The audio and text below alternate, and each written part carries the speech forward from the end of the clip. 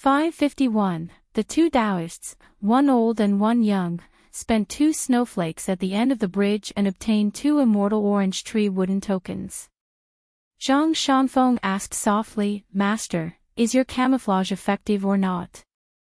Why do I feel that there are still a lot of people looking at us? Furthermore, we are from Kuti Peak. It is not something to be embarrassed about. When I went out to travel, no one could tell that I was from Kuti Peak. Even the people who mistook me for Peach Mountain and Xian Finger Mountain did not do so. If I followed your instructions and said that I was a Daoist master with a different surname from Mount Longhu, no one would believe me." Venerable Fiery Dragon smiled and said, "It must be because your senior brothers are not famous." Zhang Shanfeng sighed, "I feel that my senior brothers are quite skilled in Dao." Venerable Fiery Dragon smiled and said, "Every time they go up the mountain slowly and do not go down the mountain awkwardly. How can you tell that they are skilled in Dao?" Zhang Shanfeng nodded his head vigorously and said softly, "I heard from my junior brothers and sisters on the mountain that the senior brothers and sisters who are able to go out and open their own peaks have a frightening level of attainment." Venerable Fiery Dragon laughed and asked, "How high?" Zhang Shanfeng shook his head, "This is not accurate. Some say that they are Earth Immortals of the Golden Core realm. Some say that they are Immortals of the Dragon Gate realm."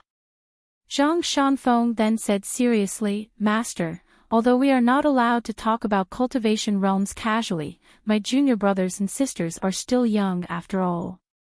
They are just chatting because of their naivety. Master, please do not talk about it too much. When we go back, we will catch people and get angry. If not, how can I cultivate in Kuti Peak in the future? Won't they scold me behind my back and say that I am a gossipy elder?" Venerable Fiery Dragon smiled and nodded his head. Zhang Shanfeng was still worried, "Master, you have to give me a definite answer. If not, I feel that it is too dangerous." Zhang Shanfeng could not help but be nervous. Ever since he could remember, he had only seen his master get angry once. A senior martial brother who was able to leave Lying Ground Peak and open up a mountain on his own once got into an argument with another senior martial brother who stayed on Lying Ground Peak to cultivate for some unknown reason. Perhaps it was because they didn't get to the bottom of things clearly, so they ended up arguing over the difference in their cultivation levels. Actually, the senior martial brother who was mentioned didn't even feel that he needed to pay attention to those words. He never thought that his master, who had clearly been sleeping soundly for 2 to 3 years, would shake off the accumulated snow on the mountain peak for the first time. Then, in a flash, he left Flat Ground Peak. At that time, Zhang Shanfeng, who was still a young child, was busy having a snowball fight with a few Daoist children of the same age. In the end, they all looked at each other and then continued to have a snowball fight. Whether their master was there or not, it did not affect their frolicking. After all, it was rare for it to snow on Earth-lying Peak. They only had the chance to see it after their master fell asleep. It was even happier than the New Year. Later on, Zhang Shanfeng heard that the senior martial brother who had only said one wrong sentence was expelled from the sect on the same day. That senior martial brother had knelt at the edge of Lying Ground Peak's boundary for an entire month, and had also kowtowed for an entire month, but his master had not changed his mind. The rest of the senior martial brothers all walked up Lying Ground Peak. However, none of them dared to speak. They just stood on Lying Ground Peak as if their mistakes were not any smaller than their senior martial brother. Probably because Zhang Shanfeng was still young, he was the only disciple who dared to ask about this matter. This was because he was very curious as to why his master was so angry. At that time, after all the disciples had left Lying Ground Peak, his master only said 2 sentences to Zhang Shanfeng. In this world, there is no such thing as unintentional words. There are only words of intent that are accidentally said. The people at the foot of the mountain don't matter. However, the people at the top of the mountain are very dangerous. If they don't want the cultivator's life, then they want the lives of many ordinary people. Zhang Shanfeng still wanted to plead for his senior martial brother. However, Venerable Fiery Dragon only shook his head and patted the little Daoist's head. He said, "Since your senior martial brother has reached the end of his cultivation path on the mountain, why don't he go outside the mountain to cultivate his mind?" At this moment, on the long bridge, the old Daoist master could only promise, "All right, master will pretend that he did not hear about this matter." Walking on the long bridge, Zhang Shanfeng noticed a bright young man in yellow. He was standing not far away and seemed to be in a daze. It was as if he was looking at the master and disciple duo. After that, the young man turned around and ran. Zhang Shanfeng asked curiously, "Master, this is?" Venerable Fiery Dragon laughed, "I've seen him before. We've crossed paths before." On the other side, Li Yuan was sweating profusely as he ran. "I've seen your grandpa, I've seen your grandpa. In the end, I was suppressed under the Great Blasphemy Lake by your water techniques for a whole month." Venerable Fiery Dragon frowned and turned his head to look. It was the sect leader, Sun Jia, who had also used a camouflage technique. Sun Jia braced himself and walked forward quickly. He had no choice. If the old Daoist master was just passing by the Water Dragon sect, it would be fine if he did not appear. However, the old Daoist master was obviously going to the Dragon Palace. If Sun Jia continued to stay at the Ancestral Hall, it would be inappropriate. Even if the old Daoist master reprimanded him, it would be better than his own Water Dragon sect being rude. Although Venerable Fiery Dragon was not too willing to socialize, the other party was the sect leader after all. He would not slap a smiling face. Hence, he said, "I'm only here to tour with my disciple." At the same time, he told Sun Jia in his heart, "Sect leader's son, my disciple does not know much about what happened at the foot of the mountain. Please cover it up." Sun Jia immediately understood.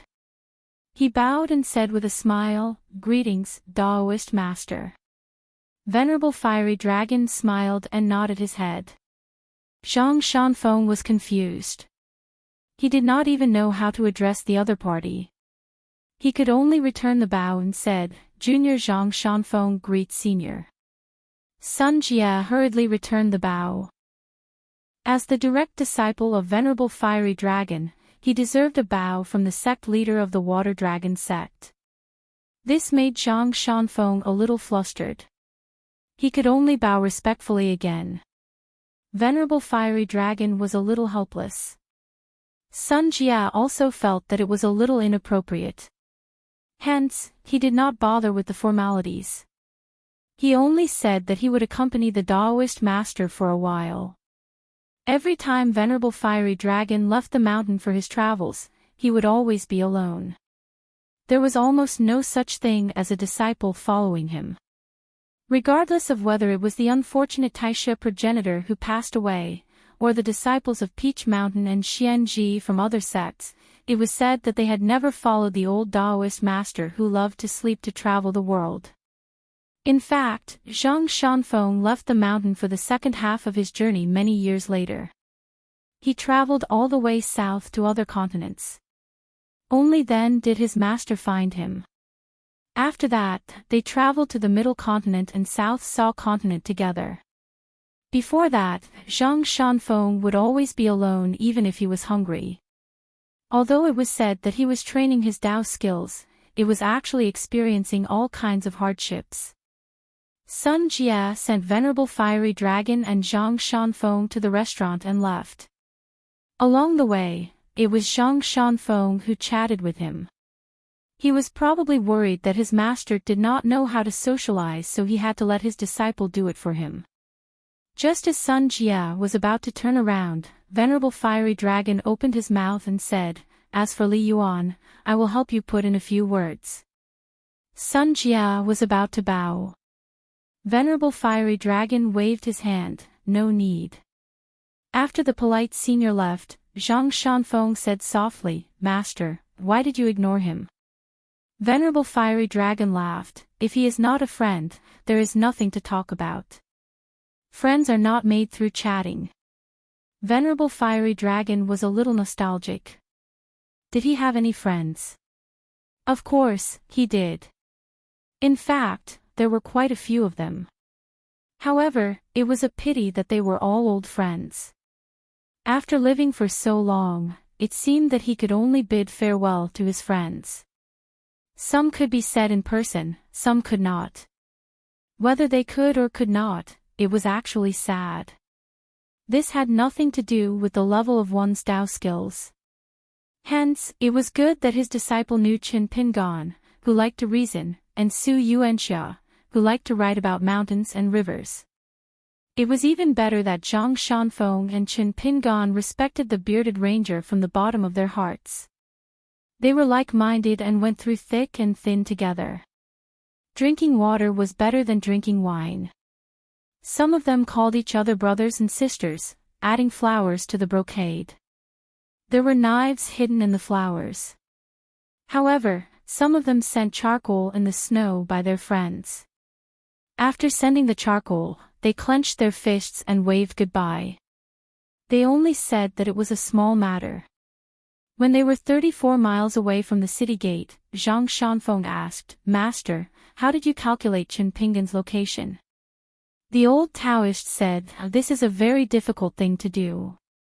However, Qin Pingan is deeply involved with you.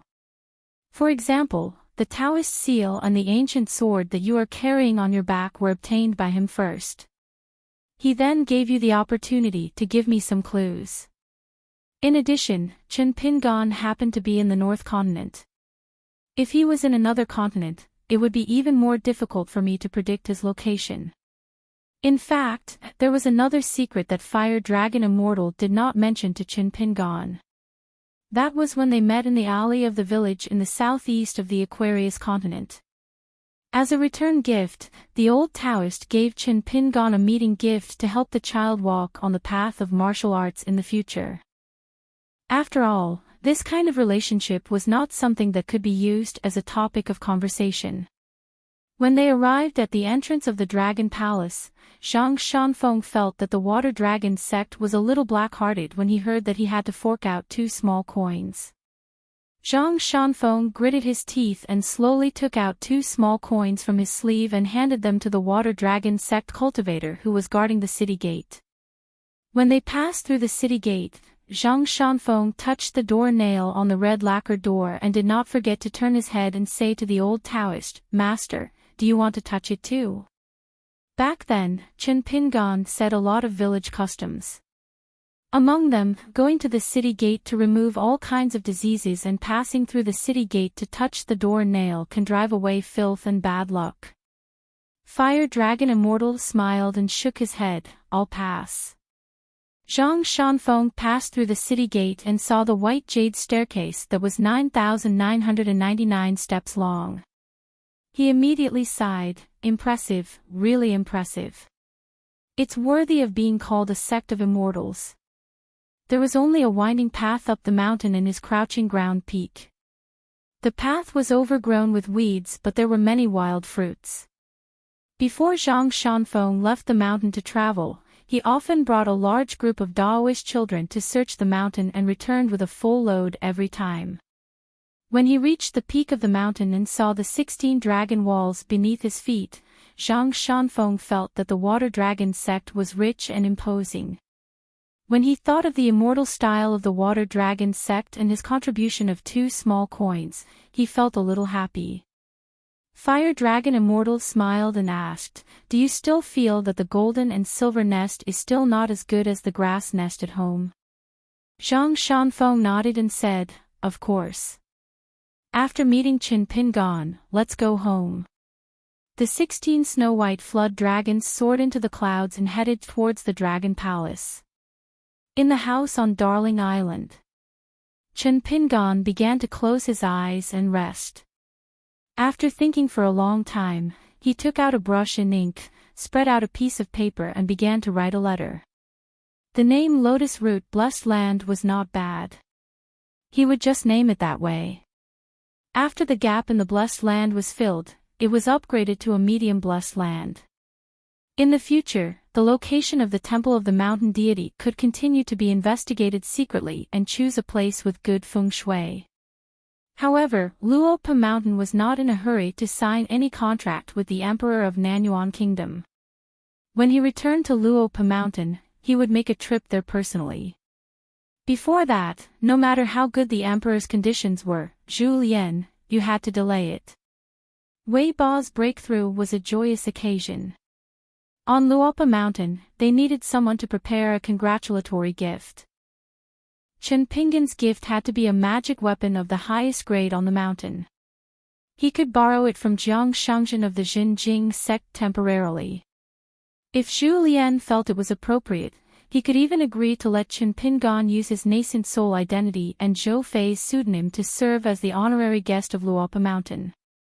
The condition was that he had an extra magic treasure. As for the gifts from Pei Qian and the other juniors, it was fine if they were light. For example, they could let Pei Qian copy a festive couplet.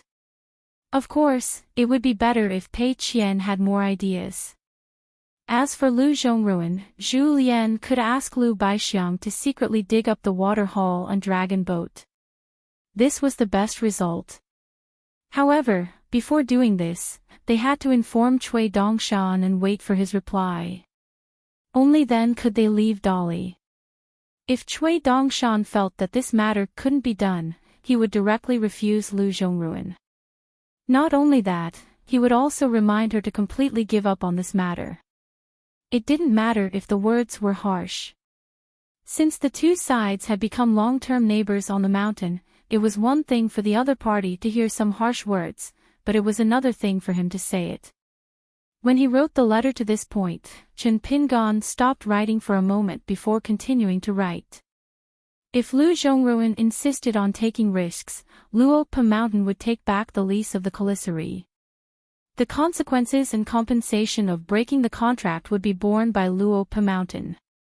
Instead of being implicated by the cultivators of Pearl Hairpin Island in the future and being implicated by the unexpected disaster, it was better to cut off the relationship early. If Luopa Mountain wanted to operate in the long run, there were some trade-offs that had to be made. Instead of being destined to have a bigger falling out in the future, it was better to cut off the relationship early and let Pearl Hairpin Island, who had made a wasted trip, complain. If there was a real deadlock, he would need to do more secret compensation. For example, he would greet Jiang Shangzhen and Guan Iran and let them help take care of Jade Slip Lake and Pearl Hairpin Island. There was no need to tell Lu Zhongruan about this. Luopa Mountain owed these two big favors first. When Chen Pinggan returned to the Aquarius continent, he would deal with them later. As for Dong Shuijing, Luopa Mountain would try to help as much as possible, as long as it did not involve major issues. There was no need to pay attention to the gains and losses. However, any help to Dong Shuijing must not harm the interests of Pond Water City's garrison General Guan Iran. This matter needed Zhu Lian to think carefully and be careful. As for the personal relationship between Dong Shuijing and County Chief Yuan and Supervisor Chao, Luopa Mountain could not be involved. However, Luopa Mountain could often interact with the new provincial governor Wei Li of Huangting Country. This person was worth making friends with. However, Zhu Lian, you have to grasp the specific situation. There was also the newly appointed state city god who appeared out of nowhere. Since the incense boy of the city god pavilion was already familiar with Pei Qian, then he could give Pei Qian a few words to continue to interact with the incense boy with a normal heart. In addition, Luopa Mountain and the state city god who appeared out of nowhere had some friendship, but they had to stop at a certain point. Because the other party could jump from a small piece of land to a state city god, his background must be extremely complicated. Now Luopa Mountain had to be stable, so as not to be affected by the fight of some immortals in the Great Li Temple. Now the central area of the Great Li was definitely a dangerous scene with treacherous clouds and dense whirlpools. As for Old Dragon City's Fan Air and Sun Jiashu, when Zhu Lian was free, he had to trouble him to personally visit them. It could be considered as representing Qin Pingan to thank them. During this period, if Lady Gui of Osmanthus Island did not cross the continent, Zhu Lian would also take the initiative to visit. There was also the Jin Dan sword cultivator of the Fan family, Mr. Ma Ji. Zhu Lian could bring a pot of wine to visit. The immortal wine buried under the bamboo building could be dug out to make a pear and given to the old man. There was no need to pay attention to the matter of the Zhenjing sect's Lu Jimao breaking through to the pure jade state, nor did he need to send gifts to congratulate him. Zhengyang Mountain and the Su family of Qingfeng City continued to secretly collect any related news through the hands of others. In addition, there were more than 20 matters, large and small, that Qin Pingan wrote one by one in this secret letter. Most of them, he just let Zhu Lian do as he saw fit. Qin Pingan just reminded Zhu Lian that there was such a matter. There were also some things that Qin Pingan had already decided. If Zhu Lian and the other two felt that the direction was wrong and needed to continue to consider, then they could send a letter to Li Lu, because before returning to the Aquarius continent, he would definitely go to the Lion Peak first. In the end, Qin Pingan did not write a letter to Pei Qian alone, but at the end of the letter, he asked her to communicate more with her sister Bao Ping, and also to help him as her master to Chen Rishu, Chen Lingjun, and of course, Zhou Mili, as well as Shi Rou, who was the shopkeeper of the shop in Dragon Riding Alley, one by one. He nagged Pei Qian again and again, telling him not to be mischievous at the school. If he felt that the teacher's teaching ability was not high, then he should learn how to behave like the teachers. If he felt that the teachers at the school were like ordinary people, then he should only learn from them. At the end of the letter, Qin Pingan promised Pei Qian that he had nodded and agreed. Under the recommendation of his first disciple, he would officially promote Mute Lake monster Zhou Mili to the right protector of Luopa Mountain. He also allowed Pei Qian to personally announce this matter to everyone in Luopa Mountain. Even Qin Pingan himself didn't realize that he was writing down these words. His face was full of smiles and his eyes were warm. After writing this, Qin Pingan leaned back in his chair, held the back of his head, closed his eyes, and thought of the little lotus flower person who was said to not like to show her face. I wonder if the grass and trees on both sides of the mountain stairs in his hometown will be more lush than in previous years when spring comes next year. Every time after the gold script Dao field, there would be a lot of rain in the Dragon Palace. Qin Pingan put away the letter, walked out of the house, picked up the oil paper umbrella, and continued to go out for a walk. After the walk, he planned to give the letter to Li Yuan to send to Luopa Mountain. Qin Pingan walked on the bluestone path adjacent to the mountains and rivers of Darling Duck Island. Suddenly, he turned his head and looked at a direction. He could vaguely see a talisman boat coming slowly. In the cave of Dragon Palace, he did not know anyone except Li Yuan and the Empress of Nansun Waterhole. The talisman boat suddenly flew as fast as a flying sword and landed on the lake, steadily docking at the shore. Qin Pingan took a closer look and rubbed his eyes. Only then did he confirm that he did not see wrongly. He hurriedly controlled the jade plate, Jun Qing Yuxiang, to remove the mountains and rivers of Darling Duck Island. Fire Dragon Immortal had already removed the camouflage on the master and disciple. Zhang Shanfeng laughed and said, Qin Pingan. Qin Pingan smiled and asked, "Why are you here?" "I was still thinking of going to Lying Ground Peak to look for you after we're done with this Ji Lu." Zhang Shanfeng strode forward and walked towards Qin Pingan. Qin Pingan handed the oil paper umbrella in his hand to Zhang Shanfeng, then bowed and cupped his fists. Junior Qin Pingan greets Old Immortal. Not old, not old. You can just call me Immortal." Fire Dragon Immortal and the young man smiled and nodded. The moment they landed from the talisman boat, the rain on Darling Duck Island stopped instantly. Zhang Shanfeng was stunned for a moment and kept his oil paper umbrella. He laughed and said, "Good omen, good omen." Then, Zhang Shanfeng gestured to Qin Pingan's height and asked curiously, "Qin Pingan, why are you so fast?" It turned out that Qin Pingan was already taller than the young Taoist by about a fist. In fact, it had been many years since they parted ways. Qin Pingan then felt a little awkward. He was all alone on Darling Island and naturally had no connections. If it was just Zhang Shanfeng alone, it would be fine, he would not be courteous. However, there was an old Taoist standing in front of him and he was in a difficult position. There was wine, but it was obviously not suitable. There was also wine in the small wall of the Sparrow residence. However, it was a pity that he knew nothing about brewing tea and did not have a tea set. Fire Dragon Immortal looked at the young man and joked, "Walking with a limp, are you in trouble?" Qin Pingan smiled bitterly and nodded.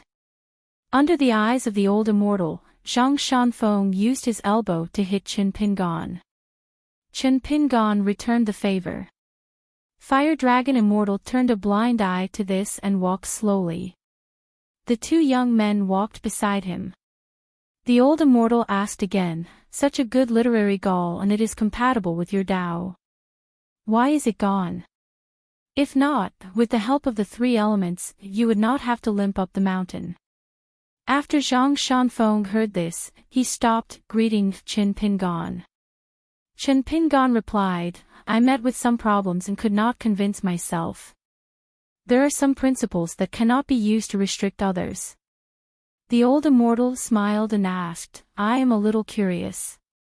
What principles did you talk about that required you to pay such a huge price?" Qin Pingan hesitated for a while and gave a rough answer, "It was a person that I could kill 1,000 times if I met him. But I could not kill him." The old immortal nodded and said, "Once the literary gall is broken, the moral aura that you spent so much effort to condense will be scattered. Then what? When will it end?" Qin Pingan remained silent. The old immortal smiled and said, "Drink some wine and think carefully. It is not too late to say." Qin Pingan took off the blade-strengthening gourd. The glutinous rice wine in it was now from his hometown. He took a sip and passed it to Zhang Shanfeng. The latter gave a look to indicate that his master was here. The old immortal continued, "You are so selfish. Why can't you kill him? Since that is the case, in my opinion, if you don't break the literary gall, it will break on its own." Qin Pingan took another sip of wine. The old master smiled and extended a hand. "Did you use up all your tricks and all your knowledge in order to make it to where you are today? For example, using the Buddhist method of subduing the heart monkey, turning a certain thought of yours into a heart monkey and locking it in your heart, treating that damned person as an erratic horse and detaining him somewhere? As for how to correct the mistakes, that was even more complicated. The laws of the school of legalism, the ruler of the school of Taoism, the enlightenment of the school of Buddhism, the fasting of the school of Taoism, and the rules of the school of Confucianism had to be pieced together as much as possible to make up for the mistakes, right? Do you hope that one day in the future, you and that person will know your mistakes and correct them year after year and be able to repay the world? If you make a mistake, then make up for a bigger one. In the long run, one day, you will be able to feel a little more at ease, right?" Qin Pingan's expression was gloomy as he gripped the blade-strengthening gourd tightly in his hand. The old immortal nodded and shook his head. He sighed and said, "How difficult." Zhang Shanfeng did not even dare to breathe loudly. The old immortal smiled and said, "Then have you ever thought about what is the key to this situation?" The old immortal asked himself and answered, "It depends on whether you kill someone first and then kill yourself, or kill yourself first and then want to kill someone." Qin Pingan was in a daze. He muttered, "Shouldn't we first look at right and wrong before talking about other things?" The old immortal sneered and said, "Then I'll ask you again. Why is it that only this person can't be killed in front of you, in front of your fist and sword?" Qin Pingan was speechless. The old immortal smiled and said, because you know that as long as you have the intention to kill, you will kill yourself. Before you kill him, you are already dead. Chen Pingan, is this difficult to understand? You, Chen Pingan, are too smart. Your understanding of the human heart far surpasses that of your peers. Many of the choices in the unseen world are completely based on your heart. It has nothing to do with some of the principles that you believe in. That is the most fundamental thoughts and understanding hidden in the depths of your heart, Chen Pingan. There is no need for you to twist your brain at all. Therefore, you seem to be unaware, but in fact, it is real. Zhang Shanfeng, who was at the side, found it difficult to understand. There was also sadness. The young Taoist thought that this reunion after a long separation would only be a good thing. There would not be such troublesome matters. Zhang Shanfeng regretted bringing his master to Darling Duck Island. Venerable Fiery Dragon shook his head and said, in your eyes, Chen Pingan, as long as you kill this person, everyone in Chen Pingan's life, from children to teenagers, and later on, will all die. Everyone that you know and know you, especially those who are no longer in this world, seems to have died with you. They all died together.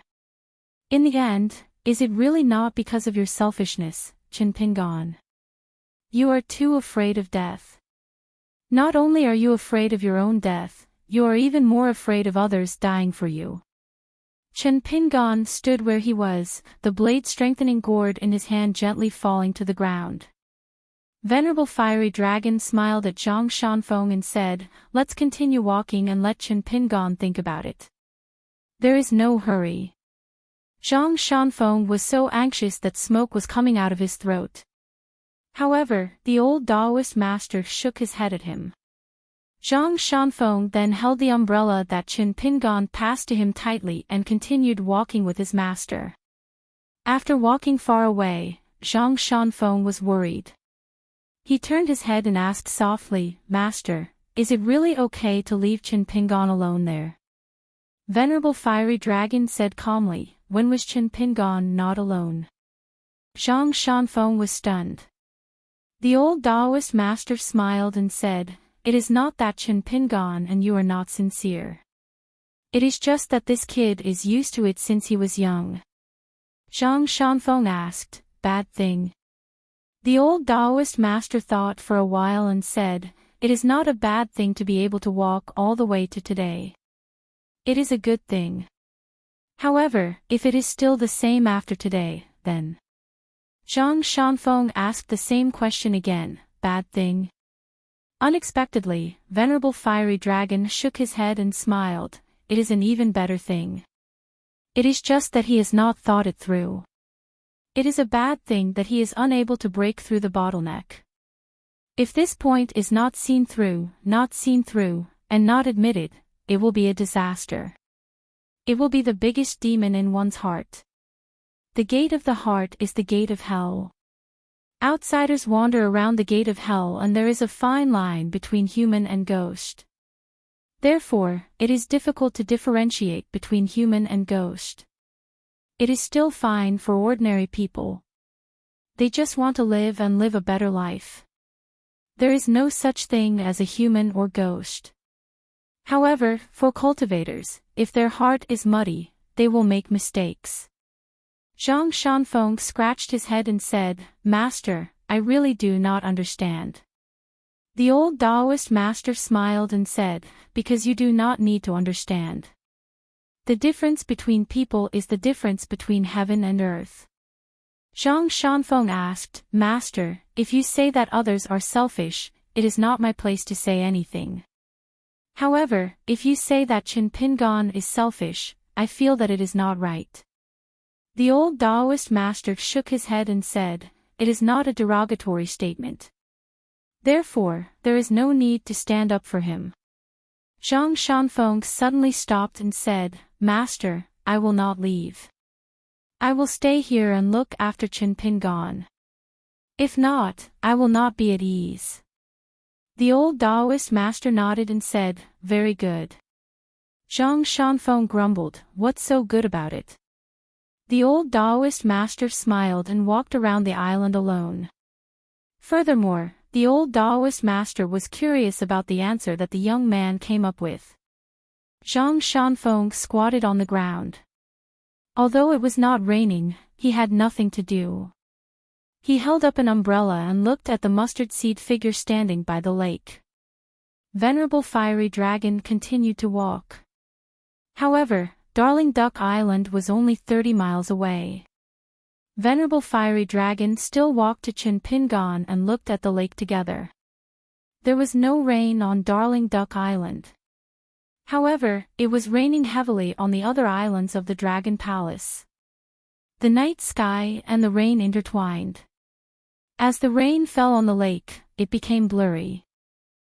Chenpingan slowly opened his mouth and said, "Old Taoist master, there is something that I have never told anyone." Venerable Fiery Dragon said, "You can say it out loud." Chenpingan took a deep breath. "I've been to a lot of places in my life, but I feel that the biggest test of my life is the most stable journey after crossing mountains and rivers. It was not the mountain-moving ape that almost killed me in my hometown. It was not the sect leader Lu from the Qingming Tian. It was not even the sword-swallowing boat that pierced my abdomen. It was also not the endless schemes and killings. During the journey that made me feel uneasy, the person who accompanied me was one of the few people that I respected the most. His name was Alliance. He was a swordsman." Venerable Fiery Dragon said calmly, "A child who is looking at a foreign world with fear and trepidation has no choice but to speculate about others with the greatest evil intentions. In the end, he only realized that his intentions were so unbearable. The higher Al Liang's swordsmanship is, the higher his temperament is, and the more he can encompass the world, the more disappointed and guilty this child will feel in the future. Compared to the way a child treated Mr. Qi, who was like a god from the beginning, it was two completely different states of mind." Venerable Fiery Dragon said, "Just continue. I will forget once I hear it. You should be magnanimous and ask your conscience when the world is cleansed by the rain." Chen Pingan continued, "I only found out later that the marriage in the world could be influenced by the people on the mountain peak. Therefore, I was afraid that the girl that I liked did not like me very much. I was afraid of this." Chen Pingan smiled as he said, "However, after thinking about it, I still felt that she would not. Because she was Ningyao. There was only one Ningyao in thousands of years. Therefore, there was no what if. There was no taking a step back." Venerable Fiery Dragon laughed, "What else?" Chen Pingan said, "I was afraid that I would be like the little slug and become the kind of person that I hated the most in the past. Therefore, I was always afraid of becoming a person on the mountain. When I first saw the demeanor of a sword celestial, I admired it. However, after traveling far and seeing the suffering of the world, I became more and more resistant to the so-called magnificent feat of leveling a mountain with a sword and destroying a city with a punch. But later on, I figured it out on my own. I don't need to be afraid of this. If my cultivation reaches the peak, and I have the heart to follow, I can make those people who only want to be happy on the mountain unhappy, and I will be happy." Venerable Fiery Dragon clicked his tongue and said, "This is the first time that I have heard of it. Not bad, not bad." Chen Pingan laughed, "Thanks to you, Venerable Fiery Dragon, for pointing out the truth. I had to admit that I was selfish. Before this, I had purposely thought that the world was more complicated and messy. As for myself, I would subconsciously feel that as long as my courage was broken, I could stop thinking about it. Actually, this was a form of avoidance. Actually, like what Venerable Fiery Dragon said, I was selfish. It was not scary to be so selfish. The scary thing was that I did things without knowing it. Once I knew it, there was no need to be afraid." Venerable Fiery Dragon shook his head and said, "It's not enough. I was very vengeful. There were many people that I wanted to kill but failed to do so. I could only bear with it. However, I was not afraid of waiting. What I was afraid of was that after waiting for a long time, I would realize that my reason had changed and I would not have a reason to kill. Therefore, I had always hoped that before the new reason appeared, I would have the power to kill. Chen Pingan thought for a while before saying, also, I have always been a timid person. When I was young, I was afraid of ghosts. After my parents died, it was not that I was not afraid of ghosts anymore. It was just that I changed my way of escaping. My best friend, Lu Xianyang, knew that when I was an apprentice of the dragon kiln, the thing that I was most afraid of was getting sick. In those days when I did not practice martial arts or cultivate, I had already tried my best to find any clues about the small world of the human body. I had already tried to connect the two worlds of the human body with the changes of the 4 seasons and the subtle changes of the solar terms. That was why Lu Xianyang said that I had the life of a poor servant but the heart of a rich young lady. No. After I left my hometown, I began to be careful. In order to reverse the verdict and avenge my parents, I began to disguise myself when I was very young. I wanted to be a sensible and grateful child in the neighborhood. I wanted everyone to think that I was an existence that would at least not cause them any trouble. I would not steal or rob. I would never become a troublemaker near the clay bottle alley. I would not become the scourge that the old people said. Because I knew that once I lost some protection, I was destined to die. Even though I was still young at that time and had just become sensible, I had already learned how to please everyone around me. I would often stare blankly at the medicine pot that no longer needed to be boiled. After looking at it for a long time, I understood that I had to learn how to control the heat. Therefore, I would secretly sweep the snow in the streets because I knew that even if I did it a few times, no one would see it. But if I did it 10 times or 10 times, someone would definitely see it. I would help the old people carry water, help my peers climb trees and pluck kites.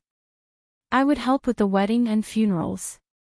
As for other people's farm work, I would do as much as I could. I could not let them think that the child named Shin Pingan in the clay bottle alley was smart and had already thought of these things. That was why he did so many things. It was just that that child should really be a good person. Before I became an apprentice of the dragon kiln, I had been doing these things. It was a habit that became second nature. Even after I became an apprentice, it was still the same. Until today, when I came to Darling Island in the North Continent, I could not help but think about what kind of person Chen Pingan was. Was he really a good person? Previously, when I was observing the night trial in the Xing Wang Temple, Lord Xing Wang said that he had a good heart but was not rewarded. That made me feel guilty. The Water and Land Dojo and the Grand Ritual of Zhou at the Book Slip Lake, and the Golden Scroll Dojo in the Dragon Palace not long ago. Li Yuan said that heaven and man were connected. When I heard that, I felt even more guilty. After listening to the young man's nagging patiently, Fire Dragon Immortal asked, Chen Pingan, is there anyone or anything that you think is right? Chen Pingan nodded and said, of course. For example, my parents are good people. I will only like Ning Yao in my life. I must see more scenery like Mr. Qi. I want to become a swordsman like Alliance. I've met many truly good people. I don't want my cultivation to be solely my own business. I hope that in the future, whenever I see an injustice that I dare not speak out against, I'll be able to fight to my heart's content without any mistakes. I hope that reason is reason. It's not something that can be used when it's useful and put aside when it's useless. In the world, the weak can be angry and the strong can respect others. Chen Pingan paused for a moment and said slowly, I also hope that all the Chen Pingan who grew up in Mud Bottle Alley can be a good person without so much scheming. Fire Dragon Immortal asked, finally, I want to ask you, have you ever understood? What kind of person is Chen Pingon from Mud Bottle Alley? Chen Pingon shook his head and said, I don't think I have an answer. The old Taoist smiled and asked, then do you still want to think? If you keep thinking, when will it end? It was still an old question. After going around in circles, it was as if the old Taoist had walked around Darling Island and returned. However, one should not underestimate this round. Taoism worshipped returning to one's natural state. Seeking the truth. Chen Pingon held his hands in his sleeves and looked into the distance. After being silent for a long time, he smiled and said something that was not an answer but was also an answer. After hearing this, Fire Dragon Immortal nodded his head. He did not think that this young man was being perfunctory. For someone as smart as Chen Pingon, it was too easy for him to bully others. However, it was difficult for him to bully himself. Hence, the old Taoist sighed in his heart.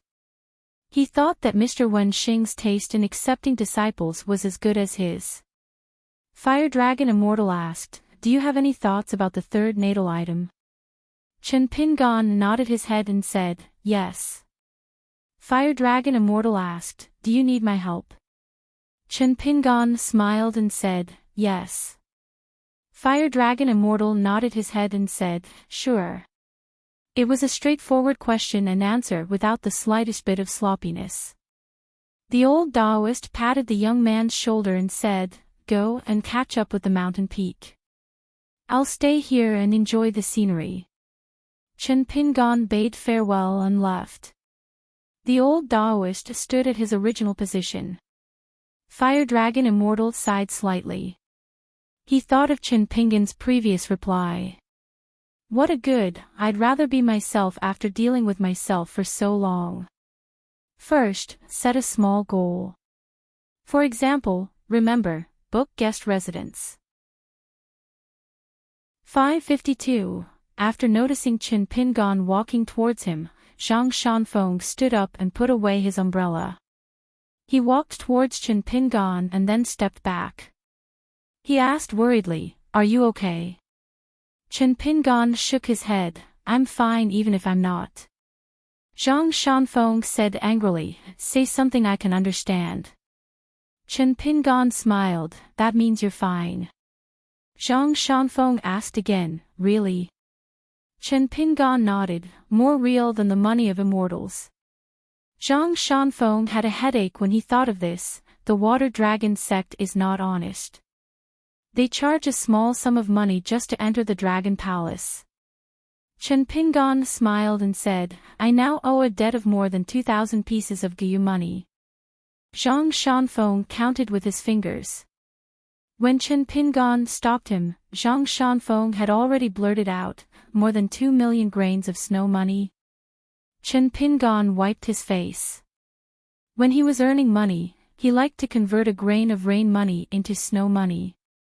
When he owed money, he really didn't like it at all. Zhang Shanfeng suddenly said, Chen Pingon, there are some things that even friends can't help you with. You can only rely on yourself to figure it out bit by bit. The first time he went down the mountain to slay demons and devils, this Taoist master of Mount Longhu almost couldn't endure it. He made up his mind and went directly to the Aquarius continent. It was there that he met Chen Pingon and Su Yuanxia. He slowly opened up the knot in his heart and comprehended a set of clumsy fist techniques that were not presentable. Chen Pingon nodded softly. The deepest part of the heart was the most heart-wrenching. Chen Pingon's current state of mind was certainly not as relaxed as what he said and showed on his face. Zhang Shanfeng took out a porcelain bottle from his bag. This bottle of water pills was given to me by a friend of my master from the Central Mirage Lake. My master said that you gave me the Taoist seal and Jinwu sword, so I have to return the gift. Chen Pingon was stunned for a moment. He accepted the bottle without hesitation. Not only was his palm cold, but there were also some strange movements in his entire water residence. He couldn't help but ask curiously, a gift from the Central Mirage Lake. The Lake Lord of Tsangyun Lake had given him water pills before. Earlier, he had also seen the water hall elixirs that Lu Zhongruan kept. However, compared to this bottle of Mirage Lake water pills, it was like heaven and mud. That inverted mountain immortal book had mentioned the Mirage Lake before. It was a huge lake in the Central Plains. Could it be a water pill that the Lord of the Mirage Lake had refined with his natal water fate? Zhang Shanfeng nodded and said, "Yes, it's the Mirage water pill.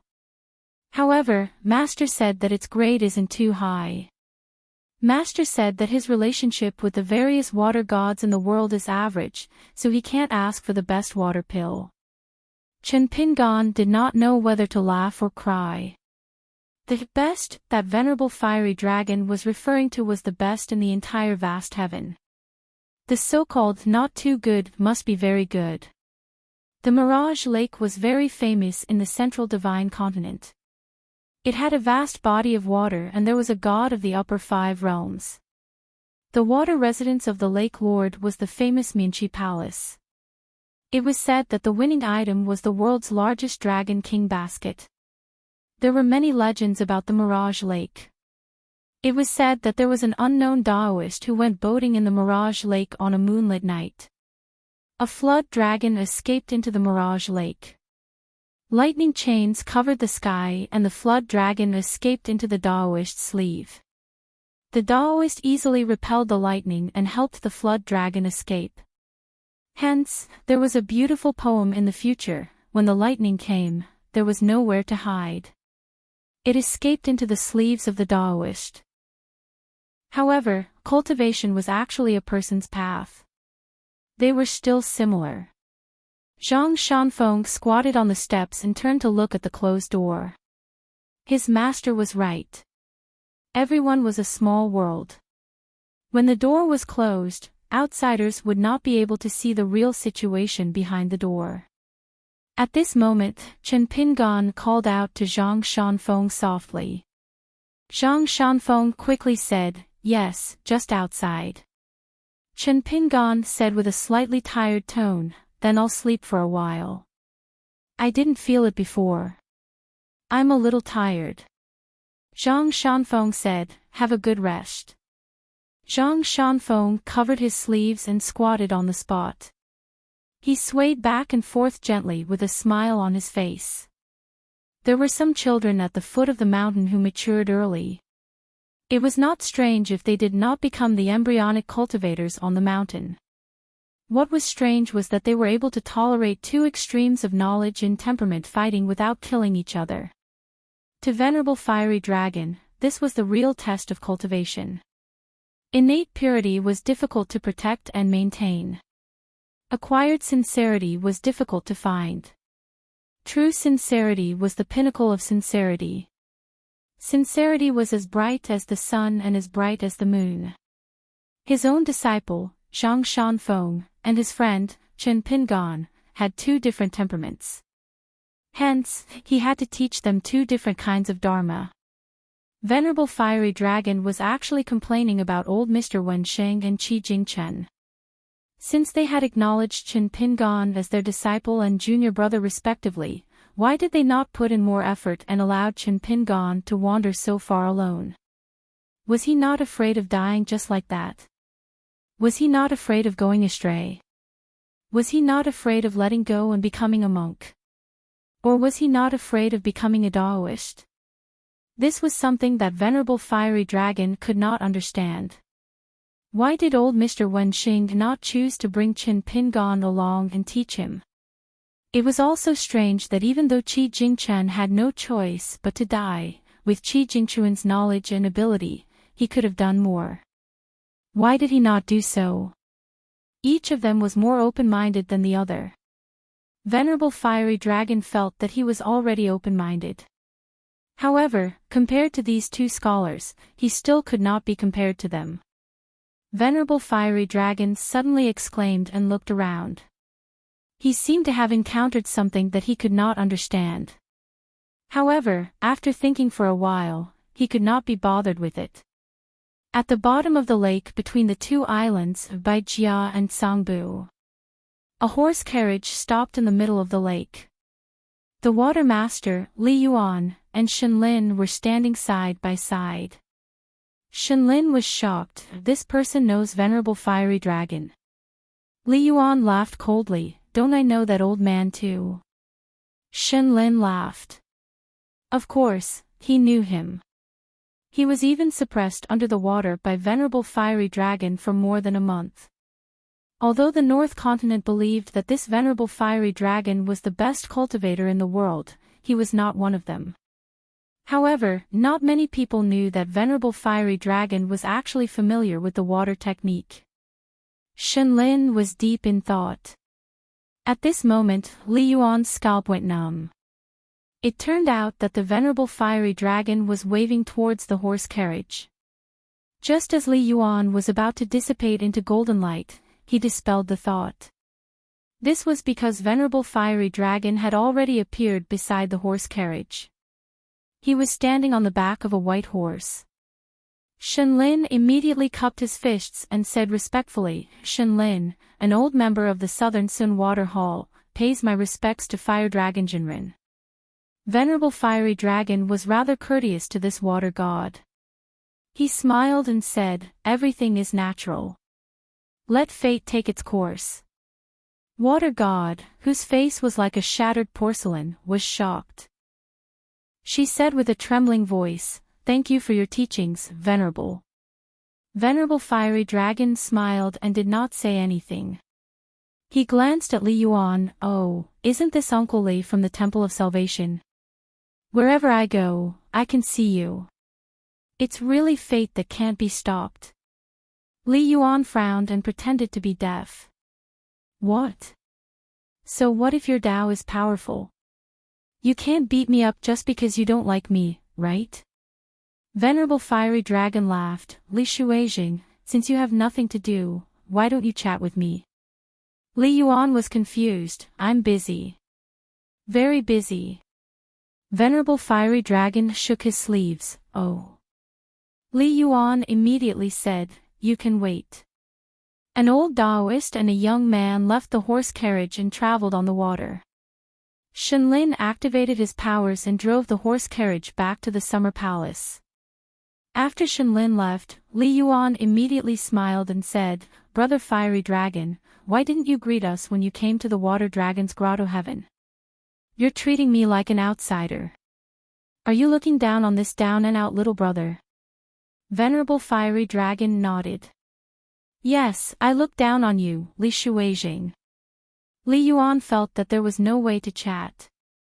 As the great blasphemy water master, he felt uncomfortable in the water as if he was in a cage. After a long silence, the two of them swam at the bottom of the water. Their figures were ethereal like smoke. Venerable Fiery Dragon finally spoke. Ever since the Water Dragon sect was established, they have treated you well. Why are you still putting on airs? Do you have to place the seat of the Ancestral Masters Hall in the first place? Do you always remind the sect masters of the Water Dragon sect that the Ancestral Masters Hall is your territory? Are they just tenants? Is there something wrong with your brain? Do you really think you are the leader of the pugilistic world? How dare you be so arrogant? Li Yuan said weakly, if you want to condemn someone, you can always accuse him. Old Taoist, whatever you say. I'll admit it. Venerable Fiery Dragon laughed coldly, even a huge relationship can't withstand your squandering. The weather in the Water Dragon's Grotto Heaven is good. What does it have to do with you? It's all Shenlin's work. Back then, when the Sword Immortal stole the Water Dragon's treasure, why did you stand by and do nothing? He can deceive the busy Shenlin and the Nansun Water Hall, but can he deceive you, who is always strolling around? Li Yuan pursed his lips. The Water Dragon sect didn't say anything. Of course, Venerable Fiery Dragon knew that there were more twists and turns in this. It was not a simple matter of good and evil. However, everything in the world could be roughly seen. And the result was often the cause of the next karma. Just like the ripples on the lake, it was difficult to see the entire water. However, as a cultivator, if he could not see the rise and fall of every ripple, how could he cultivate the Tao? The old Taoist said in a low voice, if I did not have an old relationship with that person, do you think I would be willing to talk nonsense with you? Li Yuan sighed, no longer pretending to be a fool. His face was bleak as he said helplessly, I've watched the rise and fall of the Water Dragon sect and the increase and decrease of their incense offerings for many years. Many of my hopes have died. Now, I feel that it's meaningless. This generation's sect leader, Sun Jie, is not bad. But what can he do? It's not like I haven't thought about having the Water Dragon sect refine the Temple of Blasphemy, but the two people I thought highly of weren't able to become sect master. One of them was killed by me and the Water Dragon sect. The Water Dragon sect is under someone else's roof. They have been disgusted by me for years. They asked for it. Venerable Fiery Dragon seemed to be sad for their misfortune and angry for their failure to fight, stubborn things. On the mountain, painting a dragon's eyes and nodding his head, playing the lute to a cow and talking to a chicken and a duck. Which saying was not knowledge? Only the difference between immortals was the most difficult to talk about. Venerable Fiery Dragon said, try to be a good person. Li Yuan was embarrassed and angry, Venerable Fiery Dragon, don't bully me just because you are good at Tao. Venerable Fiery Dragon slapped the head of the youth and laughed, what's wrong with bullying you? Li Yuan wanted to cry but had no tears. He frowned and said, then I shall listen to you and be a good person. Venerable Fiery Dragon slapped Li Yuan lightly, causing him to fall into the pit at the bottom of the lake. He laughed and scolded, you don't remember the good things. Li Yuan lay at the bottom of the pit and pretended to be dead. Venerable Fiery Dragon landed in the pit and said, don't think of yourself as a high and mighty god. Li Yuan opened his eyes, if I don't rely on either side, wouldn't it be worse? Venerable Fiery Dragon shook his head, you think too highly of yourself. You are indeed hard to teach. Li Yuan put his hands behind his head and said with a stupefied expression, I'm just a frog at the bottom of a well who can't see the light of day. Venerable Fiery Dragon had left quietly. Li Yuan sighed. I have been slapped for nothing again. Venerable Fiery Dragon walked slowly into the mansion on Darling Duck Island. Chen Pingan had already woken up and was watching Zhang Shanfeng practicing martial arts in the courtyard. Seeing Venerable Liao, Chen Pingan was about to greet him when Venerable Fiery Dragon waved his hand, you are not tired. It's fine as long as you have the heart. Go into the house and take a look at your third natal item. If there is nothing wrong with it, you should refine it as soon as possible. Cultivating on the mountain and thinking a lot, there is no problem. However, it does not mean that you have to do things slowly. Furthermore, walking slowly doesn't mean that it's really taking one step at a time. Chen Pingan, you have to carefully understand the difference between the two. Chen Pingan remembered it in his heart and kept it in his heart. Zhang Shanfeng stopped practicing his martial arts and walked into the house with his master and Chen Pingan. Chen Pingan carefully took out the wooden statue fragments from the Daoist temple at the top of the mountain. Venerable Fiery Dragon waved his sleeves and a layer of green qi rippled in the house. It was flat and shiny like a mirror. Chen Pingan took out the 36 green bricks on the floor of the Daoist temple. There were 122 green glazed tiles. There was also a bunch of bamboo branches and a pile of bamboo leaves that he had plundered from the green bamboo. Venerable Fiery Dragon asked, you have walked through many grotto heavens and blessed lands and accumulated all these? Chen Pingan shook his head and said, I found them all from the same place. He was too embarrassed to say that he had picked them up. Venerable Fiery Dragon looked at him strangely, are you a bandit? Chen Pingan was about to take out the other treasures on the mountain when he stopped. He bought a lady's fan and a pair of Dragon King baskets from Daoist Sun. There was also the ancient mirror that Master Huang gave him, the Daoist Xinjai plate, the jade bangle and the tree gall pot. He wanted to let Venerable Fiery Dragon take a look at them and estimate their value. Venerable Fiery Dragon glanced at the pile of broken wood again and was not in a hurry to reveal the secret. He pointed at the green bricks and said, "The toughness of the bricks is not inferior to the dragon-slaying platform that sword cultivators dream of. As it has been immersed in the essence of Tao for many years, the essence of water fate in it is just a surface.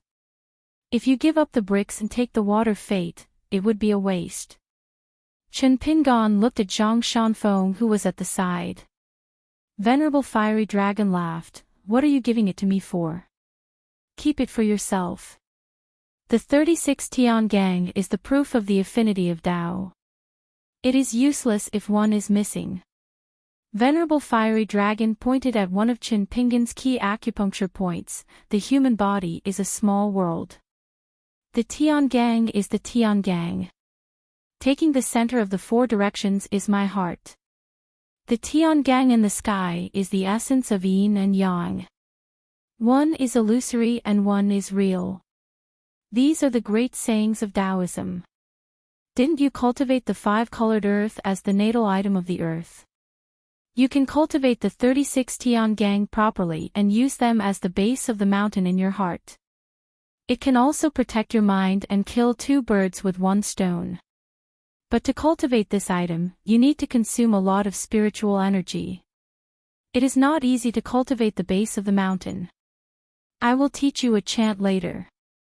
The dragon's vein is also divided into mountains and rivers. Your method of cultivating items is not suitable for creating mountains." Venerable Fiery Dragon picked up a glazed tile and laughed. "Do you know how much this glazed tile is worth if you sell it to the right person?" Chen Pingon shook his head. Venerable Fiery Dragon stretched out a palm and shook it. Chen Pingon asked, 10 pieces of small heat coins." Venerable Fiery Dragon joked, 10 pieces of small heat coins. Is it worth me shaking my hand? Zhang Shanfeng reminded softly, 10 pieces of grain rain coins, grain rain coins. Chen Pingon asked, "Do you want to sell it to the White Emperor City's glazed pavilion in the Central Plains?" Venerable Fiery Dragon nodded his head. It was easy to talk to smart people. If it was an ordinary cultivator, a glazed tile would be worth 1 piece of grain rain coin at most. Those who do not know their value would not even be willing to accept a few pieces of grain rain coins. This is because this item has to be accumulated in order to have a miraculous effect. If it is not enough, it would just be a gimmick and not useful. Chen Pingon was lucky that he did not sell his belongings cheaply. If he knew the truth later on, his Tao heart would be in a mess. Venerable Fiery Dragon picked up a bamboo branch and laughed. "This is the son of one of the 10 ancestral bamboos of the Green Mountain deity of the Bamboo Sea Cave. He can be considered as a direct descendant. The quality of the bamboo is like stone. Only then can it be made into a weapon. It is firm and firm.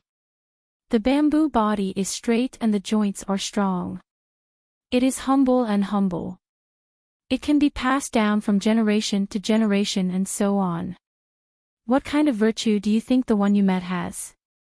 Is that why you met it by chance?" Chen Pingon shook his head. "I can't guess." Venerable Fiery Dragon laughed. "That's right." This was actually the affirmation that Chen Pingon had after he questioned his heart. If a cultivator's questioning of the heart was to seek for a dead heart, then other than Taoism, there was no need for so many people to cultivate. In fact, it didn't matter which type of virtuous bamboo they encountered. Chen Pingon did not know what was right. Zhang Shanfeng felt that what his master said was right. If not, it would not be good for his master to keep making things difficult for Chen Pingon. Venerable Fiery Dragon suddenly said, "Shanfeng, go to the yard and practice your fist." "Oh," Zhang Shanfeng replied. He didn't ask why and left. Venerable Fiery Dragon extended his hand and grabbed. The wooden pieces on the table either flew or hung in the air. They knocked against each other lightly and shook. Finally, a middle-aged Daoist statue was formed. It was like a reconstructed golden body of the mountain deity. Looking at this middle-aged Daoist, Venerable Fiery Dragon sighed. Then, Venerable Fiery Dragon kept his thoughts and looked serious. He said in a deep voice, "Chen Pingon, where did you get this statue from?" Chen Pingon roughly described his experience of searching for treasures in the mountains. He skipped over the many things that happened to Daoist Sun in the ruins of the immortal residence. However, Chen Pingon still underestimated Venerable Fiery Dragon's knowledge and skills. Venerable Fiery Dragon stared at the wooden statue and said slowly, "This person was killed by the second Daoist brother who wore a Daoist robe and wielded a celestial sword. Among the direct disciples, there was a person called Song Maolu who surpassed his master. He was a rare talent in the Qingming world.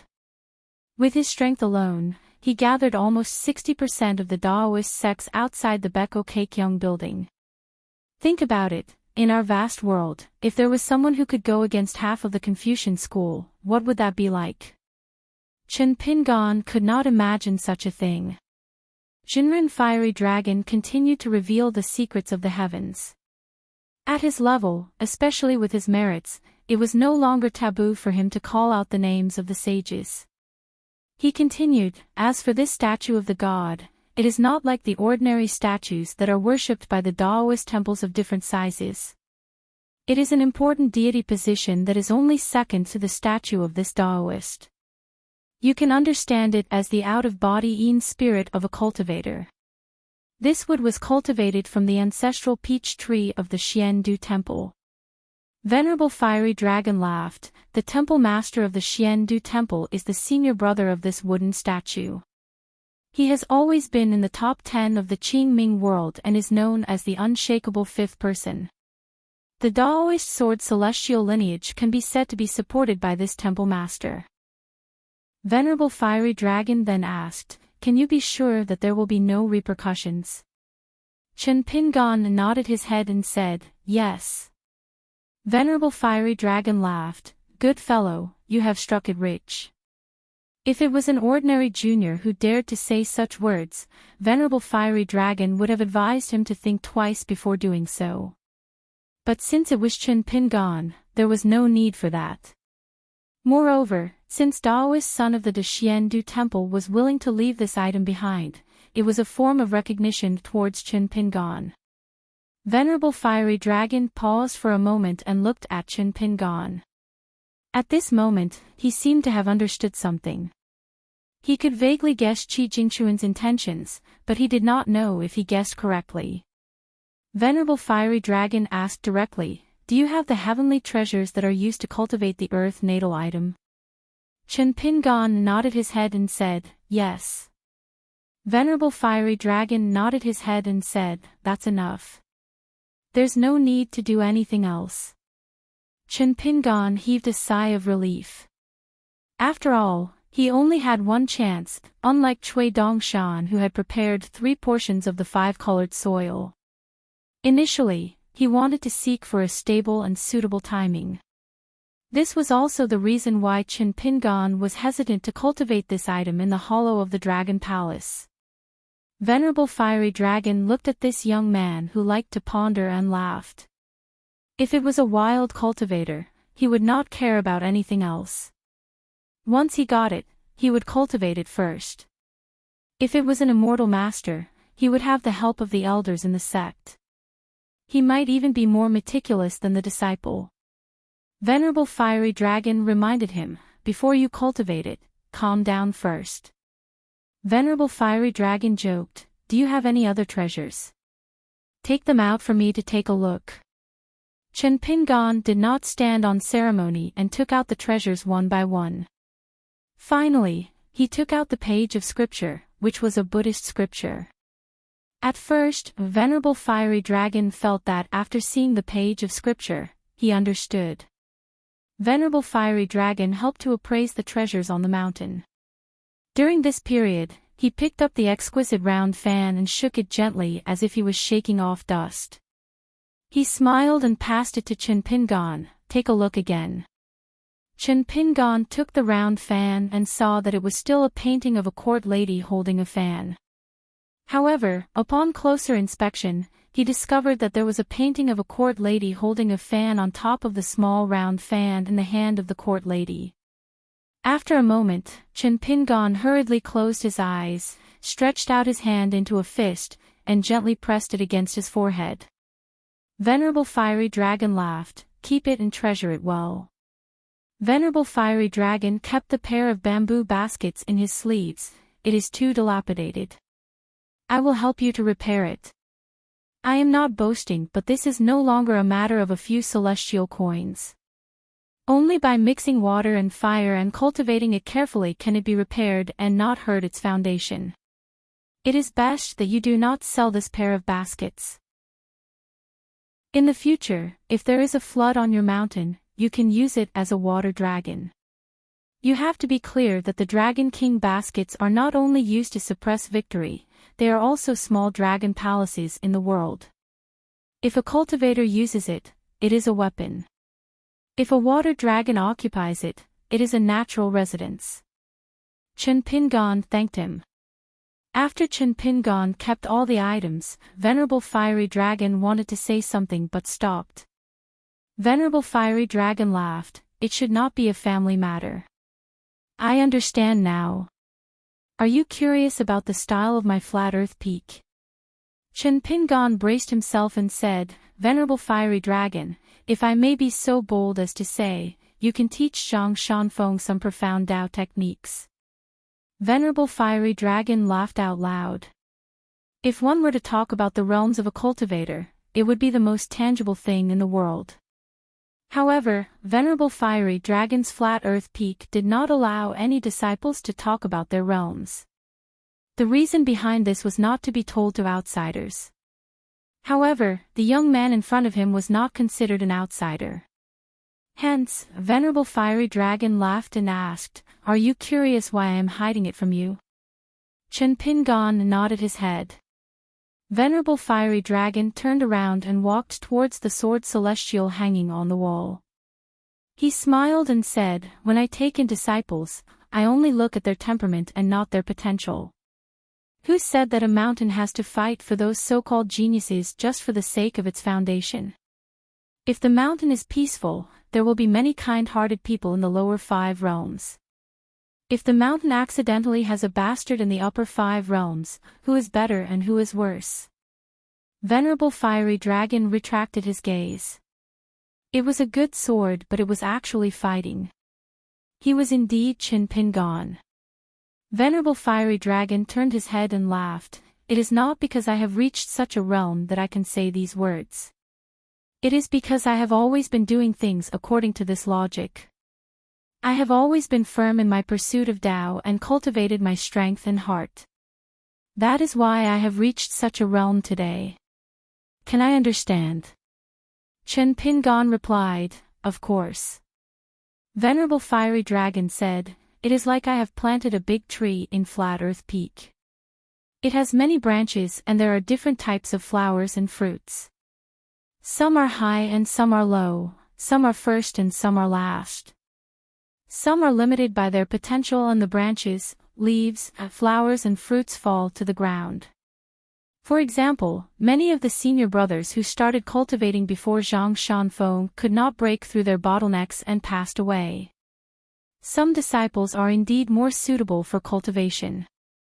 They have a longer lifespan and their realms are higher. For example, Tai Xia, Peach Mountain, Xian Finger and Bai Yun. From what I see, it is not because of the higher realms of the disciples. The level of Tao is not determined by one's fists but by one's heart. It is just that when one's Tao is high, it is easier to reason. The same logic would seem more reasonable. Actually, Lying Ground Peak has always been trying to prevent this situation from spreading. In this poor Taoist's eyes, many disciples who are no longer in this world are not inferior to the upper 5 realms of the White Cloud sect. Their every word and action is kept in this poor Taoist's heart. Venerable Fiery Dragon laughed, regardless of whether they are cultivating at ground-sprawling peak or the disciples who leave ground-sprawling peak, I will follow their original temperament. I will impart different Tao techniques to them. Some of them need to be reprimanded by their master to turn things around so that they will not take the wrong path. Some of them need their master to push them forward so that they can walk faster and be braver. But on the whole, it is still the master who leads the way. The cultivation depends on the person. Zhang Shanfeng is different. He does not need me to teach him. Usually, when a master imparts Tao to his disciple, he will let the disciple know. But when I impart the Tao to the peak, it is natural for the peak to know and not others. Is this considered selfish? It is not. Do you take Zhang Shanfeng's senior brothers seriously? They do not even look at them. This is the lying ground peak of Tao cultivation. Venerable Fiery Dragon laughed. The way cultivators view realms, treasures and opportunities is the same as how the people at the foot of the mountain view gold. Are there any differences between money, power and luck? If a cultivator wants to be a real immortal on the mountain, he has to come up with a different way of thinking, right? If one has a hard fist, a long lifespan and many spells, he is a superior immortal. There are really too many immortals in the world. Chen Pingan thought about the words of the old Tao master. Some of the words of the old Tao master today would become rules that could be used by Luo Pa Mountain. Venerable Fiery Dragon said, when your cultivation is high and your reputation is big, naturally, you will meet more and more people who want to point fingers at you and teach you how to be a good person, Chen Pingan. The old Tao master laughed. Then you have to remember that the people of today are talking about the ancients and the living are talking about the dead. They are all bullying the other party for not speaking. So, firstly, Chen Pingan, don't die. Furthermore, the truly evil people in the world actually liked the existence of good people the most. Only fools would despise good people and complain all day long about not doing enough good deeds. These people can't understand, can't be taught, and can't be changed. Their minds are all muddled, and their bodies are filled with hostility. In my opinion, they are the most powerful people in the world. I can't do anything to them at all. Many people in the world were reasonable, but it was all for the sake of winning or losing. That was why they liked to go to extremes. They were afraid that if they didn't do so, they wouldn't be reasonable enough. These kinds of people seem to be full of logic, but in fact, they are the most unreasonable. You have to be careful of these smart people. That's why this penniless priest admires old Mr. Wen Xing from the bottom of my heart. When reasoning with others, right is right, good is good. Reasoning with others is never the same as fighting. You have to rely on words to beat the other party until they're lying on the ground begging for mercy. Only then will you be considered to have won. Instead, it's because you and I share the same principles, and we both benefit from each other. Chen Pingan didn't say anything. However, Venerable Fiery Dragon already knew a part of the answer to his guess. That would do. What a good plan to lay in wait for thousands of years. It turned out that there was such a way to protect the Tao. It seemed that he had underestimated Qi Jingchuan's knowledge previously. Indeed, the lineage of the sage of Wen Xing was so protective of their own people that they could be said to be lawless. That was why Venerable Fiery Dragon said something profound and mysterious. Chen Pingan, sometimes, what you think you've completely lost is what you've really grasped. That's why some of the disappointment that you think you've lost is where other people's hope lies. Finally, the old perfected being patted the young man's shoulder. All right, strike while the iron is hot. Quickly refine the third natal item. This penniless priest is personally guarding the pass. This treatment is something that ordinary cultivators wouldn't even dare to think about. If not, how can a third realm Qi refinement warrior have the cheek to go out and wander around? Chen Pingan smiled bitterly. Didn't you just say that cultivators shouldn't be judged based on their realm? Venerable Fiery Dragon smiled. You, Chen Pingon, are not a cultivator from the prone ground peak.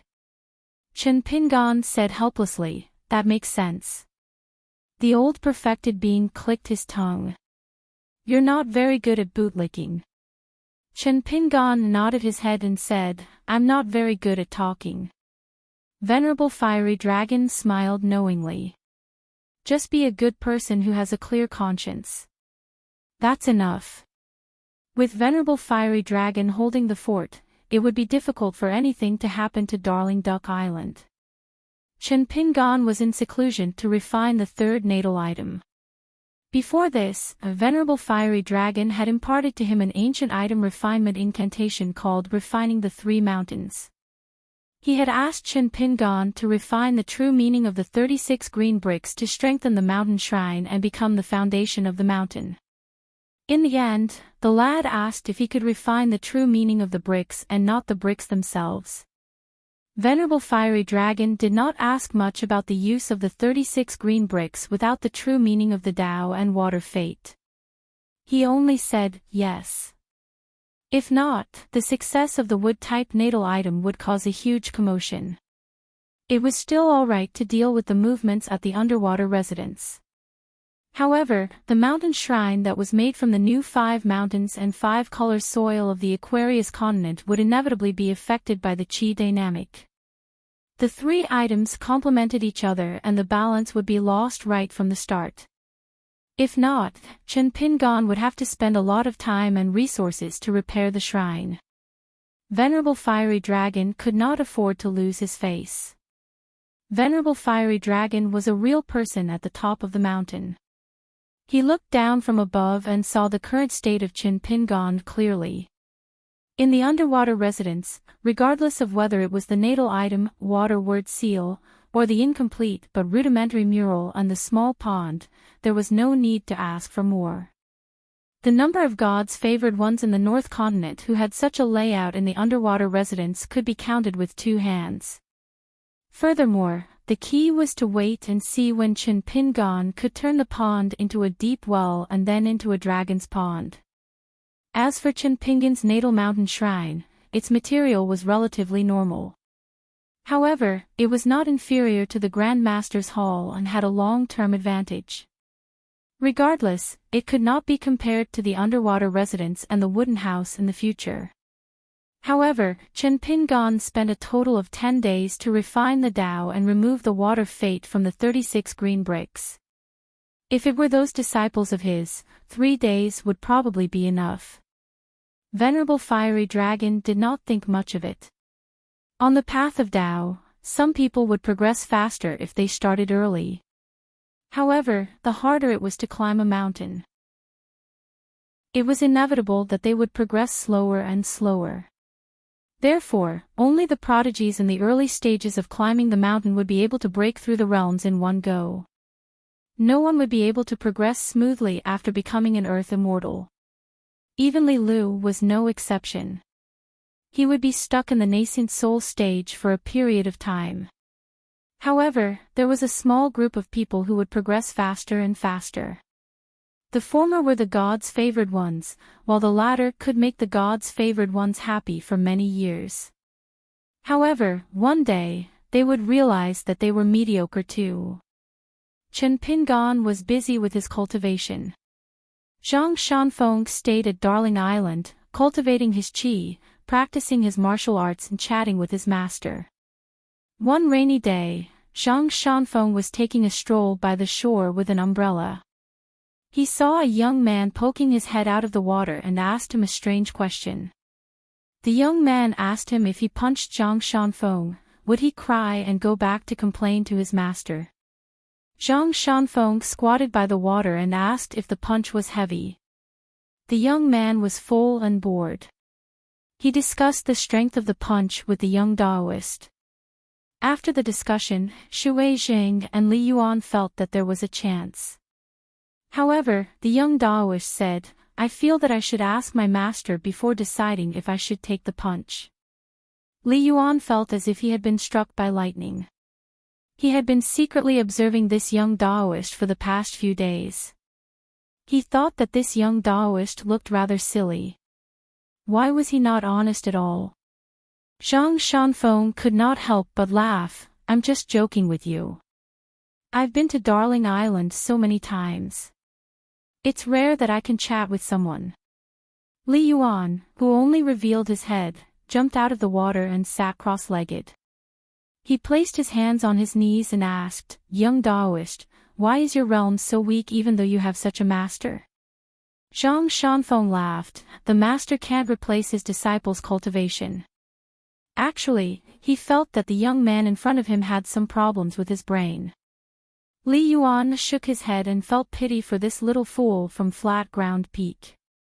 He clicked his tongue and said, Young Taoist, you really don't know how lucky you are. Your talent is definitely not that good. If it were anyone else, they would have already flown to the Golden Core or Nascent Soul realms. When the time comes, you can cry and ask your master for a few treasures. Every time you go down the mountain, won't you be able to do whatever you want and be respected by everyone? Zhang Shanfeng smiled and said, That's right, I came from Flat Ground Peak. With your temper, you won't be able to become a Taoist from Flat Ground Peak. However, everyone has their own fate. It doesn't mean that it's a bad thing that you can't become a Flat Ground Peak Taoist. I think you should be a water god from the Dragon Palace Grotto Heaven, right? I'm quite envious of you. You were born with the ability to repel water. I can't do it. I followed my master on the mountain to cultivate immortal spells. Each of you learned slower than the other. Li Yuan sneered and said, But you don't seem to be in a hurry. Zhang Shanfeng rolled his eyes and said, If being in a hurry is useful, do you think I'm not in a hurry? I know it's useless, so why should I be in a hurry? Li Yuan sighed and said, The old Jinren must be upset to have such a vulgar disciple like you. Zhang Shanfeng laughed. Li Yuan was more and more certain that this guy was a little fool. Then, Venerable Fiery Dragon should be an old fool. When he thought of this, Li Yuan felt a little comfortable and laughed with the young Taoist. Then, Li Yuan could not laugh anymore. Venerable Fiery Dragon stood beside Zhang Shanfeng and smiled. Li Yuan stood up and said, Congratulations to the old Jinren for taking in such a talented disciple. You're more than 1 in a million. Great Tao is within reach. Great Tao is within reach. This was probably why Li Yuan was more powerful than Sun Jia, the leader of the Water Dragon sect. Sun Jia and the Water Monarch of Mirage Lake, and of course, Li Yuan's colleague Shenlin, no one dared to say this in front of Venerable Fiery Dragon. Venerable Fiery Dragon said, Go and inform the 2 islands, White Armor and Blue Beard. Then, inform the Southern Xuanshui Hole. No matter what happens next, there's no need to be nervous. Since it was a serious matter. Li Yuan, who was the water god, no longer smiled cheekily. He nodded and turned into spots of golden light before disappearing. He was not willing to show his face at the 2 islands. It was simpler to let Shenlin and the Southern Xuanshui Hall clean up the mess. As long as it did not involve profanity and incense, Li Yuan could not be bothered to interfere. Zhang Shanfeng realized that it was no longer raining on Darling Island. He kept his oil paper umbrella and said softly, Master, I feel that Darling Island is a little weird. The rain comes and goes without any signs. Venerable Fiery Dragon nodded and said, Shanfeng, you're very meticulous and observant. Zhang Shanfeng laughed and said, I learned it from Chen Pingon. Venerable Fiery Dragon laughed and asked, Did Chen Pingon learn anything from you? Zhang Shanfeng thought carefully and said, Complaining about being poor and hungry. Venerable Fiery Dragon laughed and said, Not bad. After about half an hour, Zhang Shanfeng and Venerable Fiery Dragon sat on the talisman boat that they rented from the Water Dragon sect and headed towards the Sea of Clouds. They looked down at Darling Island from afar. Zhang Shanfeng suddenly realized that a horse carriage jumped out from the lake between Darling Island and Darling Island. There was a female god standing in front of it. She seemed to be using her supernatural powers to control the spiritual energy in the surroundings to gather towards Darling Island. Zhang Shanfeng suddenly said, with Qin Pingan's temper, if he knew what this water god did, he would remember and be grateful for a long time. Venerable Fiery Dragon said slowly, heaven and earth give birth to all living things and nurture humans.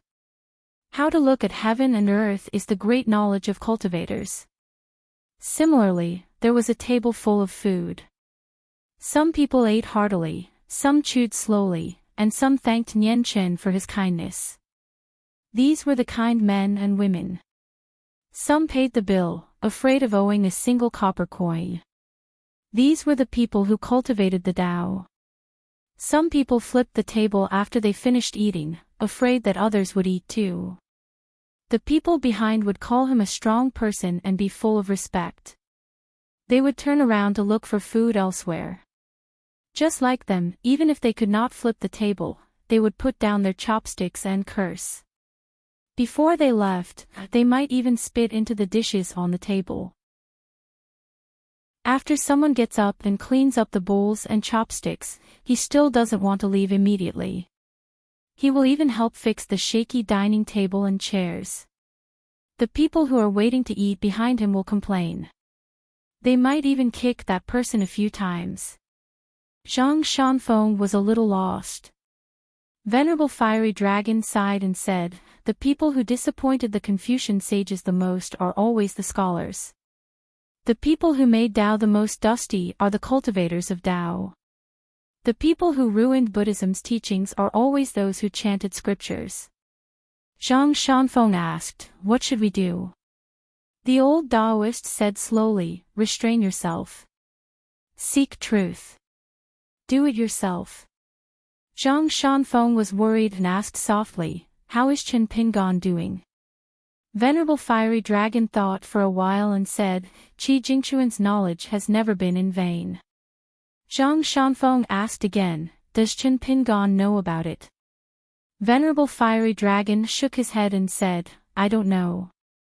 Zhang Shanfeng suddenly said, I think this is the right way. For the first time, Venerable Fiery Dragon was stunned.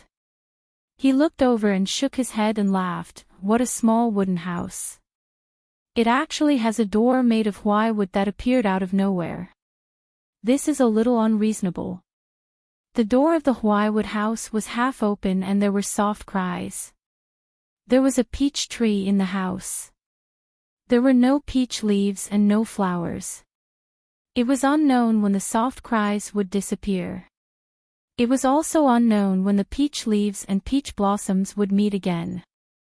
It could be the spring of the coming year. It could take even longer. Outside the small alley, there was a lonely young man in green. He looked at the small alley not far away. There was a child who was jumping home happily. He was shouting that he would be able to eat candied haws soon. Qin Pingan, who was not even a teenager, slowly stretched out his hand as if he was greeting the child. The carefree and innocent child stopped in his tracks and tilted his head to look at the adult. The child did not seem to recognize who the adult was. However, the child was no longer laughing and laughing. He just silently walked past the person's figure and went into the house, closing the half-closed courtyard door. He left the adult version of himself standing outside the door. In the end, the child seemed to be a little older. He was taller and darker. The child opened the door and walked out of the house. He was carrying a big basket. There were pots and pans, pots for boiling medicine and shabby spring festival couplets. The child lowered his head and held the rope of the basket tightly. He walked out of the house and the alley and did not return home. First, set a small goal. For example, 1 second. Remember, book guest house. 553. There was a huge commotion at Darling Island. The water god, Shenlin, had to personally drive the water transport to Darling Island.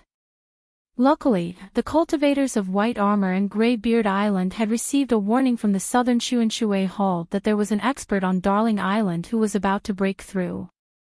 Two of the water god's most trusted followers, one of the Southern Shui Hall's lamp-bearers, and one of the water vane inspector were staying on White Armor and Greybeard Island as guests. They were giving face and also supervising the troops. Above the sea of clouds, Zhang Shanfeng asked, "Master, how long has it been?" "The natal item has already been successfully refined." "Why is Chen Pingon still in a daze?" Venerable Fiery Dragon said, "It's that simple to think about things behind closed doors. Smart people won't find it easy to get out of a dead end. Either they retreat step by step, or they break through the dead end and start anew." Li Yuan sat cross-legged at a distance. He held his cheeks with both hands and breathed in and out like a fish blowing bubbles. There was no one else who could be as bored as Ji Xian and Shui Jing. Venerable Fiery Dragon turned around and asked, "Uncle Li, are you still playing? Do you know what you've missed?" Li Yuan replied, "I didn't miss out on the fun. I've been watching from the start." Venerable Fiery Dragon laughed, "Luckily, the deities don't have guts." Li Yuan rolled his eyes. "Guts green with regret?" Venerable Fiery Dragon asked, "Do you want to sell a bottle of medicine for regret? You won't be able to do it again after this. Think about it carefully." Li Yuan rolled his eyes. This old man shouldn't be so free as to tease him. He asked, "What's the price?" Venerable Fiery Dragon laughed, "A bottle of the best quality water pill. It's not the kind to fool the river god." Li Yuan clenched his teeth and shook his head, "Forget it. Old Jinren, I really don't have a bottle of natal water pills. After all, I still have to give a water pill to the Water Dragon sect every 10 years. For the next 10 years, he would give one to Sun Jia, and for the next 10 years, he would give one to Xiao Jingji. The North and South factions would take turns to get the water pills. As for whether he would give them to the honored elders and guest elders who were more cunning than the other, or keep them for his own use, or reward the direct disciples of the Hall of Patriarchs, Li Yuan would not ask. Venerable Fiery Dragon was not talking about 1 or 2 water pills. He was talking about a whole bottle of rare water pills that were rich in incense and pure in water. There were at least 9 of them. If it was 300 to 500 years ago, Li Yuan might have considered it. At this moment, his broken golden body was not much better than Shenlin's, whose golden body was about to collapse. Was it really Shenlin's magnanimity that the Southern Xuanshui Temple was shamelessly adding flowers to the brocade of Darling Duck Island? This woman was good at managing her household and was very thrifty. Did she not feel that she had grasped onto a life-saving straw and treated this fire dragon Jinren as a living bodhisattva who could save her from suffering? He had nothing to lose. She always thought that Venerable Fire Dragon would put in a few good words for the Southern Incense Water Hall in front of that person, and she would be able to get through this calamity. Li Yuan shook his head. The saying that the great Tao was heartless did not apply to the mountains but to the heavens. And that Li Lu was one of the rare existences in the heavens. To put it bluntly, Shenlin had caused such a ruckus and she would have to waste another few decades of her life. Could it be that she had forgotten what Fire Dragon Jinren said in the beginning? She just wanted the Southern Incense Water Hall to stand aside and watch. Zhang Shanfeng was a little doubtful. Fire Dragon Jinren laughed, "It's difficult to force a bull to drink water." Zhang Shanfeng asked softly, "Did Chen Pingon break through the realm?" Fire Dragon Jinren shook his head, "He is still in the 3rd realm, but he has reached the bottleneck. To Chen Pingon, his Willow Tendon realm could be considered as a true retention realm. There is no other way. He has already experienced the embryonic stages of overcoming his inner demons, merging with Tao, and seeking the truth. In addition, the longevity bridge is broken. It is only right for him to stagger. Otherwise, I would suspect that this kid is the reincarnation of someone at the peak of the mountain. Zhang Shanfeng asked, "Isn't it good to be the reincarnation of a celestial being after his death? I heard that many of the ancestors of the celestial sects would leave a way out before they went into seclusion. They would search for their own reincarnated bodies for their sections. They would lay down clues in advance so that they could continue their Dao fate." Fire Dragon Jinren shook his head. "It's not good. I am not mine. It's still alright if I can't remember my past. If I can remember some of it but it's not complete, it will be troublesome." Of course, Li Lu, who was born with knowledge, was an exception. To her, it was just a change of appearance. It was equivalent to never dying. Sleeping soundly every night was just a short nap. Only when one is dead would it be a long nap. If a cultivator was purely trying to avoid death and forcefully stole the heavenly secrets, it would be like a sneaky thief traveling at night and reincarnating. In the end, the original soul would be incomplete and a person would be pieced together. In the end, who would be the half-dead person? Who would be who? However, Fire Dragon Jinren could understand the fear of death of some of the cultivators in the upper 5 realms. Although he could understand, he still did not approve of it. Some of the demonic sects who liked to walk the unorthodox path would even light up a joss stick for the cultivator. In history, there were many cultivators who only stared at the joss stick for a moment before their Dao heart collapsed and they completely went mad. This was the result of scaring themselves to death. Fire Dragon Jinren comforted his disciple and smiled. "Previously, I said that Qin Pingan was walking with a limp. It was more of a sloppiness in his heart that affected the direction of his heart. Actually, it's not a big deal that his cultivation level is low for a short period of time." Zhang Shanfeng was still worried. Qin Pingan owes so much debt. What should he do? Qin Pingan, this fellow, is most afraid of owing favors and money. Fire Dragon Jinren smiled and said, "Qin Pingan is not afraid of some big worries. For example, on a mountain road, Qin Pingan was walking slowly with his head down. In the end, he realized that he could bend down and pick up money a few steps ahead. Even if it was just a piece of snow, do you think Qin Pingan would walk faster? Every time he picks up a piece of money, he will have one less burden. Over time, he will walk faster." Zhang Shanfeng was enlightened. "Master, you've only met Qin Pingan twice and you already know Qin Pingan so well." Fire Dragon Jinren suddenly said, "The dust has settled. We can return to Darling Island now." Li Yuan could not help but ask, "This Mr. Qin, what's his cultivation level?" Li Yuan could not hear a single word of the conversation between Fire Dragon Jinren and his disciple. He was the best fire cultivator in the world. He should be in the top 10 in terms of water cultivation. Don't forget, Fire Dragon Jinren was a celestial master of Dragon Tiger Mountain.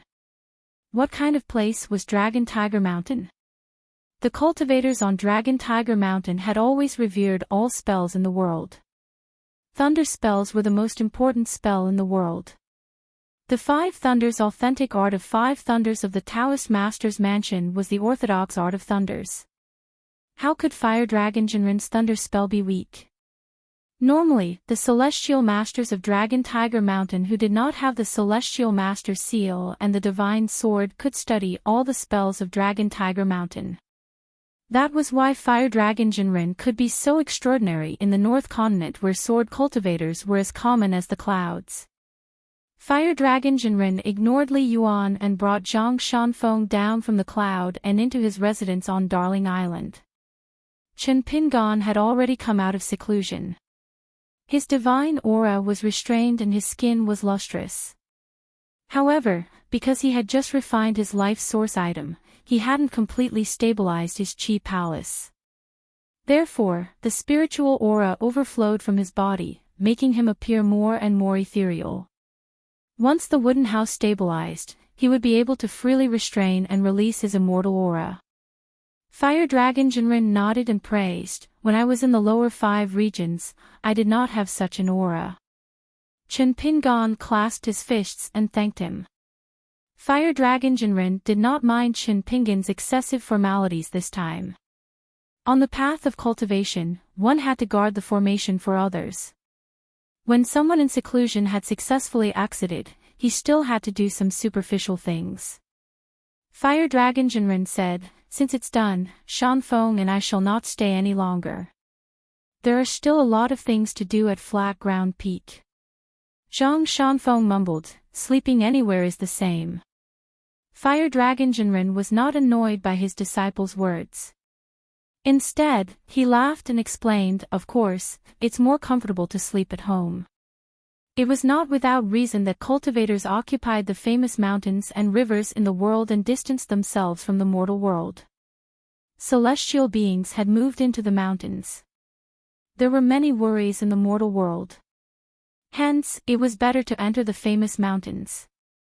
Both the body and the heart would be peaceful. Zhang Shanfeng nodded, "I do miss my seniors and juniors." Chen Pingon said, "I might have to trouble you with something." Zhang Shanfeng said, "No trouble, no trouble." Fire Dragon Jinren laughed and did not speak. Zhang Shanfeng was afraid that his master would think that he was siding with an outsider. He hurriedly said, "Master, Chen Pingon knows his limits. If it's troublesome, it shouldn't be too troublesome. This means that we have taken a favor from him. He will definitely visit us before returning to the Aquarius continent from his travels in the North Continent. I will bring him around then. There are many places in the sect, such as the Peach Mountain and the vicinity of the Tai Xia Peak. I have not been there before." Fire Dragon Jinren nodded his head and smiled at Chen Pingon, "Say it." Chen Pingon then said that he wished to keep only 2 of the 122 dark green glazed tiles. He would have to trouble the old Daoist to sell the rest to the White Emperor city of the Central Divine Continent. He would only take 600 grains of grain rain money. Zhang Shanfeng was stunned. Just as he was about to speak, he was stopped by Chen Pingon's gaze. Fire Dragon Jinren seemed to be weighing the pros and cons. He laughed and did not speak. Chen Pingon waited quietly for him to continue. Distant water could not quench the present thirst. Luopa Mountain was in dire need of divine money. There were holes everywhere that needed to be filled, and each of them was not small. Upgrading the Lotus Root blessed land to a medium-level blessed land was a matter of utmost importance. If he did not count the income from the third night banquet of the mountain and river's deity, if he could sell that pile of glazed tiles, he would immediately earn 600 pieces of grain rain money. Not only would he be able to make up for all the shortfalls, he would still have about 200 pieces of grain rain money left over. He would send half of the grain rain money to Zhu Lian as Luopa Mountain savings, so that he would not be strapped for cash. For some favors, since there was no choice, then he might as well owe a big favor, but the number of times had to be small. It was far better than switching between small favors and not being able to return them. Then there would be no need to talk about favors, it would purely make the friend feel that they had met a bad person. Furthermore, he had always cheated Wei Pai. As the righteous god of the North Mountain, how could he do such a thing in his own territory? Rabbits were particular about not eating the grass near their burrows. Think about me, Chen Pingon. I am a bag shop. Even if I carry a caisson and run far away, how can it be the same? Chen Pingon could keep 100 grains of grain rain money for himself to buy 2 or 3 sword immortal imitation swords from Sword Hatred Mountain. If it was really cheaper than expected, he could buy a few more and give them away. Besides, the construction and operation of Luopa Mountain's protective mountain formation was not a small expense. The selection and placement of the winning items for the many new mountains, including Mount Grey Mist and Ao Bay Mountain, was the third matter. Actually, Jiang Shangjin had used the excuse of thanking Qin Pingan for helping the True Realm sect to have an additional sword immortal worshipper. He had to make up for his absence from Wei Pai's 2-night banquets. In fact, there were already 3 winning items. The Dragon King basket that Immortal Fire Dragon used to repair was also counted. As for the rest, Luopa Mountain would have to continue paying for it. Therefore, Qin Pingan only kept 2 green glazed tiles as a memento. After all, this item was hard to come by. Leaving it at Luopa Mountain was a good omen for good things to come in pairs. Immortal Fire Dragon laughed. 600 grains. 50% discount. Qin Pingan, this is not a good deal for you. Qin Pingan laughed. It varies from person to person. If it were a rich man, I would sell him 2,000 grains of grain rain money without batting an eyelid. According to Immortal Fire Dragon's estimation, 120 glazed tiles could be sold for 1,200 grains of grain rain money at White Emperor City's glazed pavilion. However, some accounts were not calculated in this way. It was already a huge surprise to accidentally pick up such a large pile of glazed tiles.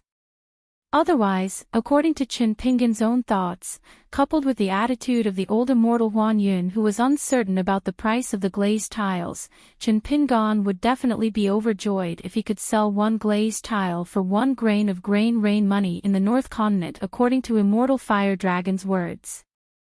He might not even keep the last 2 glazed tiles. 50% discount at Cuddy Peak. By making such a choice, firstly, he could immediately exchange for an unimaginable amount of Gyu money. Secondly, he could express his gratitude to the Fire Dragon Jinren for his guidance and guarding the pass. Thirdly, he could avoid many accidents when doing business with the White Emperor City of the Central Region.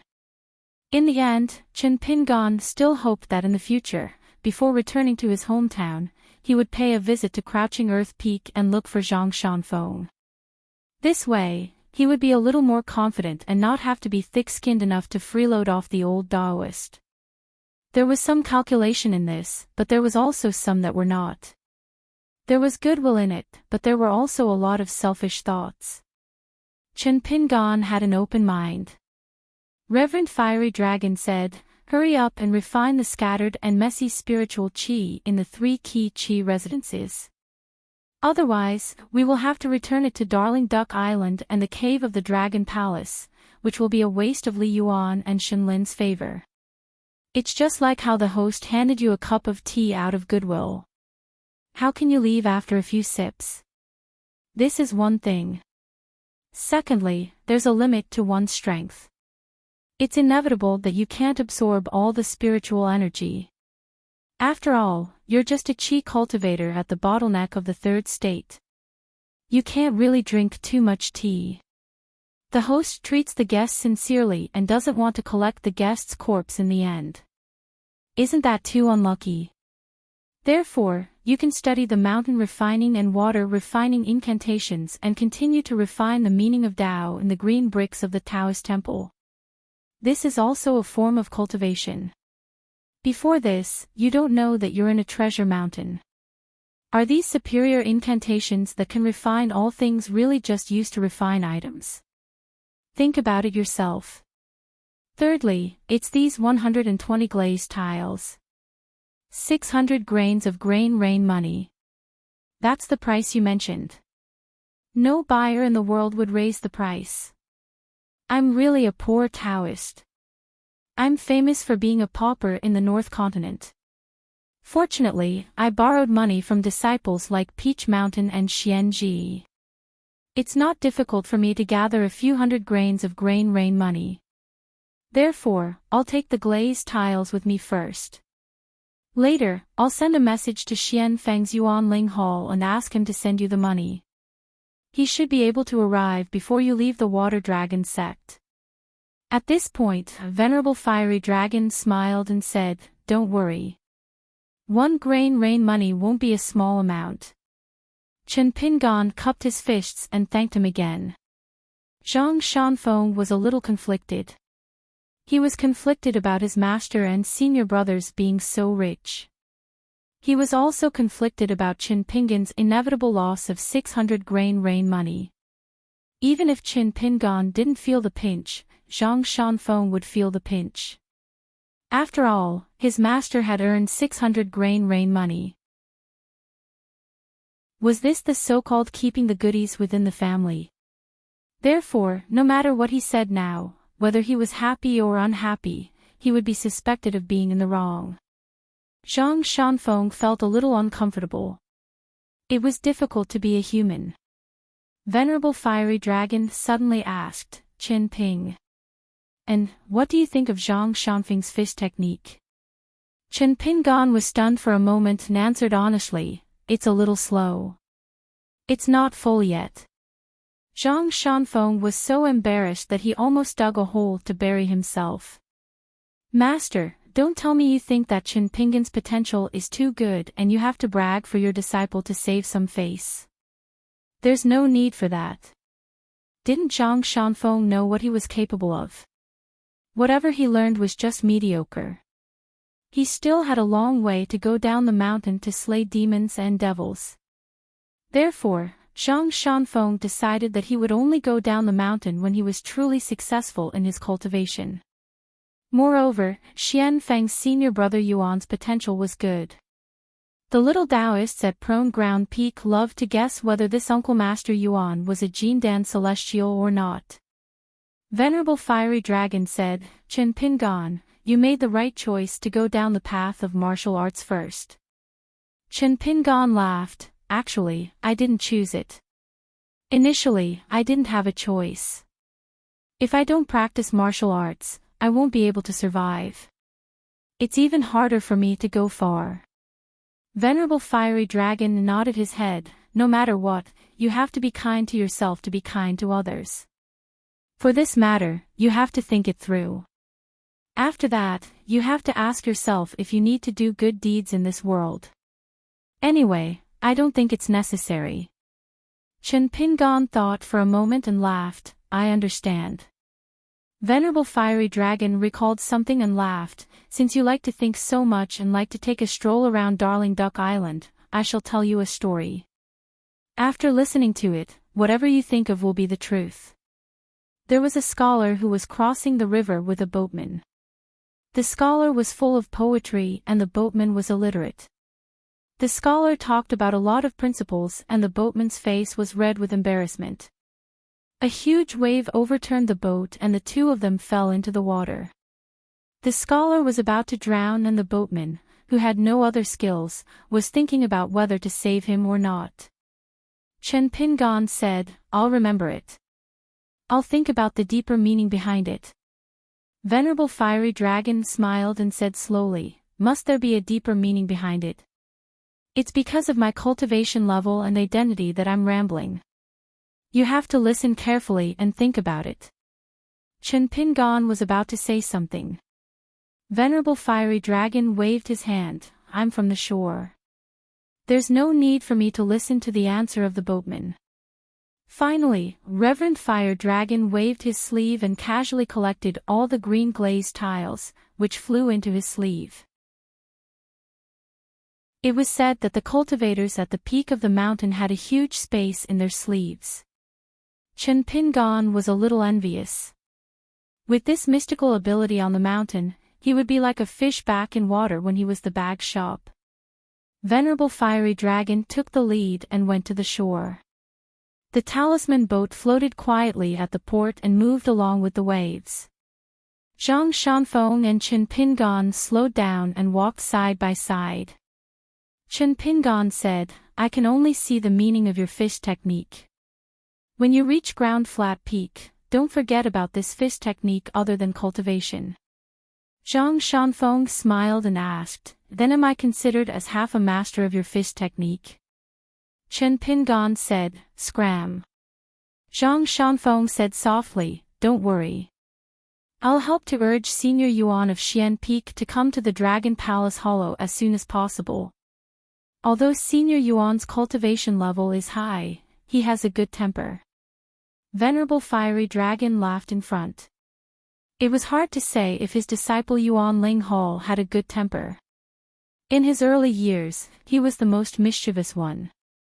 He fought his way to the next level. However, he was forced to seclude himself in the Peach Mountain Grotto for 10 years. After he came out of seclusion, he was grounded for 60 years. Chen Pingan stood at the port and watched as the talisman boat rose into the sky and sailed into the sea of clouds. He planned to take the initiative to visit the southern Xuanshui Hall and thank the water goddess. However, he had to ask Li Yuan about how to go. Li Yuan waited for a long time. When the talisman boat finally left, he immediately appeared at Darling Duck Island. Without Venerable Fiery Dragon, the Dragon Palace Hollow looked cute and amiable. After hearing that Chen Pingan wanted to go to the southern Xuanshui Hall, Li Yuan said that it was easy. He then used his water spells and brought Chen Pingan to swim away through the water. He was not so despicable that he could not bear to see Mr. Chen and Shenlin befriend each other. Shenlin had been working hard for so many years to maintain the operation of the Summer Palace. Li Yuan just thought that he was a little lazy. In addition, he had his own responsibilities and would not cross the line. In fact, Li Yuan had intentionally or unintentionally alienated the sect master of the Water Dragon sect, Sun Jia, which made the perfect personal friendship between the Southern Sun Water Hall and Xiao Jingji seem particularly precious. It made Xiao Jingji feel grateful. Even if she had stepped into the unpolished Jade Realm, in front of the water god Shenlin, who was only in the nascent Soul Realm, she still treated him as a junior. When they arrived at the Summer Palace, they entered through the side door without any obstructions. As the water god, he was still very popular. Moreover, those young ladies in the southern Xuanshui Hall had always been close to Li Yuan. They were family. What's more, in this southern Xuanshui Palace Hall where the rules were strict, Li Yuan's slightly lewd jokes from the marketplace were even more popular. Quite a few divine maidens and ghost palace maids with good aptitudes loved to listen to this young master Shui Zhang's narration of the stories of the scholars and beauties of the mortal world. When he talked about the best parts, each and every one of them would laugh beautifully. Those who were thin-skinned would blush after listening to his narration. Only then would they bashfully curse him and leave. TSK, their swaying hips were really dazzling. Li Yuan walked in the water hall which he was familiar with. He could not help but feel that if his golden body was still flawless, he would really be living the life of an immortal. Shenlin quickly came out to greet the two of them. At first, Li Yuan did not intend to get involved. He brought Chen Pingan and Shenlin to meet. Then, he planned to find the girls to have a heart-to-heart talk.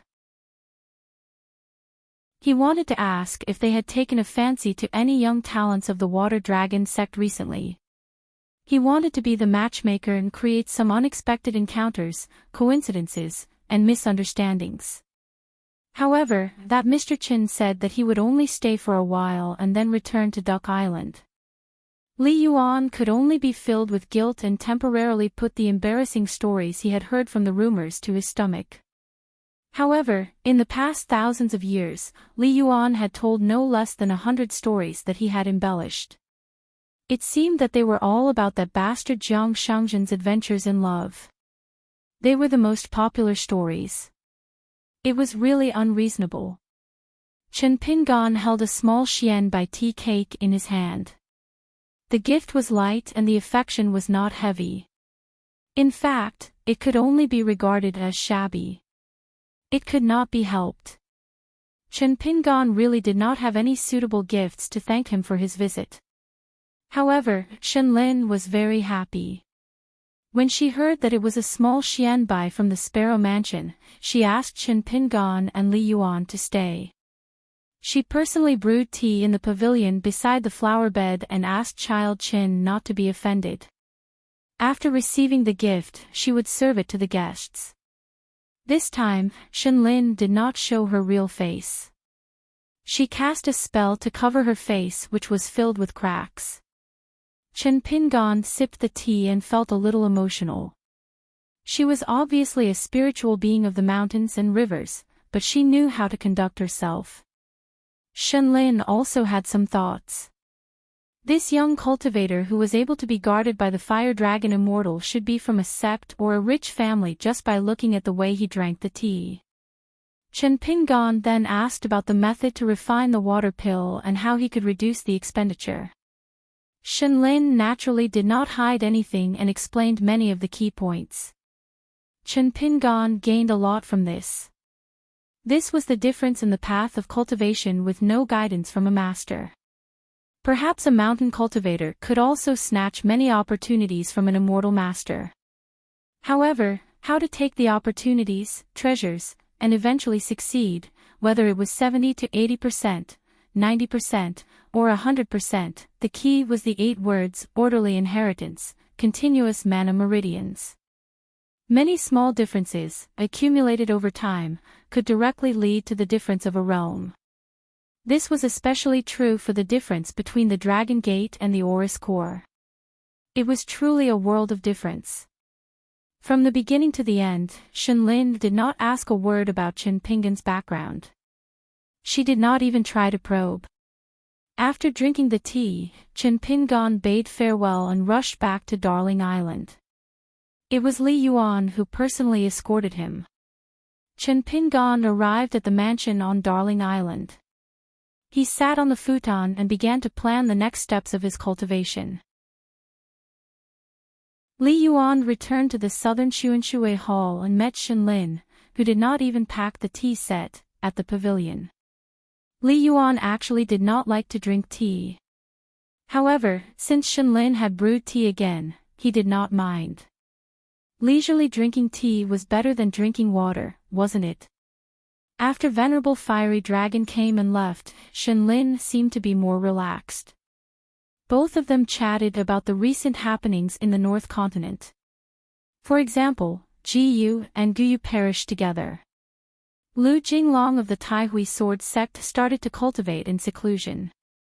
The female sect leader of the Qingliang sect actually had a Daoist partner. When Li Yuan talked about sect leader he beat his chest and stomped his feet. He said that it would be great if such a beautiful fairy was not tainted by a dirty man for the rest of her life. Shenlin looked at Li Yuan. She seemed to be in a daze. He was a little envious of Shui Jing, who had nothing to do all year round. As a deity, he played around in the human world. At Darling Island, Chen Pingan felt that from today onwards, he would not be free for a moment. The Tao intent contained in the 36 green bricks was only the first step. It could barely be considered as inviting the deities to the mountain and to take root in the mountain temple. The next step was to completely refine it into the mountain root. Otherwise, it would only be for show. However, it was difficult to refine the Tao will. Compared to peeling the strands of water from the cocoon and transporting them to the water mansion, it would take more time. There was no shortcut in this matter. He could only rely on the clumsy technique of dripping water to penetrate a rock and slowly refine it. Chen Pingan roughly estimated that it would take a full month to completely refine the first green brick. It would take at least 12 hours a day. Perhaps as time went on, the refinement of the remaining 35 green bricks would be faster. However, it would take at least 2 to 3 years. Moving the green bricks up the mountain and transporting water into the residence would take a long time. The good thing was that Chen Pingan knew that he was training his fists to the point of death. He could cultivate with more peace of mind as a chi refinement warrior. Actually, he did not have to deliberately pursue the number of stances a day. As long as his fist intent flowed continuously, he could just let nature take its course. As for whether he could reach the golden body realm as the strongest sixth realm, it was not that he did not want it, but that he did not want it. If it came, he would take it easy. If it did not come, so be it. There was no need for him to blindly train his fists to the point of having an additional martial arts fate for Pei Qian. If he took the wrong path, how could he be the master of his first disciple? When had he, Chen Pingan, ever asked for martial arts fate? Could it be that the disciple must have a shortcut in martial arts when the master did not insist on it? There was no such logic in the world. It was not as if Pei Qian was Chen Pingan's disciple and deserved such a good thing. Moreover, Chen Pingan had a vague feeling that after Senior Gu Yu's martial arts fate dissipated, it would be difficult for him to reach the strongest sixth realm. Actually, Senior Gu's gift had nothing to do with Chen Pingan's pursuit of the martial arts fate that he deserved. However, the world was full of mysteries. Moreover, there were many martial artists in the 9 continents, each with their own opportunities and experiences. How could Chen Pingan dare to say that he was the purest? Chen Pingan did not look at the scene of the 18 halting sword auras knocking on the last barrier. There was also no need to rush to refine the 2 flying swords into his natal item during the 1st and 15th days of the month. Next, he would stay on Darling Island and refine the rich spiritual energy accumulated in the 3 acupuncture points according to what the old perfected one said. It was raining outside again. Chen Pingan thought for a while, then stood up from the futon and went out with an umbrella. Mountains and rivers were still mountains and rivers, and there were still problems in his state of mind that he needed to reflect on. However, Chen Pingan felt that there was one good thing about him.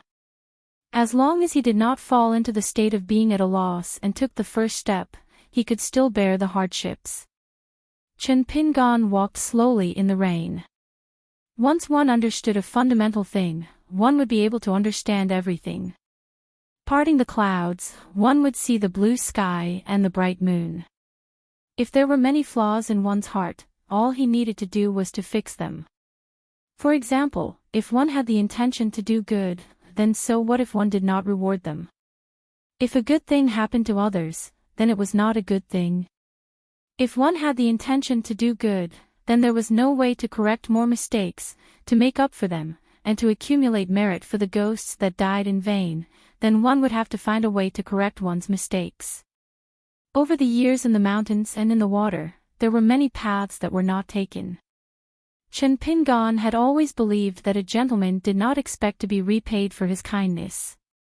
Could it be that he was just using it to deceive himself and others, and now that it had landed on his head, he would feel uncomfortable? If this self-deceiving selfishness continued to spread, would it really not deceive others and harm others? When the time came, the more so-called principles he had in his basket, the more he would not know that he did not know the truth. The knot in his heart was untied. His state of mind was relaxed, and his shoulders were heavy. However, Chen Pingan did not feel anything. Even if he did not wear straw sandals, he was still Chen Pingan. For all the poor families in the world, there was one thing that they did not need to mention, and that was to endure hardships. To be able to endure hardships, one would be able to enjoy blessings. Chen Pingan walked around Duck Island and returned to his residence. He sat on the praying mat and began to meditate, slowly refining the spiritual energy in the wooden house. The spiritual energy of heaven and earth was the greatest source of income for cultivators. He would just treat it as a change of method to earn money. While waiting for Xian Finger Peak and Yuan Ling Hall to arrive at Duck Island, Chen Pingan did not forget to draw talismans on how to absorb the spiritual energy to the greatest extent, apart from refining for 12 hours every day. Chen Pingan also did not forget to eat and sleep. He only cultivated for 12 hours a day. On this day, a skinny middle-aged Taoist came to Duck Island. He did not ride a talisman boat, but directly broke through the sea of clouds and rode the wind. The Taoist smiled and looked at Chen Pingan, who came out to greet the guest. The Taoist bowed and said, "Xian Finger Peak and Yuan Ling Hole. I am Zhang Shanfeng's 5th senior brother. Young Master Chen, you can call me Yuan Jishuan." Chen Pingan quickly returned the greeting. Naturally, he would not address him as Yuan Jishuan, but as Senior Yuan. He brought this Taoist immortal, who did not look old, and had high Daoist skills, to his residence. Zhang Shanfeng did not know the true background of his sect, but Qin Pingan wanted to know more. Before he traveled to the North Continent, Wei Pai had told him about many interesting stories of Kuti Peak. There were no hidden secrets. As long as he was interested, he could find out. Of course, it was difficult to find out about Kuti Peak's Daoist from the Mountain Landscape Bulletin. Kuti Peak and those Daoists who could build their own residences were not the kind of cultivators who liked to show off. The Xian Finger Peak expert beside him was not the disciple of Venerable Fire Dragon with the highest realm. However, the North Continent recognized him as a Daoist immortal who could be used as an immortal. After Yuan Ling Hall handed over 600 pieces of grain rain money to Qin Pingan, he invited Qin Pingan to Kuti Peak and Xian Finger Peak as a guest. There was no more small talk. It was not that this Xian Finger Peak immortal looked down on Qin Pingan, who was a third realm cultivator, but there was nothing to talk about. Therefore, he came and left in a hurry. Qin Pingan sent Yuan Ling Hall to the island's ferry. Yuan Ling Hall smiled and said, "Young Master Qin, I still have to thank you for taking care of the mountain." Qin Pingan said, "You are too kind, Senior Yuan. I don't care whether you're being serious or not." Yuan Ling Hall smiled and took out a small peachwood box from his sleeve. There is an imitation sword made by Hateful Sword Mountain inside. I hope young Master Qin doesn't think the gift is too light. Qin Pingan was a little shocked. However, it did not delay him from accepting the gift. Was it stupid to pretend to be polite with these immortals? Yuan Ling Hall turned into a rainbow and left. Qin Pingan held the peachwood box and stood where he was. He thought that if he ever bought an imitation sword from Hateful Sword Mountain, even if it was a little more expensive, he would buy 2 more. Just in cash alone, Qin Pingan now had more than 100 pieces of grain rain money on him. His back was very strong. As for the debt, he would let Zhu Lian have a headache first. As for the remaining 500 pieces of grain rain money, it was not that Qin Pingan was worried about Li Yuan sending it to Luopa Mountain, but he really did not want to disturb him too much. There had to be a limit to ordering people around. Therefore, he would talk about it when he reached Lion Peak. It was the end of winter. Qin Pingan left Darling Island. He had already written a letter and sent it to Lion Peak. He placed it on the desk. At the same time, he left Li Lu's 3 feet of sweet rain, Chi Dragon tablet on top of the letter. At first, he planned to ask Nan Sun Hall's water goddess Shunlin to help pass on the letter and the jade tablet. After thinking about it, he decided to ask Li Yuan for the 3rd favor. In any case, some things were written in full detail in the letter. As for the Jun Qin Yuxiang, of course, he had to return it to Li Yuan. At first, Li Yuan refused to keep the 3 feet of sweet rain jade tablet. He said a lot of righteous words. Qin Pingan persuaded Li Yuan in every way possible. He promised that if Miss Li blamed him, he, Qin Pingan, would help explain it clearly. Only then did Li Yuan relax a little. He felt that since she was willing to call this young man Mr. Qin, and this Mr. Qin was willing to make such a promise, there should not be a big problem. Qin Pingan asked Li Yuan to help him say goodbye to Nan Sun Hall. Li Yuan braced himself and took on such a big problem. Such a small matter was of course not a problem. Li Yuan had to send Qin Pingan to the bridge outside the Dragon Palace. Qin Pingan returned the immortal orange tree wooden token with the word rest engraved on it and continued to travel the great blasphemy. It was just a green robe, carrying a bamboo box, and holding a mountain walking stick. The sword deity and the blade strengthening gourd were temporarily placed in the bamboo box. Li Yuan still did not walk down the bridge. He watched the young man swim to the west. Li Yuan returned to Darling Duck Island. He did not dare to touch the jade tablet. He only dared to carefully and quickly take out the letter and send it to Lion Peak. 10 days later, Li Lu returned to the Dragon Palace and saw the trembling Shui Jing Li Yuan. For the first time, he looked at him and smiled, saying that he finally had some merit. Hearing this, Li Yuan's knees almost went soft and he was about to kneel on the ground. For the first time in his life, he had the feeling of tears. Li Lu kept the jade tablet and casually threw it to Li Yuan. He asked this Shui Jing to take it to the ancestral temple to consecrate it and help condense the essence of the incense. Li Yuan knelt on the ground and thanked him with a trembling voice. However, Li Lu had already gone to the southern Shui Hall. When Shenlin saw her, he knelt on the ground and sobbed. Li Lu reached out and peeled off the golden body of the water deity. Then, she reached out and pressed the head of the golden body. In an instant, the thousands of tiny cracks on the golden body were healed. Li Lu's wrist lowered slightly and smashed the golden body back into Shenlin's leather bag on the ground. Li Lu sat on the bench in the pavilion. Shenlin knelt on the ground and did not dare to raise his head. Li Lu said, "It's been hard on you. If there are no major accidents, you will be the Lord Ji Zhiling Yuan in the future." Shenlin said with a trembling voice, "I don't dare to have such extravagant hopes. I am already satisfied to be able to continue to guard the southern Shui Hall for 1,000 years. Li Lu frowned and said, "Huh." Shenlin did not dare to disobey and immediately kowtowed, "I accept the decree." Li Lu stood up and disappeared in an instant. Shenlin knelt on the ground and did not move for a long time. It was only when Li Yuan swaggered into the summer palace and came to the pavilion that Shenlin slowly got up. It was as if a lifetime had passed.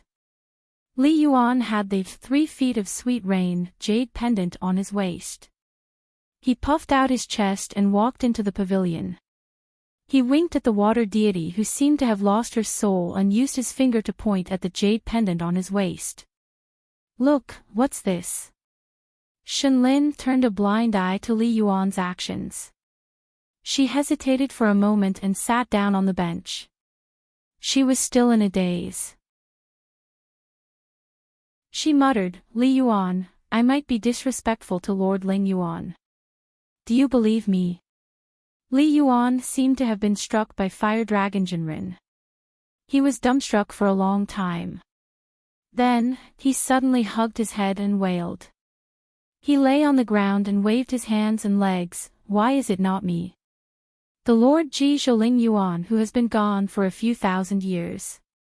Why can't it be me, Li Yuan?"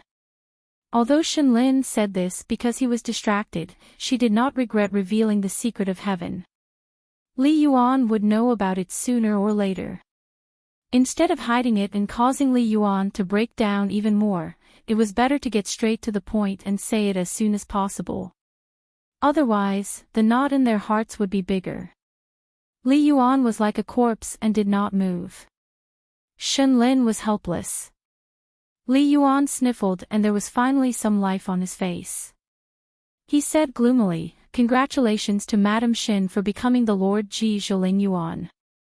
Shenlin laughed, "If you come to the southern Shui Hall in the future, don't tease the maids here." Li Yuan started to kick his legs again and shouted, I won't. Li Yuan stopped and said pitifully, "I'm going to beg the old Jinren to sell me a big bottle of regret medicine. I'll just die from eating too much." Shenlin laughed softly, "It's not confirmed yet that you will be the Lord Ji Zhiling Yuan." Li Yuan turned his head and rubbed the ground. His eyes were dull and he said, "You can continue to rub salt on my wound." Shenlin was stunned. He was grateful to Fire Dragon Jinren and the polite and considerate young man. Li Yuan suddenly stood up and broke through the sky of the Dragon Palace. He entered the Great Blasphemy Water and chased after the heartless Mr. Qin. At the bank of the Great Blasphemy Water, Chen Pingan was washing his face with water. Suddenly, a head popped out. As it was too quiet, Chen Pingan almost punched him. When he saw that it was Li Yuan, he withdrew the fist intent that had suddenly poured out like a flood. He smiled and asked, "Why have you come?" Li Yuan came to the bank and smiled, "Mr. Chen, are you tired? Shall I help you carry the bamboo box? Rub your shoulders and knock on your back." Chen Pingan's scalp went numb. He smiled bitterly and said, "What is going on?" Li Yuan squatted down and hugged Chen Pingan's leg. He said, "Mr. Chen, do you want the water pill? If you need it, I have 2 bottles here. It's just a burden to me. Why does Uncle Li still want his face? Today is the day he decided to be shameless. Shen Lin could be her Duke of Ling Yuan. According to the law, there could still be a Marquis of Longting. Although his rank was a little inferior, in reality, Marquis of Longting was not under the jurisdiction of the Duke of Ling Yuan. It was just that Marquis of Longting was in charge of the waters, which was slightly inferior to Duke of Ling Yuan. Chen Pingan squatted down and said helplessly, "If you continue like this, I'm leaving." Li Yuan let go of his hand and sat on the ground. He asked softly, "Mr. Chen, do you know who she is?" Chen Pingan smiled and said, "You know, but I don't. I only know that Miss Li is from the same hometown. She is the sister of a troublemaker." In fact, Chen Pingan still could not figure out Li Yuan's identity. As for the status of the southern Xuanshui temple in the Dragon Palace, Chen Pingan did not want to delve into it. He only guessed that Mrs. Shen was one of the many water gods in the Dragon Palace. She was in charge of a water temple, after all. Li Yuan did not dare to say more. He didn't want to go for wool and come home shorn, losing the hornless dragon jade tablet that was enshrined in the ancestral temple. Li Yuan was sad. Chen Pingan sat with him on the ground and leaned against the bamboo box. He said softly, "What can I do to help? Tell me. As long as it is something I can promise, I will not hesitate." Now it was Li Yuan's turn to be speechless. In fact, the reason why he left the Water Dragon faction's territory was because he was unhappy. He did not have to fight for the title of Marquis Ji Xiao Longting because Li Yuan knew that in life, he could catch up with the people he passed by, but he could not catch up with the things he missed. However, Li Yuan did not give up. He felt that he could still struggle, so he blinked and tried to make his smile more sincere. He asked, "Mr. Chen, I will give you 2 bottles of water pills. Will you accept them?" Chen Pingan smiled and shook his head. Li Yuan was sad and sullen. "I knew it." Chen Pingan took out 2 bottles of wine. One was the Sangung wine he bought from the bridge, and the other was the glutinous rice wine. Buying immortal wine everywhere was Chen Pingan's old habit. Li Yuan took the jug of wine and downed it in one gulp. Chen Pingan did not drink on the way.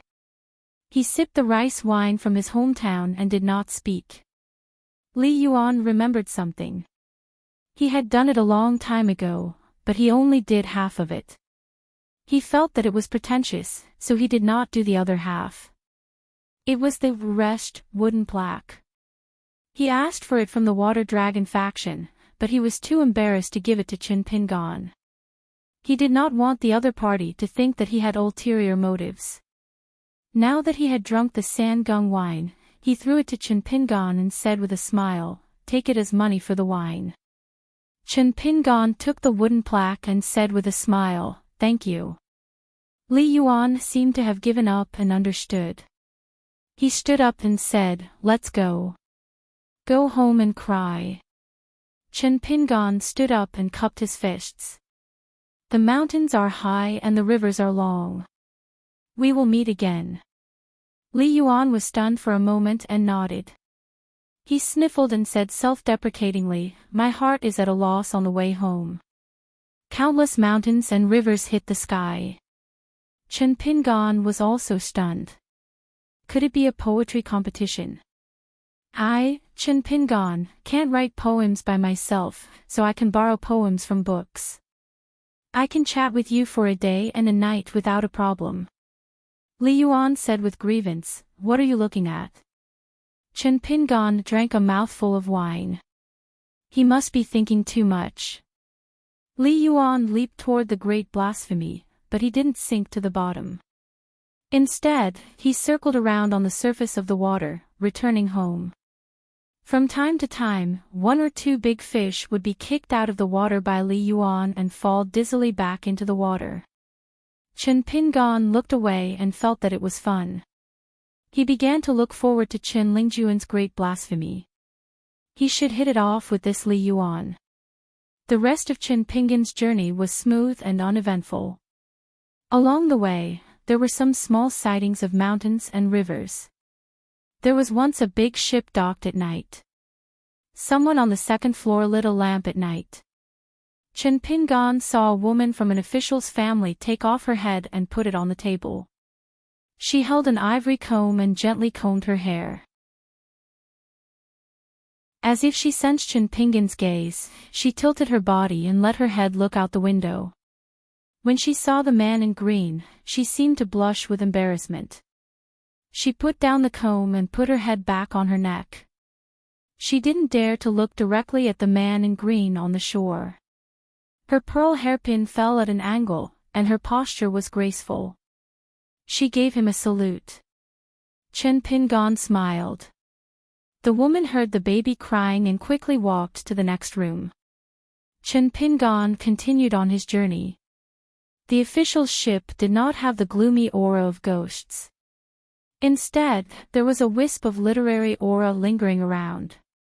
When he passed by a village near the water, Chen Pingon saw a foolish village boy. He patted him on the back. It seemed that there was often such a pitiful person in the villages of the world. Then, in the night, Chen Pingon quietly went to the ancestral hall of the village to offer incense. Then, he stood by the courtyard for the whole night, listening to some family gossip and doing some trivial things. It was not until dawn that he left. Another year of winter passed and spring came. Unknowingly, Chen Pingon had reached the end of great blasphemy. On the eve of New Year's Eve, he still slept in the open. There was a big city at the mouth of the sea. Chen Pingon stood in front of a shop in the city. A customer asked the shopkeeper if the tangerine was sweet. The shopkeeper laughed and said, "You only bought it when I said it wasn't sweet." Then it wasn't sweet. Chen Pingon felt that the bag shop should be so firm. Only then could he be considered to have reached a higher level. Therefore, he bought an extra kilogram of tangerine with the shopkeeper. He only kept one and put the rest into the bamboo box. He walked through the streets and alleys. He planned to go to the immortal fairy of the Thunder God residence in the Baby Mountain after seeing the scenery of great blasphemy. He would take a ferry to the Lion Peak. Holding the tangerine, he walked slowly on the street. Chen Pingon suddenly stopped and turned his head to look at an alley. There was a female Taoist priest and a young man in the alley. They were similar in age but had a great disparity in status. One was the sect master and the other was the direct disciple of the sect's chief consecrator. The man was a little puzzled at first. Why did the sect master change his route at the last minute and come to this city full of the aura of the marketplace? Now he finally knew the answer. He was waiting for someone. A wretched scholar who traveled to study. Chen Pingon did not turn his head and continue walking. Instead, he walked directly to the alley. He Xiaoliang looked at ease and said with a smile, "Long time no see, Chen Pingon." Chen Pingon stopped at the entrance of the alley and said with a smile, "It's better that we haven't seen each other for a long time." The man who was standing one step behind his sect master narrowed his eyes. Although he did not speak, a murderous intent flashed through his eyes. Chen Pingon asked, "Did you make a special trip to find me again?" He Xiaoliang's gaze was complicated. She shook her head and said, "No, I just happened to bump into you and came to see you." The man already felt that the sky was falling and the earth was cracking. He did not have any murderous intent left. His Taoist heart was about to shatter into pieces. In his mind, the godlike sect master in front of him was He Xiaoyang. The two of them seemed to be only one step apart, but in fact, they were like heaven and earth. He could not even have the slightest improper thoughts. Moreover, the sect master did not even look at Su Xian. When had she ever looked at any man in a different light? He Xiaoyang looked at the young man in green in front of her. For the first time, she was a little absent-minded. In her impression, he seemed to be a dark-skinned young man in straw sandals. However, his eyes were bright and clear. It should not be the person in front of her. First, she set a small goal. For example, 1 second. Remember, book guest house.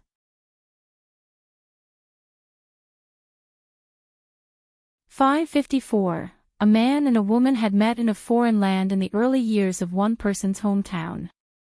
It was still the same today, but the two sides had swapped places. After all, the North Continent could be considered half of her hometown as the sect master of the Cool Breeze sect. It was the most important thing for the people at the foot of the mountain to acknowledge their ancestors. The pure cultivators on the mountain paid more attention to this matter. He Xiaoyang turned to the direct disciple of the sect behind him and said, "Li Zhou, you go back to the mountain first." Although Li Zhou was a little dazed, he immediately put away his messy thoughts and respectfully left. He Xiaoyang smiled and said, "Just walk around." Chen Pingan nodded and said, "Yes, we should have a good chat." Being sloppy is not the style of a sect master. He Xiaoyang turned and walked into the alley, giving way to the middle road, intentionally or unintentionally leaning to one side of the wall. Chen Pingan walked on the other side. He Xiaoyang asked, "How did you guess that Gao Qing and I were secretly plotting against you in the Ghost Valley?" Chen Pingan said, "It was all a vague coincidence. Then I thought that sect master He's cultivation was higher and more scheming, so I quickly ran away." He Xiaoyang said, "I had no problem cultivating on my own mountain, but I almost dropped my realm." How many sect masters in the world who had just entered the Jade Pure realm would end up like this? Chen Pingan remembered what he saw when he bought the mandarin oranges and said with a smile, "If an apology can let sect master He and I stay out of each other's business, then it's my fault." He Xiaoyang did not comment and changed the topic, saying, "You shouldn't have said such things in the past." Chen Pingan shook his head and said, "In the past, as long as I could live well, I would even kowtow and beg for mercy." He Xiaoyang said, "For example, if you could, you would beg the mountain-moving ape not to seriously injure Lu Xianyang with one punch." Chen Pingan nodded and said, "Of course. If that old beast felt that kowtowing was insincere, I would strive to kowtow to the old beast until a flower bloomed." He Xiaoyang asked, "What happened after kowtowing?" Chen Pingan did not hide anything. "What else can I do? Living an ordinary life. If there really is a chance and I get a chance to settle old scores, then it'll be a different story. The wine on the mountain will only become more fragrant the longer you keep it." He Xiaoyang asked again, "Now?" While walking, Chen Pingan gently tossed the orange in his hand and slowly said, "If you don't have the ability, drink to make up for it." What else could they do? Complaining about the heavens and blaming others, yelling about how the heavens are blind, will the heavens really care about me? He Xiaoyang was about to ask again. If that was the case in the past, then what about now? Her master, Lu Chen, had once led her through an even more complicated river of time. Because of that, she was able to see all kinds of Chen Pingan in the future. Only Chen Pingan wasn't included in the list of many Chen Pingan. There's no need to reminisce. Chen Pingan held the mandarin oranges and turned his head with a smile. "Sect Master He, give me a straightforward answer. In the future, can we go our separate ways? He Xiaoyang pointed at the sky and smiled. Why don't you ask my master? If my master really issues a decree, as his last disciple, I wouldn't dare to disobey. Chen Pingon smiled. Then I'll have to be more capable. I just don't know how much wine I'll have to drink before that. Since the other party wasn't sincere, it was hard to talk. He Xiaoyang didn't care at all about what Chen Pingon was thinking.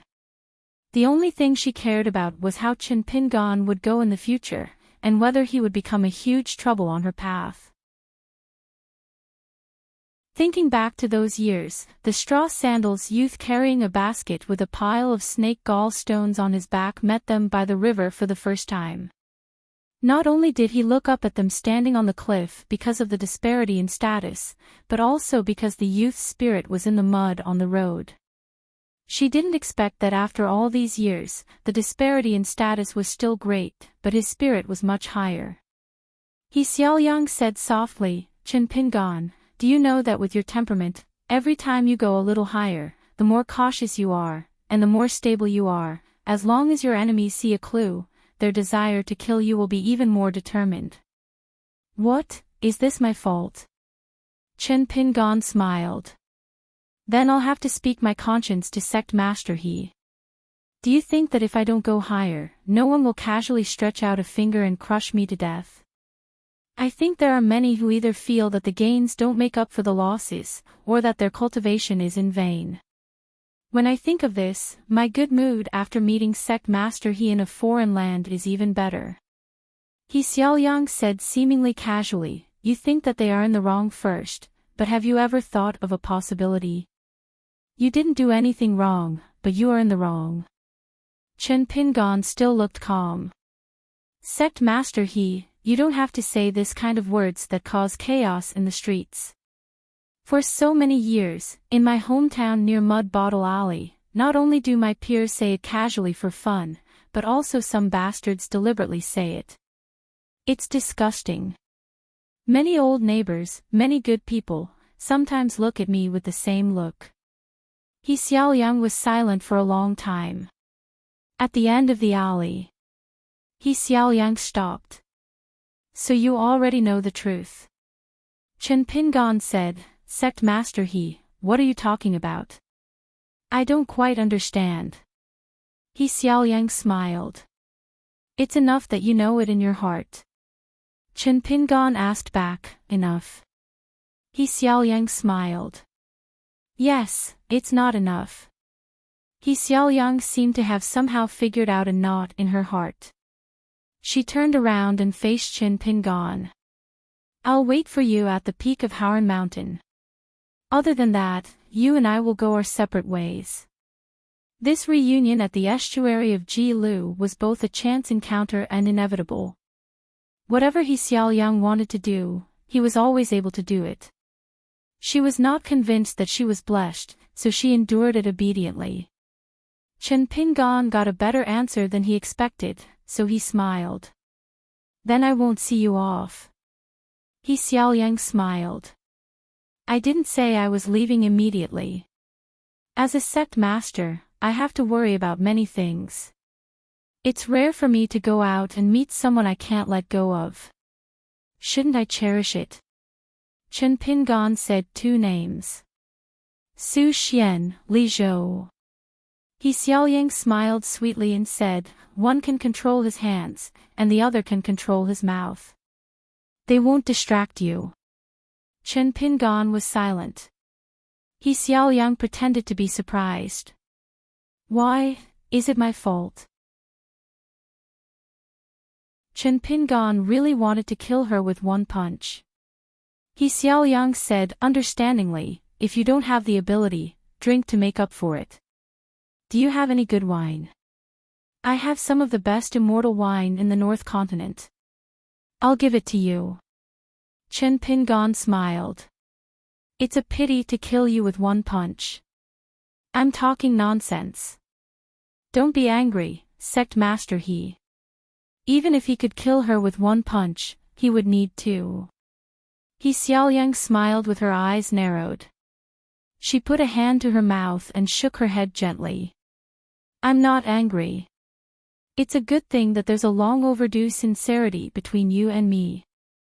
Chen Pingan walked out of the alley. He Xiaoyang, who had cast the camouflage spell again, walked with him. There was a distance between the two of them, so they were not walking side by side. Chen Pingan looked ahead. The streets were bustling with traffic. He asked, when are you leaving? He Xiaoyang said, probably later than you think. Chen Pingan asked, He Xiaoyang, have you always been this kind of person? He Xiaoyang smiled. Aren't you the same? It's just that I knew myself from the beginning. You, Chen Pingan, knew it later, so it's harder. The two of them walked out of the city and walked along the great blasphemy path to the West Sea of the North Continent. Chen Pingan stepped onto a high platform by the sea. He suddenly said, He Xiaoyang, the Taoism that you've been searching for is like the Ningyao in my heart. Can you understand me? He Xiaoyang nodded. Of course, it's not difficult. But the problem is that I don't want to accept this result. Chen Pingan looked into the distance and did not speak. He Xiaoyang hesitated and squatted beside him. She asked, since it's on the way, why don't you go to the academy?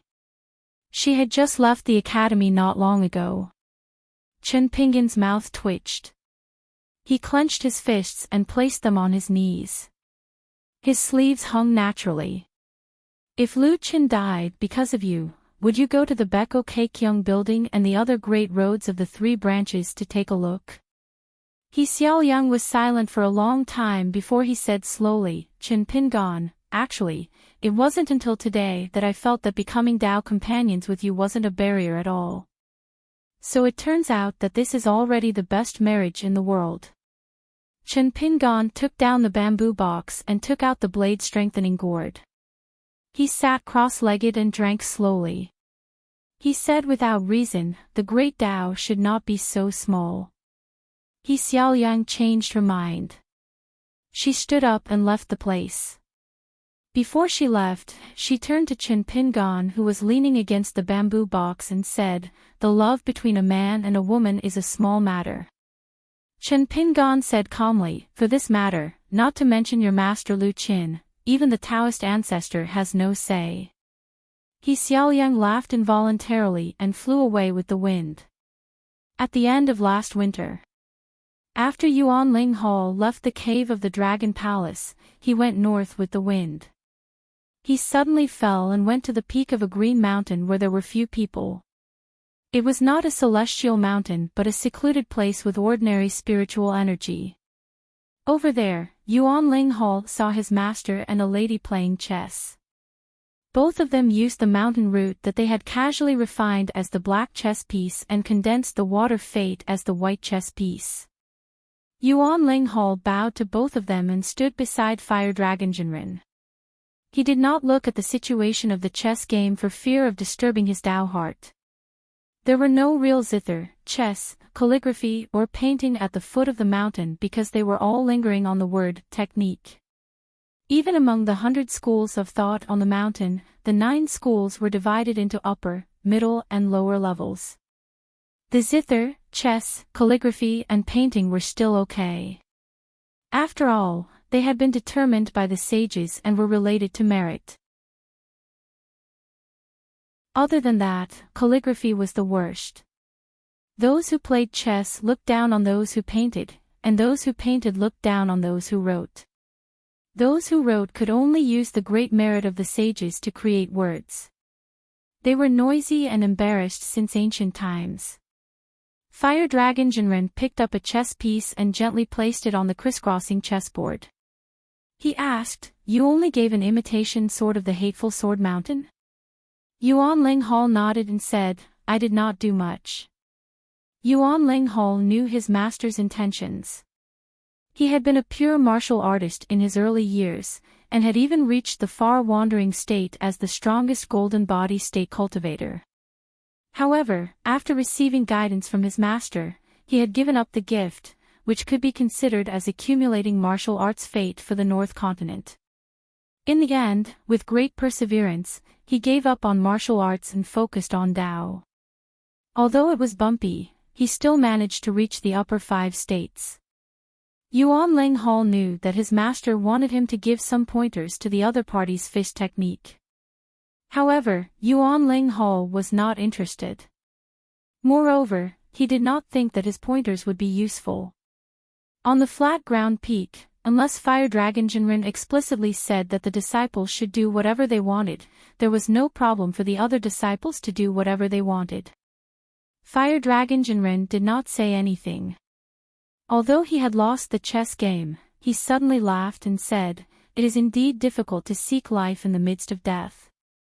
Li Lu said, "The chessboard is so small. If you have the intention to do so, you are seeking death." Li Lu destroyed the mountain root and water fate and returned it to the heavens and earth. Fire Dragon Jinren also kept the Tao chessboard. Fire Dragon Jinren then asked, "What was written in the letter that you intercepted from the Lion Peak?" Li Lu did not answer his question and said, "Just like what you said, it was sent by the Water Lord Li Yuan." He did not ask for help from the southern Xuanshui Hall, nor did he not write a letter. He sent the letter directly to the Lion Peak. Fire Dragon Jinren laughed and said, "Since you have chosen this path, you have a long way to go. It is not like others only have one lifetime. You, Li Lu, have accumulated so many lifetimes. You know the most and you are the most correct. Very good, you have lost the chess game. Outside of the chess game, you have helped me regain my dignity." Li Lu did not mind winning or losing the chess game.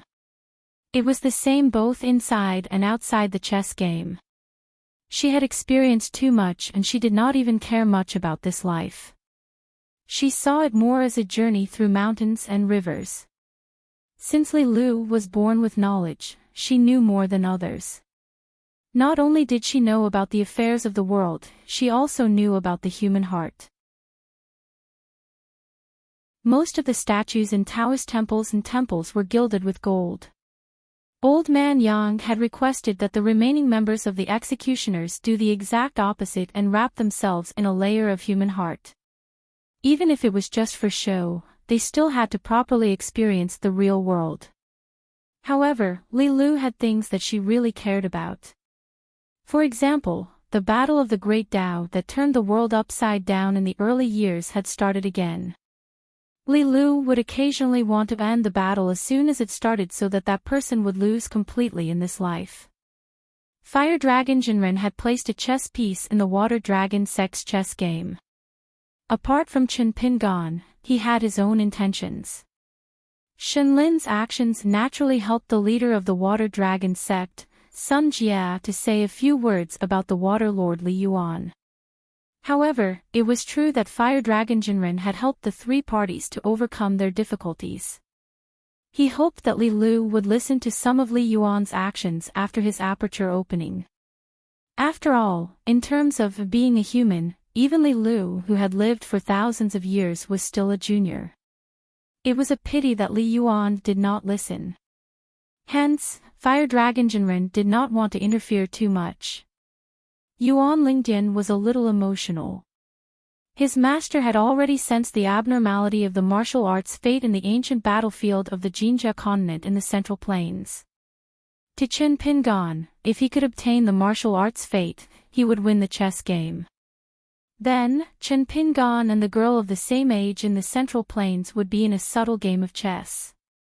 Because of the addition of the unintentional Chao Ci, things became more complicated. If Chao Ci did not go to the ruins of the battlefield, Shi Zaishi, who was the strongest in the world at the 5th level and had reached the 6th level of the martial way, would have broken through the realm.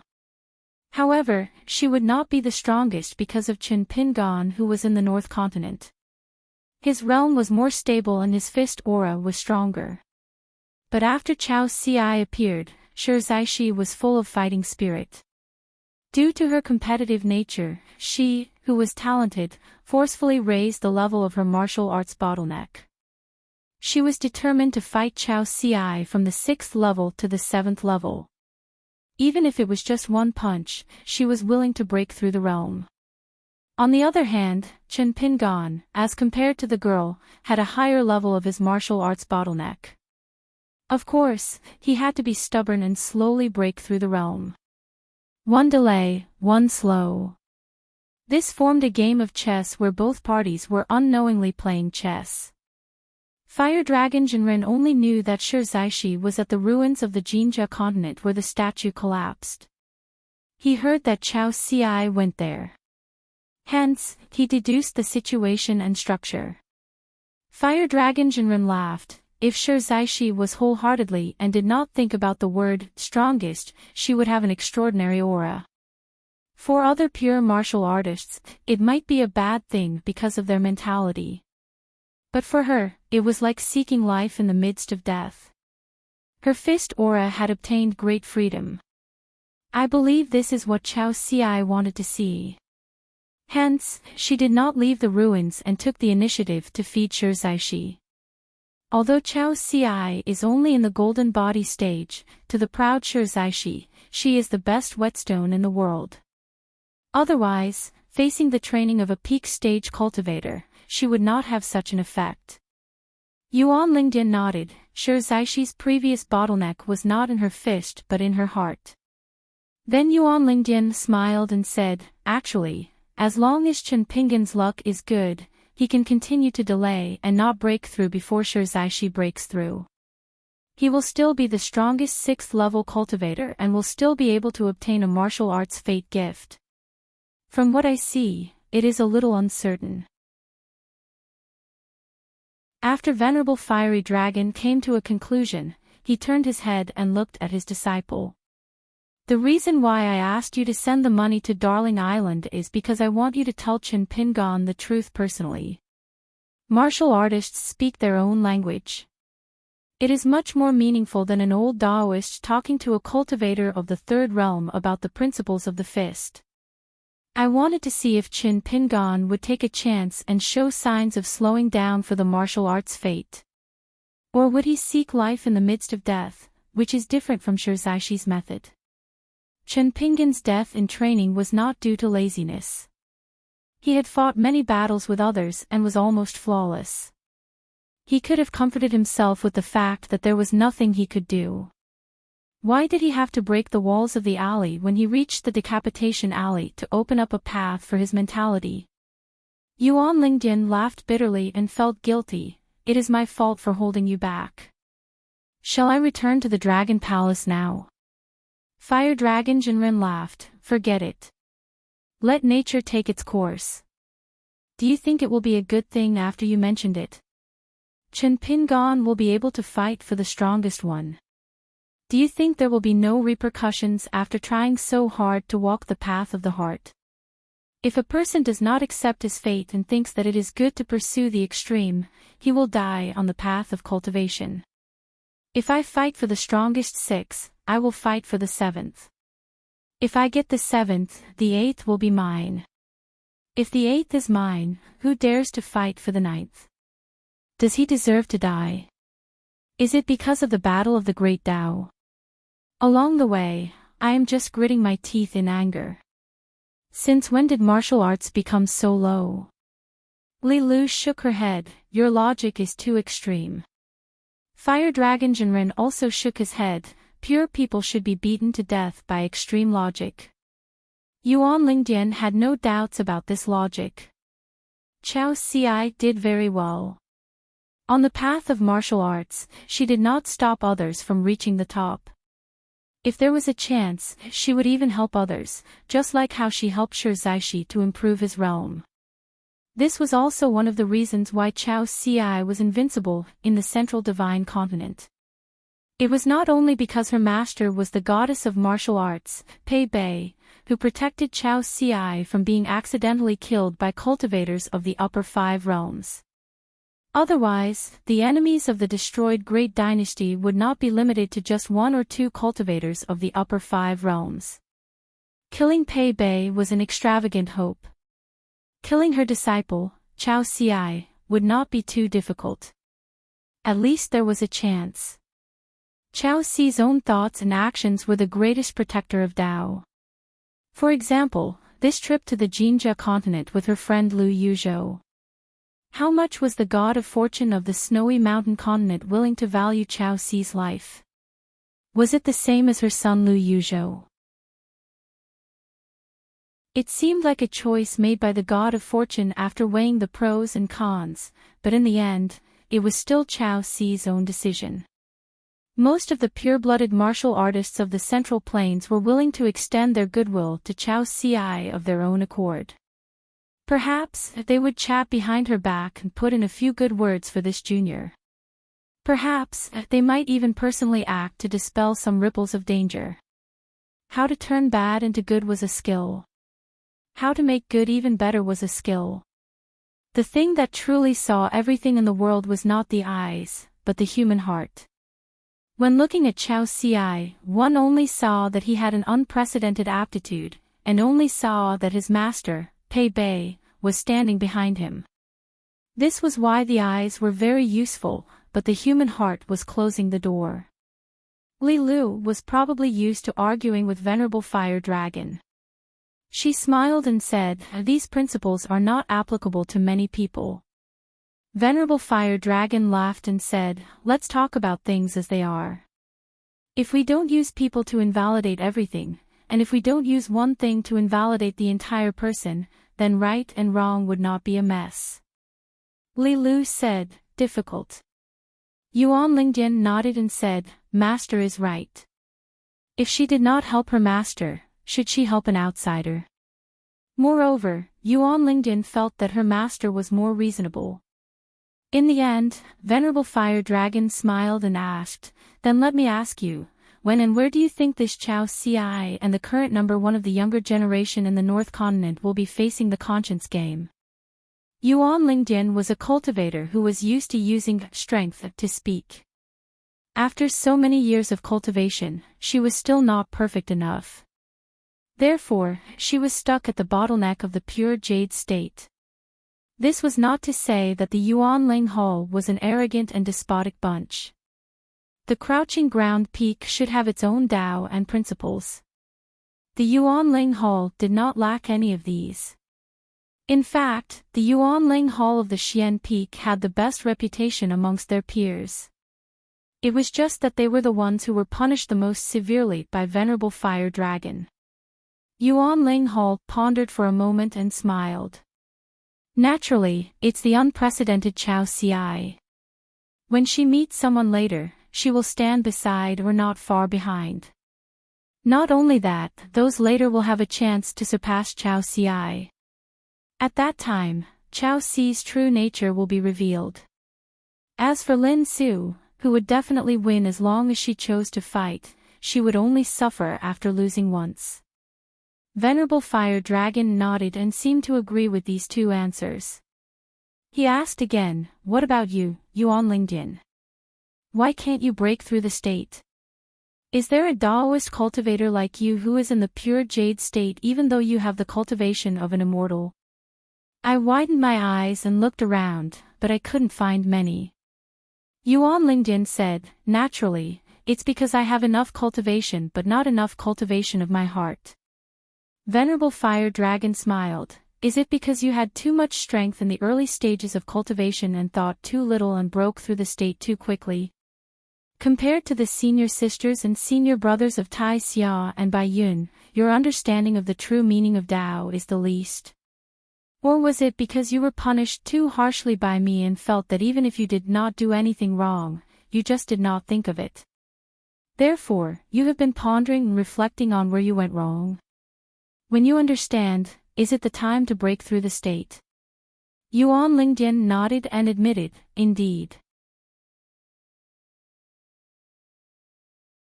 With senior brother's help, he would not be careless. On the surface, he admitted that the small world of the human body is inferior to the big world outside. In fact, his heart would not lose to the will of the heavens. This is the clear mind that a cultivator should have. Very good, very good.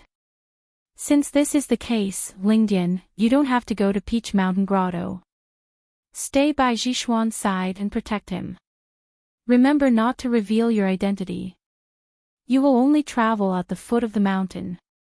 Yuan Lingdian bowed and said, Master, don't worry. Oh, now it should be Bai Yun and Peach Mountain's turn to be envious of him. Yuan Lingdian was afraid that his master would go back on his words.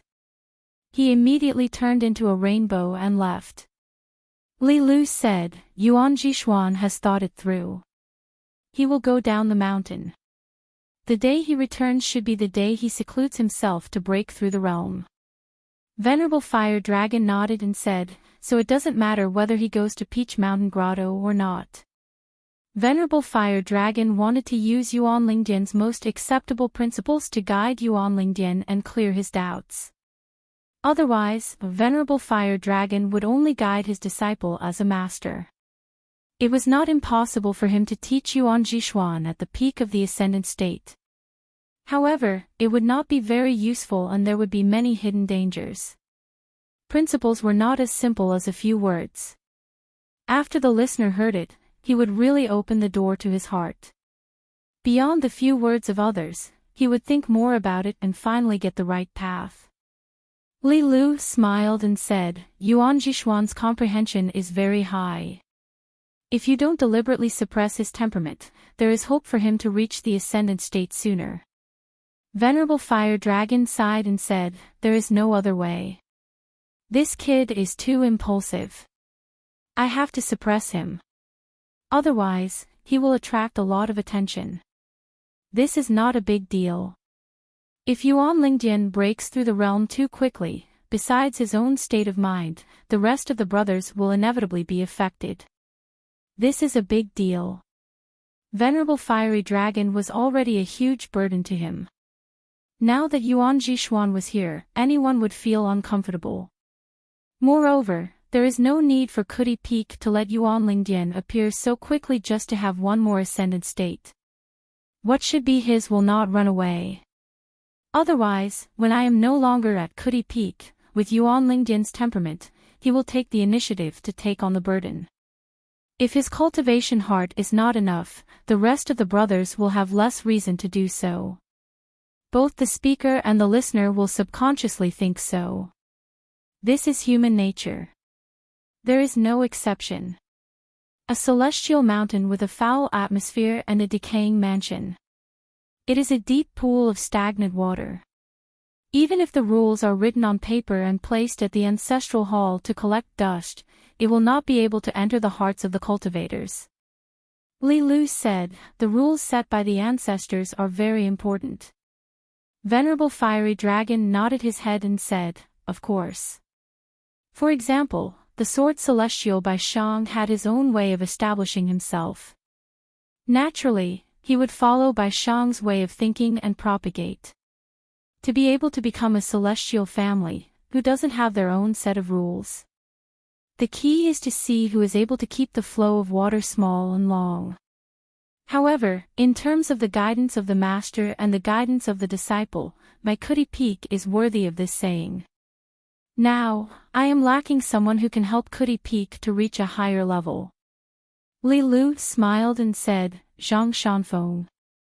Venerable Fire Dragon said, I can only say that Kuti Peak has the biggest hope. However, I hope that Yuan Lingdian and the rest of the brothers can do it too.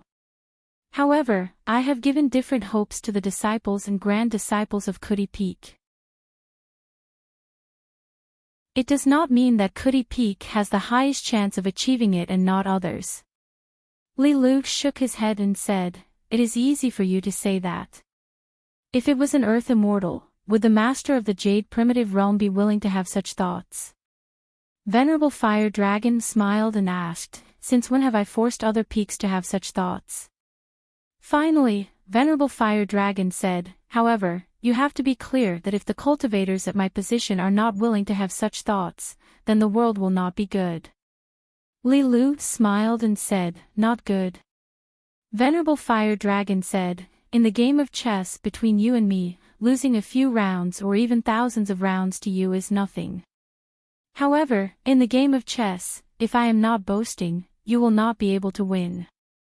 Li Lu smiled and said, "We are fine with it." Venerable Fire Dragon said, "What a coincidence, we are fine with it." Li Lu was about to go to the Dragon Palace. The North Continent had already reached the stage of chess pieces. Lion Peak, young clan of Chongxian of the Diyuan dynasty and Water Dragon sect were all chess pieces. Actually, most of the chess pieces were her unreasonable hands. They were gone just like that. In the end, only a few chess pieces were left on the chessboard according to the rules. She could only take one of the positions between Duke Yuan and Marquis Long Ting. Originally, Shenlin of the Southern Zalanchery Hall and Li Yuan of the Ji Zalanchery Hall had the potential to become the highly respected water god. Li Yuan was even more logical. However, Li Lu was fine with it as it was her business. What was going on with Li Lu being fine with it for thousands of years? If not for the fact that Venerable Fiery Dragon was willing to chat with Li Yuan, she would have smashed Li Yuan's golden body into pieces when she went to the cave of the Dragon Palace. She would have turned Li Yuan's golden body into water fate and returned to Jide. If it was a new water god who was willing to protect Water Dragon sect would be more grateful. Venerable Fire Dragon suddenly said, "Li Lu, let's start a new game. You surrender and lose half of the game. How about that?" Of course, Li Lu was not willing to play another game of chess. Venerable Fire Dragon was waiting for Yuan Ling Hall on purpose. He had nothing to do and wanted to play chess with her. After all, the cultivation of a cultivator at the peak of the Ascendant Realm was not based on his heart, let alone the absorption of the spiritual aura of heaven and earth. Fire Dragon Immortal's words sounded like he was stepping on a watermelon skin. Wherever he went, he would say what he wanted to say. However, the meaning behind his words was not only to give advice to his disciple Yuan Ling Palace, but also as a friend. He wanted to talk to Li Lu and sort out the big and small network of the Flat Earth Peak. He wanted to help Li Lu see more people's hearts. A little Taoist crossed his arms and said angrily, "Grand Master has the highest seniority on the mountain. What's wrong with scolding people?" Zhang Shanfeng pinched the little Taoist's ear and lifted it up. The little Taoist cried out in pain and stood on his tiptoes, begging for mercy, "Little Uncle Master, please don't hit people. I know I'm wrong." Zhang Shanfeng smiled and let go. The little Taoist said angrily, "My master said that if I don't respect my elders, my buttocks will bleed. Little Uncle Master, you have to be careful." Zhang Shanfeng squatted down and continued telling the story of the foot of the mountain. The little Taoist listened attentively and suddenly complained, "Little Uncle Master, are the demons and ghosts at the foot of the mountain all good? If that's the case, why did Grandmaster, senior uncles allow them to do bad things?" Zhang Shanfeng smiled. "Well, of course there's a reason. When my friend comes to our house as a guest, Little Uncle Master will get him to tell you. There are many interesting stories about the mountains and rivers at his place." A little Taoist shook his head vigorously. "I think it's definitely not as good as Little Uncle Master's." Zhang Shanfeng waved his hand and smiled brightly. "You're just telling the truth. When it snows, let's have a snowball fight. Little Uncle Master will form an alliance with you." The little Taoist rejected immediately. Dream on. According to his senior brothers, Little Uncle Master was the one who suffered the most during a snowball fight. Because he was the tallest and ran the fastest, he would not get angry even if he was hit.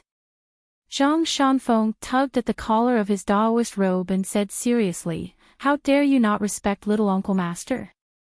Aren't you afraid that your master will spank your buttocks?" The little Taoist frowned and said softly, "Master left last year." Zhang Shanfeng was stunned and sighed. Then, he pointed at the little Taoist and chuckled. "Actually, he didn't leave. Don't you still remember Master? The little Taoist lowered his head and his eyes were red. He nodded and said, when Master left, he said the same thing. He told me not to cry. He said that as long as I miss Master, Master will not leave. I don't have to miss him all the time. It's good enough to think of him occasionally.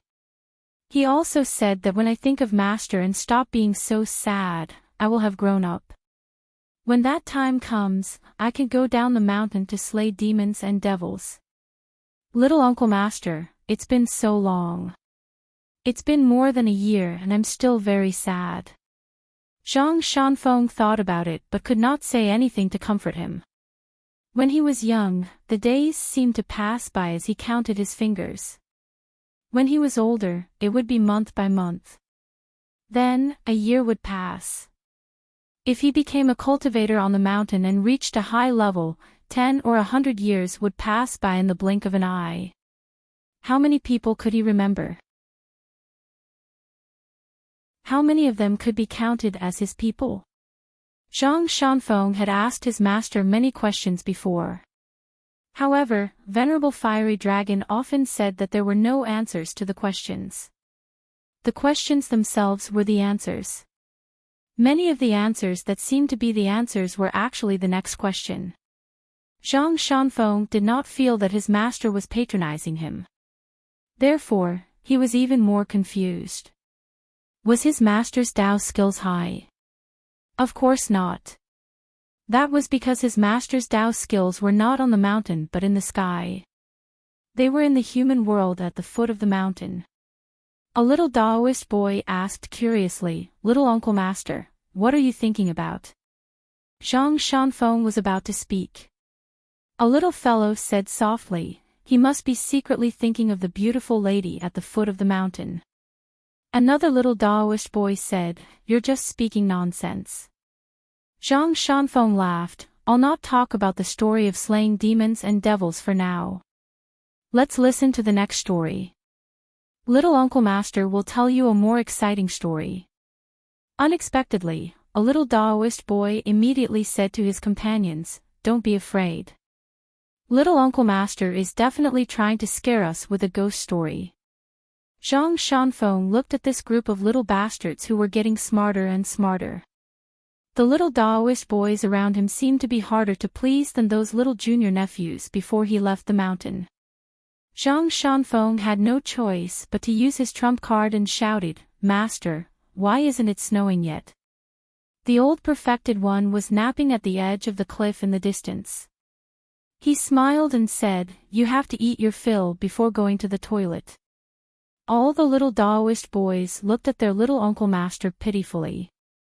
They felt that their little Uncle Master's brain was not very bright. Zhang Shanfeng stood up.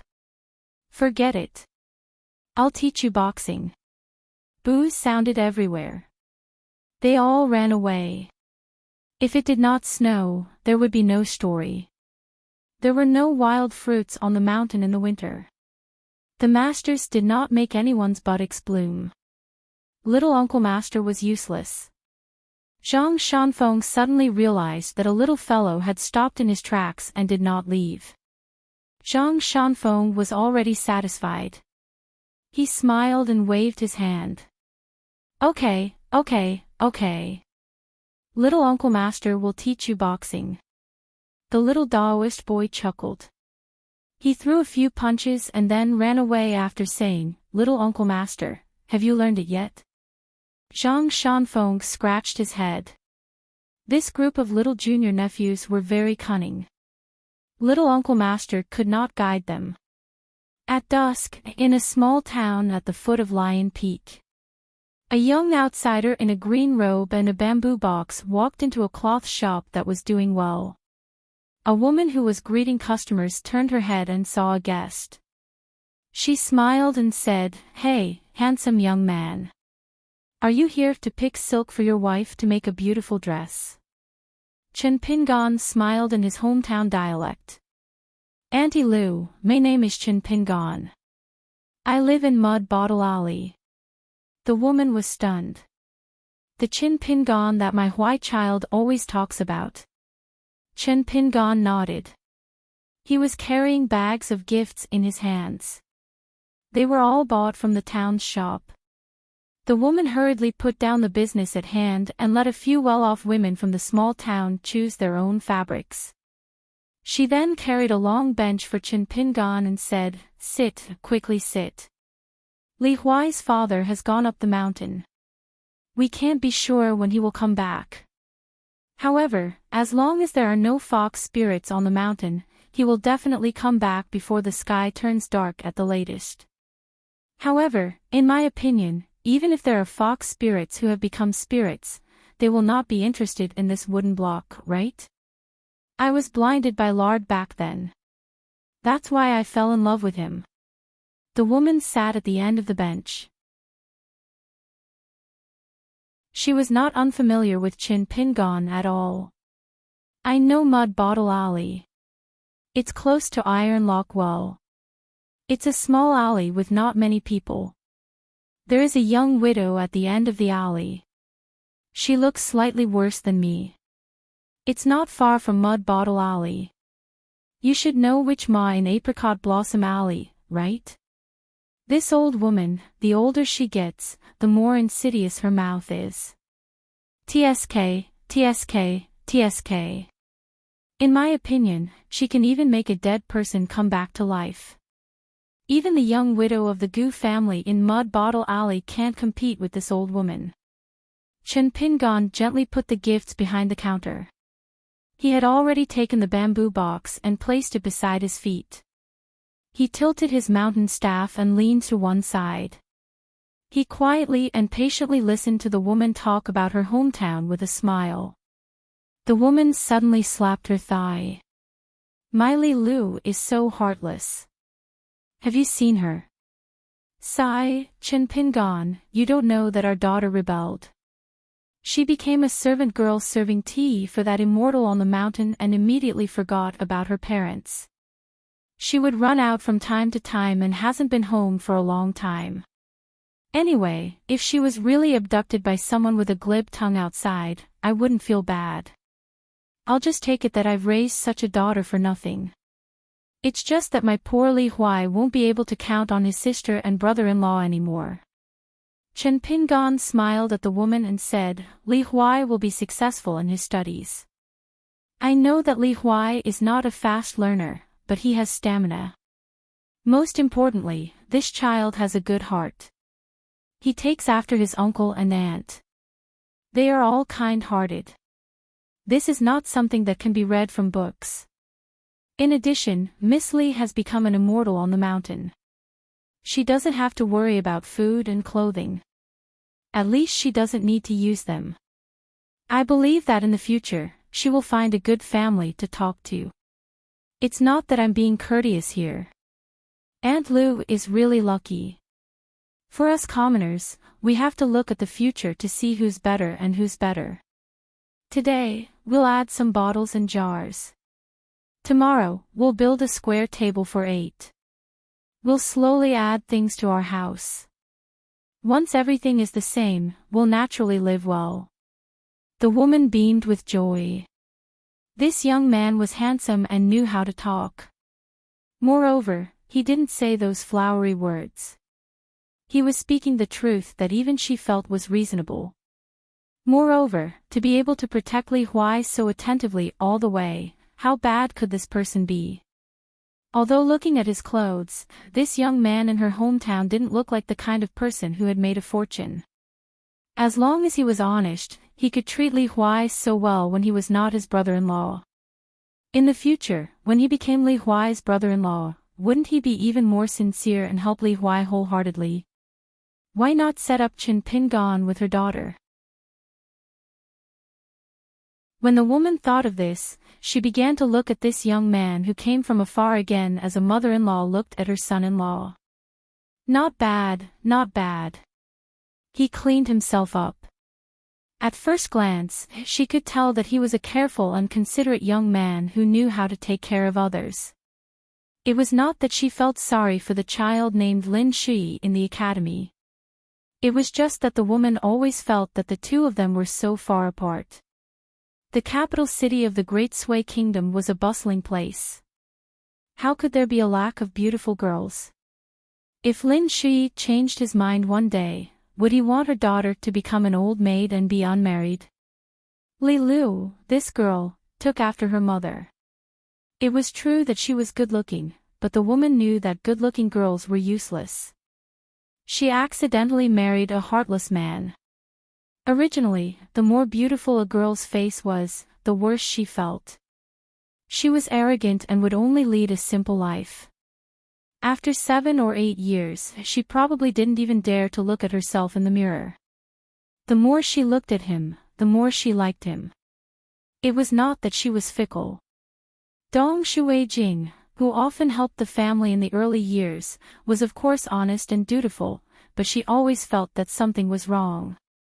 As for Lin Shui, it was said that he was a scholar, but she felt that he was out of her league. She had heard that this boy's father was an official in the government office of the supervision of construction.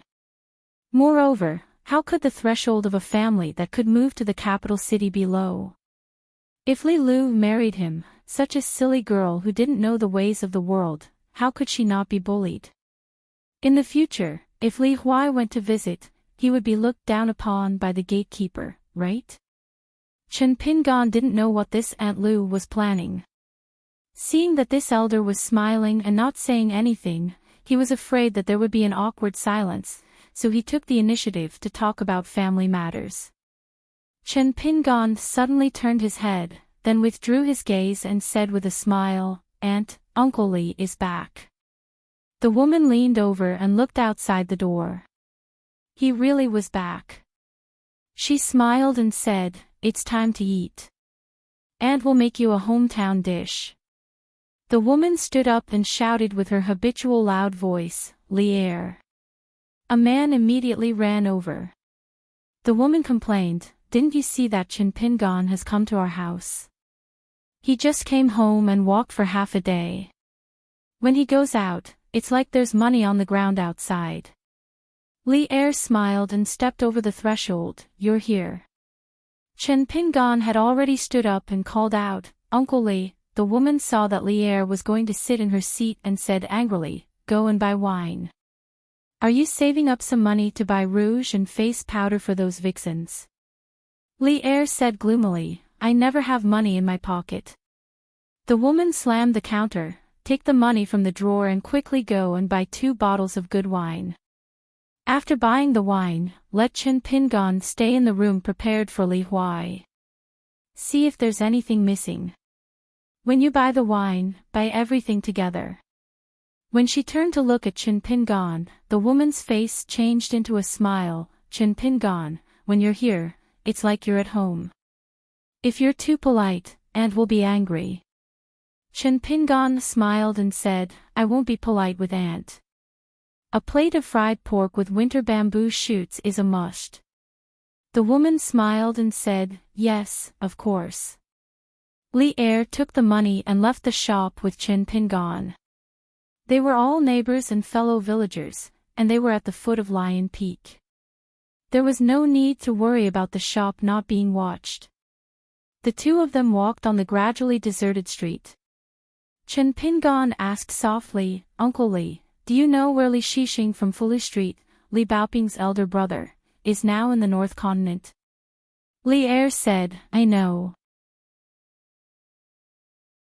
This person had previously brought along a rather strange reading companion and visited me. I'll tell you in detail later." Chen Pingan breathed a sigh of relief. Otherwise, it would be difficult for him to find him. Li Er hesitated for a moment and looked around. Finally, he looked at a certain spot and frowned. Then, he threw a punch. On the entire street, only Chen Pingan vaguely noticed a trace of it. Even if someone nearby happened to stare at Li Er with their eyes wide open, they probably wouldn't be able to see Li Er throw a punch. Then, in the sea of clouds far away, there was a muffled explosion that could be heard in the small town. After throwing a punch, Li Er didn't explain anything. He only said, "Li Shixing wanted me to tell you that before you look for him, I have to tell you something first. The peach talisman he gave you back then was not something he did on the spur of the moment. Of course, you didn't accept it in the end. Then, he drew a talisman for the bamboo house on Luopa Mountain. It was to sever a significant karma related to you, so Li Shisheng wants you to not be grateful. If you can't do it, then don't look for him. Chen Pingan nodded and said, okay. Li Er went to a wine shop on the corner of the street and bought 2 pots of the most expensive wine from the shopkeeper. He said, it's all thanks to you. A young drinker smiled and asked, Li Er, your Li Lu didn't go down the mountain. Could it be that Miss Li is used to staying in the Immortal's mansion on the mountain and looks down on the dog's kennel at the foot of the mountain? Li Er ignored him. On the way back, Li Er nodded and smiled. Your 6th realm is very solid. Chen Pingan didn't have too many taboos around Li Er. He said, I was taught 3 punches by Senior Gu Yu in a place east of Jibu. Li Er nodded, but quickly said, 3 punches is still a bit too little. Chen Pingan said, it can't be helped. At that time, Senior Gu had to rush to meet Senior Ji Yu of the Ape Crying Mountain. Li Er didn't join in the fight. Because there was no need. Li Er said, it's okay. I don't lack food here, even fists. Chen Pingan thought for a while. Let's talk about it after we're full. Li Er showed a rare serious expression. He turned and asked, I have to know something first. What do you want? The word strongest. Chen Pingan shook his head and smiled. I haven't asked for this since the first day I started practicing. During that time, because of other people, I also thought about the word strongest and martial arts fate. But in the end, I realized that the two weren't related to fighting. Li Er continued to look at Chen Pingan. Chen Pingan continued, if I only rely on myself to practice, be it chi of heart, strength, or fist intent, I can certainly ask for it once since I know Uncle Li. I don't care about martial arts fate, but I have to break through with a stronger fist intent. Simply put, this golden body realm must be the golden body realm above my physique limit, Chen Pingan. I'm only asking for this.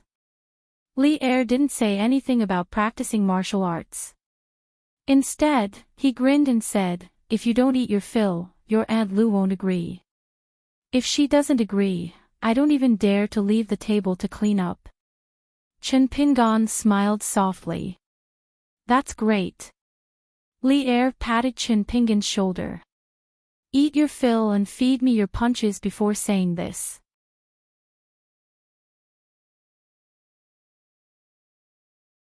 "555. The man and the woman had met each other in their hometown and in a foreign land.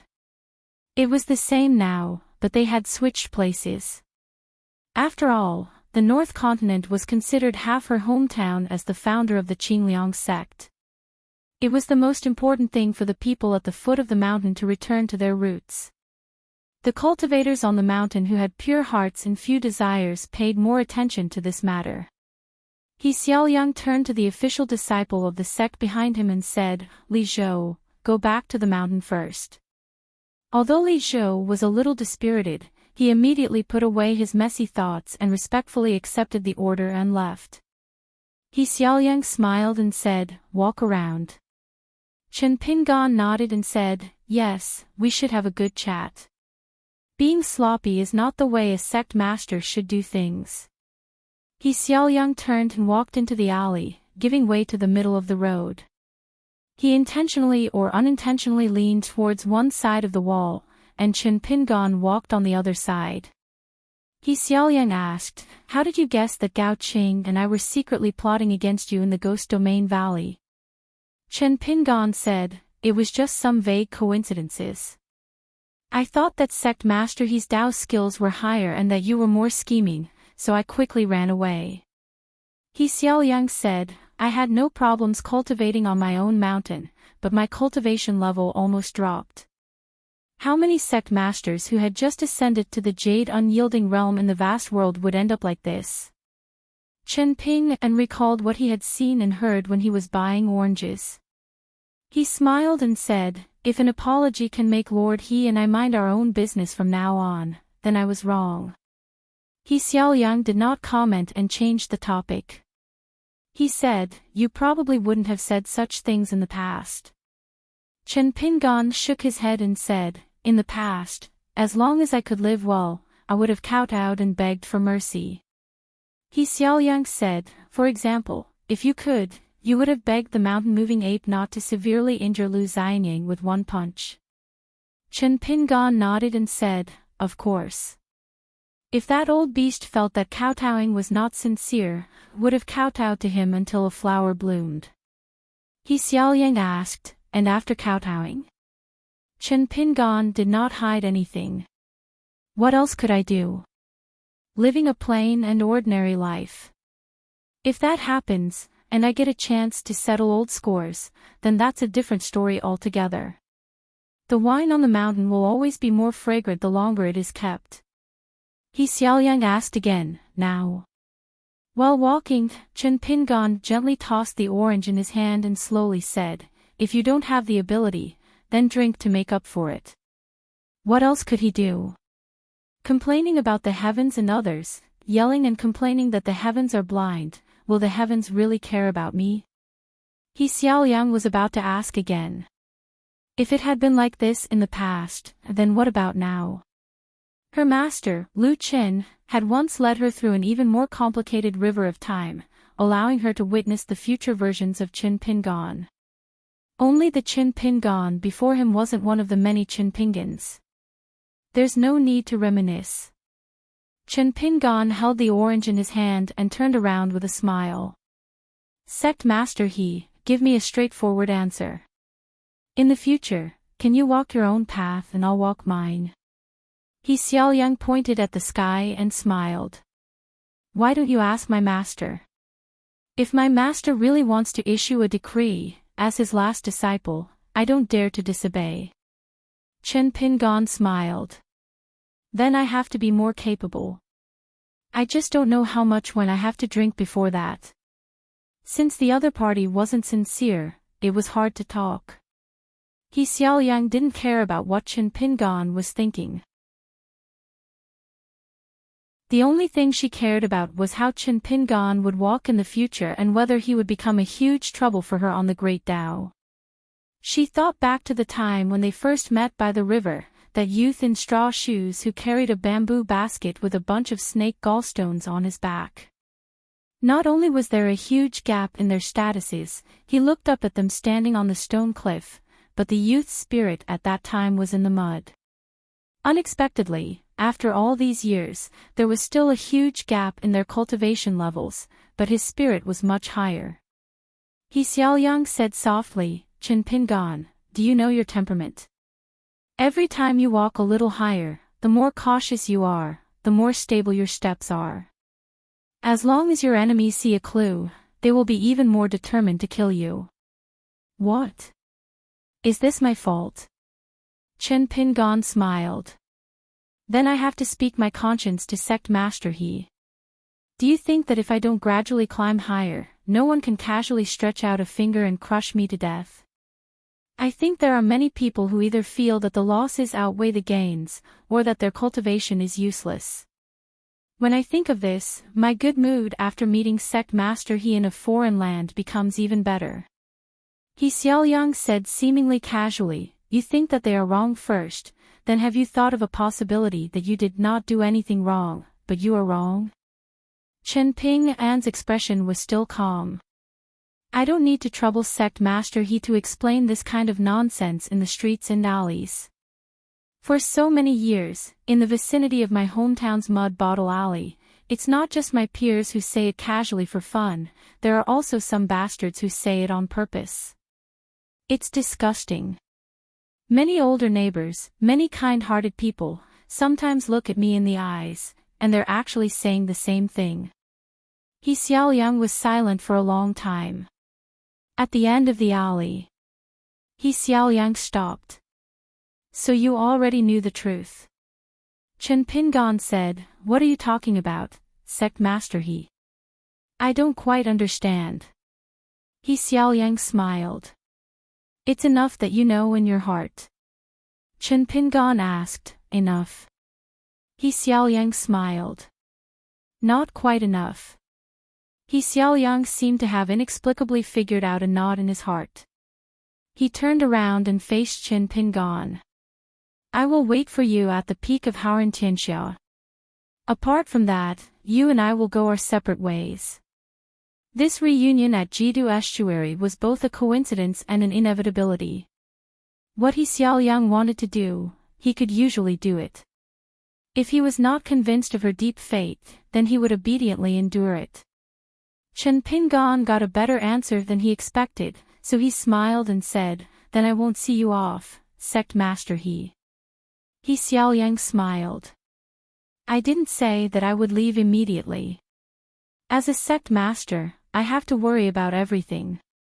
It's rare for me to go out.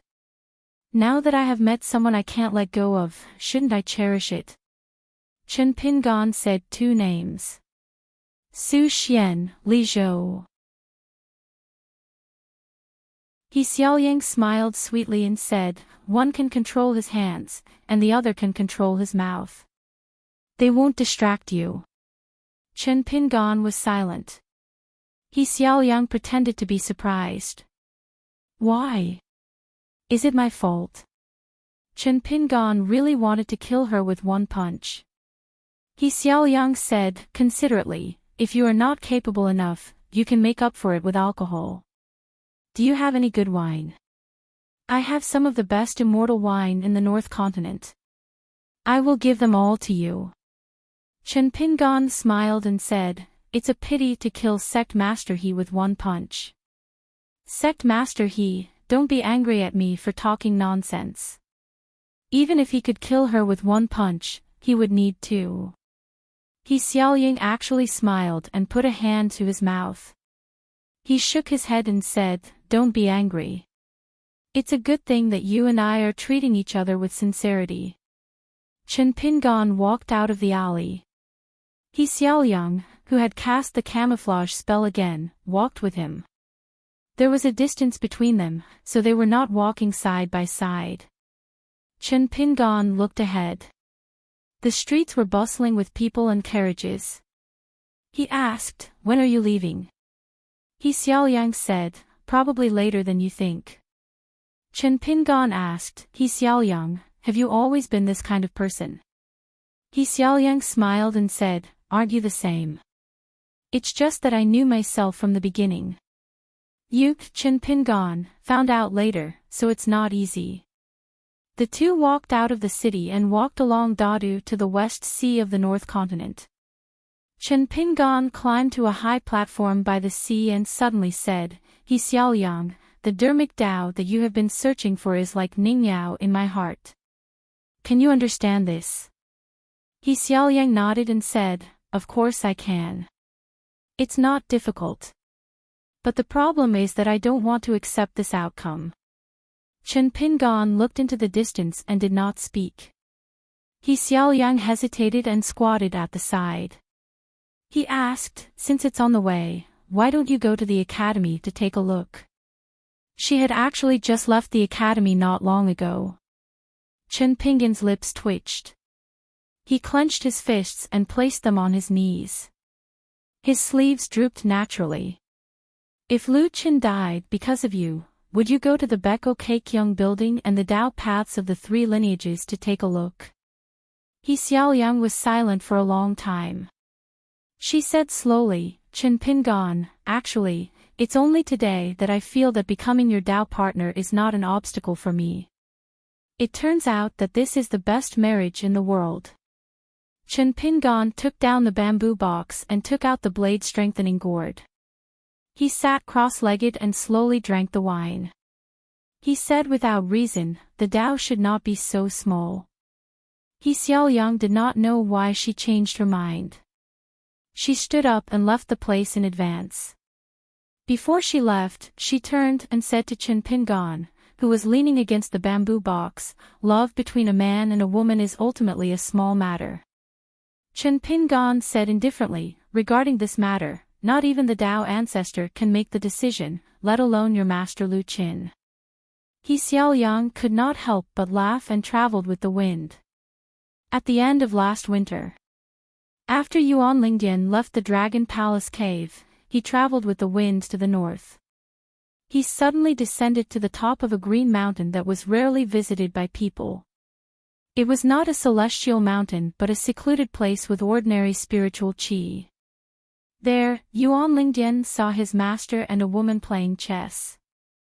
Both of them refined the mountain root as black chess pieces and condensed the water fortune as white chess pieces. Yuan Lingdian bowed to both of them and stood beside the fire dragon immortal. He did not look at the situation of the chess game, afraid that it would disturb his Tao heart. There was no real zither, chess, calligraphy, or painting at the foot of the mountain because they were all lingering on the word art. Even among the 100 schools of thought on the mountain, the 9 schools were still divided into upper, middle, and lower levels. Those who played zither, chess, calligraphy, and painting were fine. After all, they had received the judgment of the sages and were related to merit. Other than that, the school of calligraphy was the least popular. Those who played chess looked down on those who painted, and those who painted looked down on those who wrote.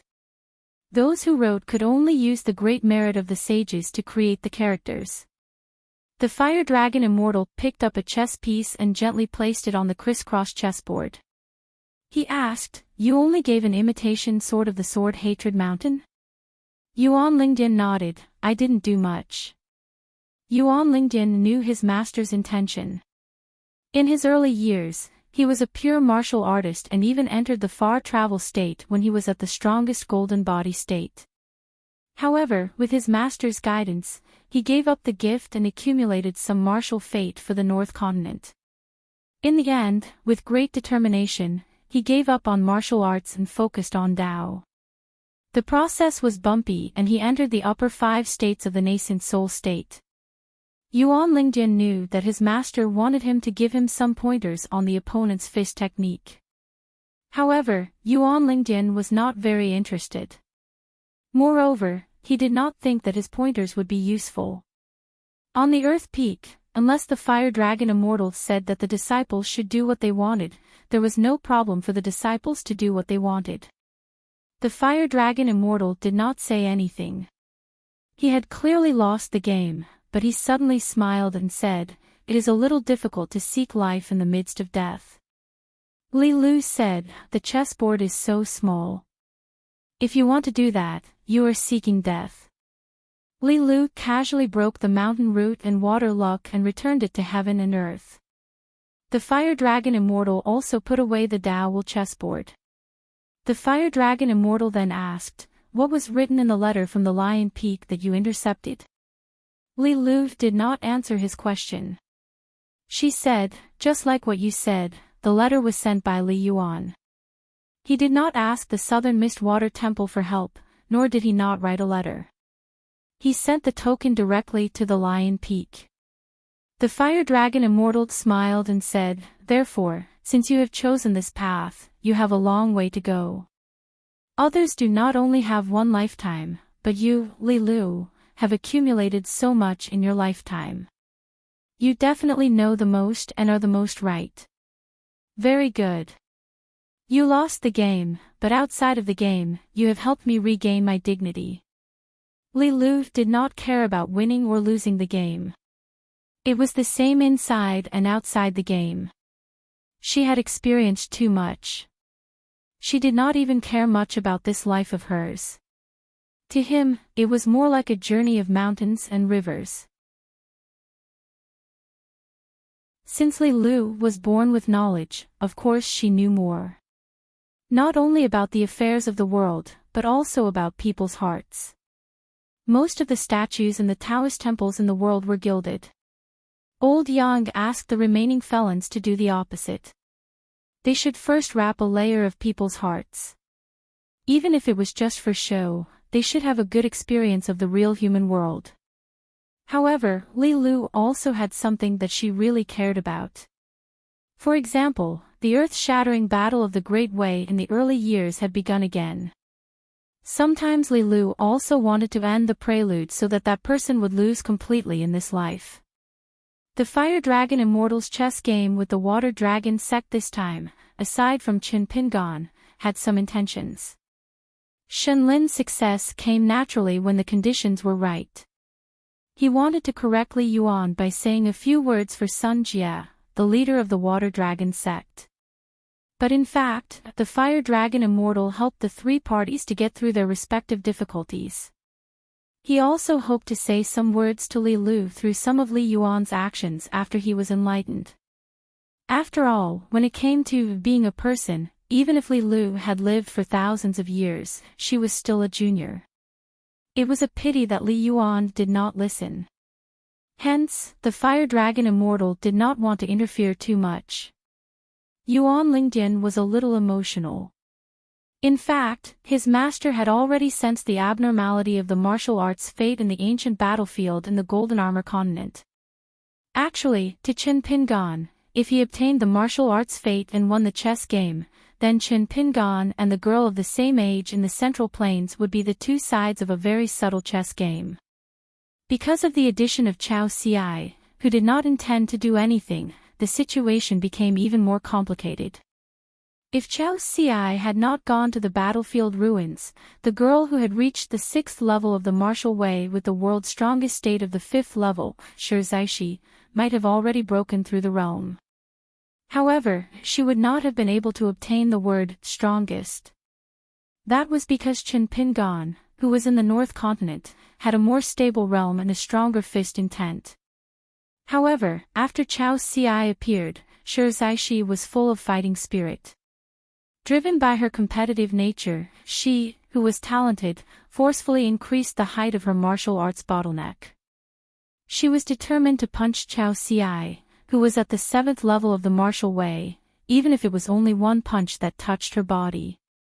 Only then would she be willing to break through the realm. On the other hand, compared to the girl, Qin Pingan's martial arts bottleneck was initially higher. Of course, he had to force himself to break through the realm slowly.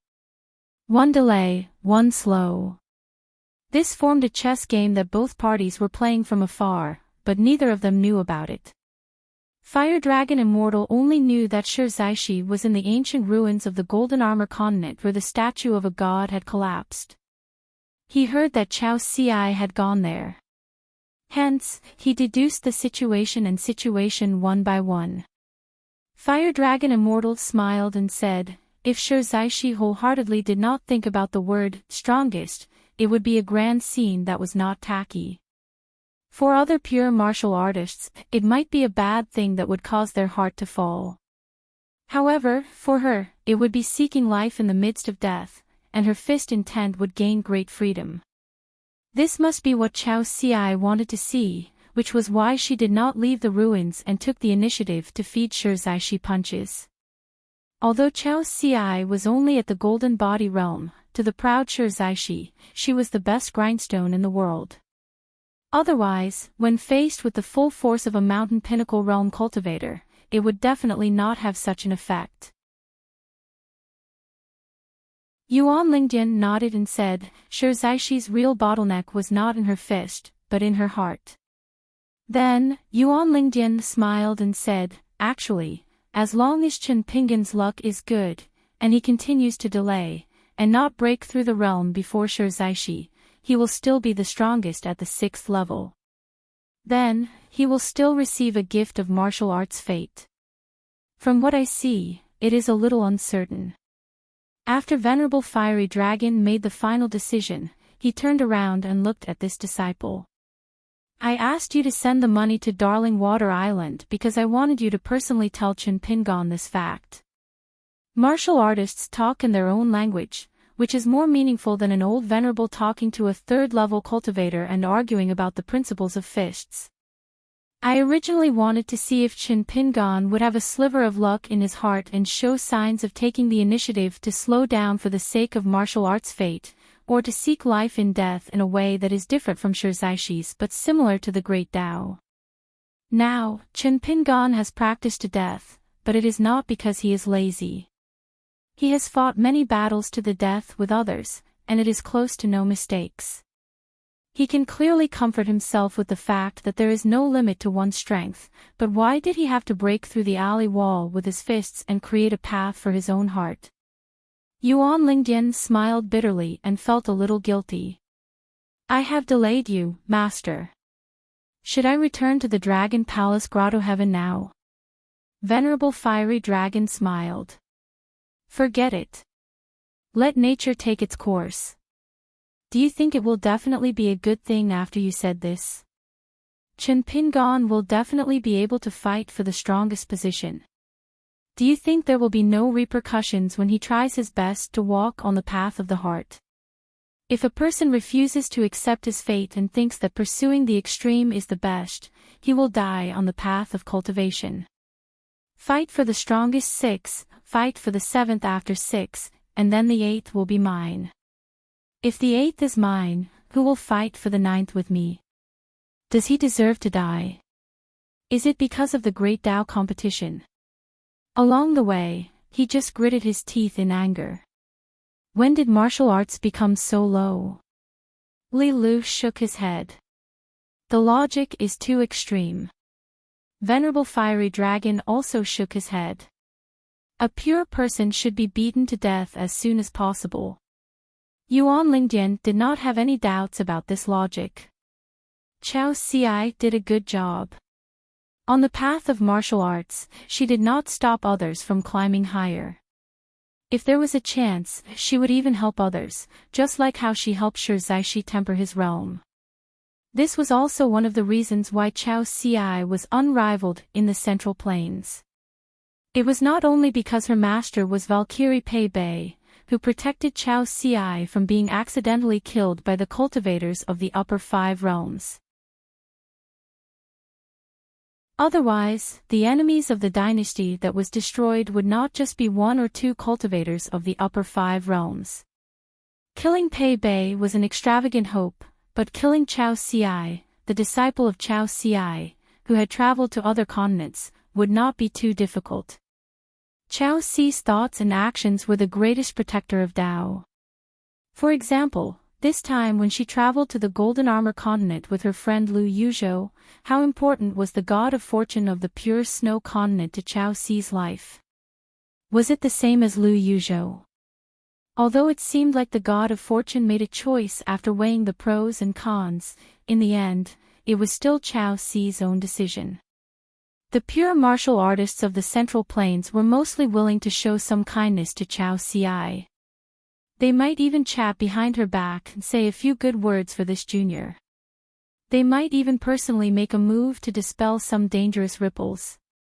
How to turn bad into good was a skill. Adding good to good was a skill. What really saw everything in the world was not the eyes, but the human heart.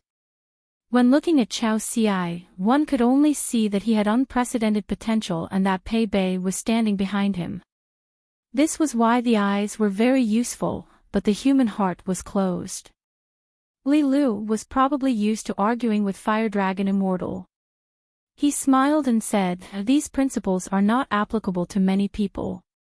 Fire Dragon Immortal laughed and said, "Let's talk about the matter and the person. If we don't use the person to destroy everything, and if we don't use one thing to destroy the whole person, we won't be so muddled." Li Lu said, "It's difficult." Yuan Lingdian nodded and said, "Master makes sense." If he didn't help his master, would he help an outsider? Moreover, Yuan Lingdian felt that his master was more reasonable. In the end, Fire Dragon Immortal smiled and asked, "Then, let me ask you.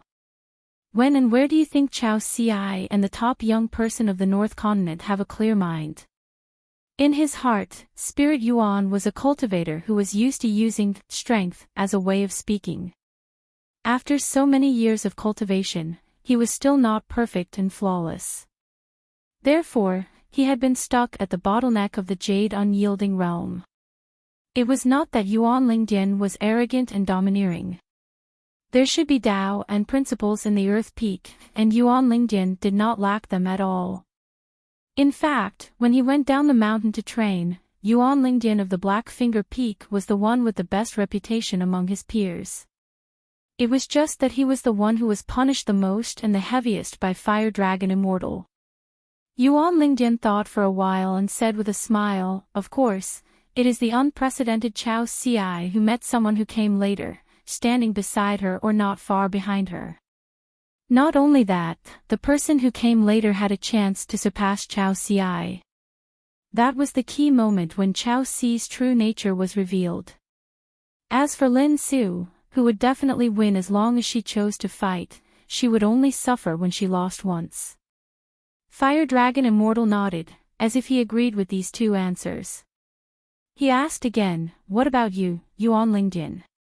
Why can't you break through the realm? Is there a cultivator like you in the world who has the cultivation of an immortal but is still at the Jade Unyielding realm?" I widened my eyes and looked around, but I couldn't find many. Yuan Lingdian said, "Of course it is because you have too much strength, but not enough mind." Fire Dragon Immortal smiled, "Because you were too strong in the early stage of cultivation and thought too little, breaking through the realm too quickly. It seems that compared to the senior sisters and senior brothers of Taixia and White Cloud lineages, you have the least understanding of the true meaning of Tao. Or was it because you were punished by me too heavily that you felt that even if you weren't wrong, you just didn't think about it?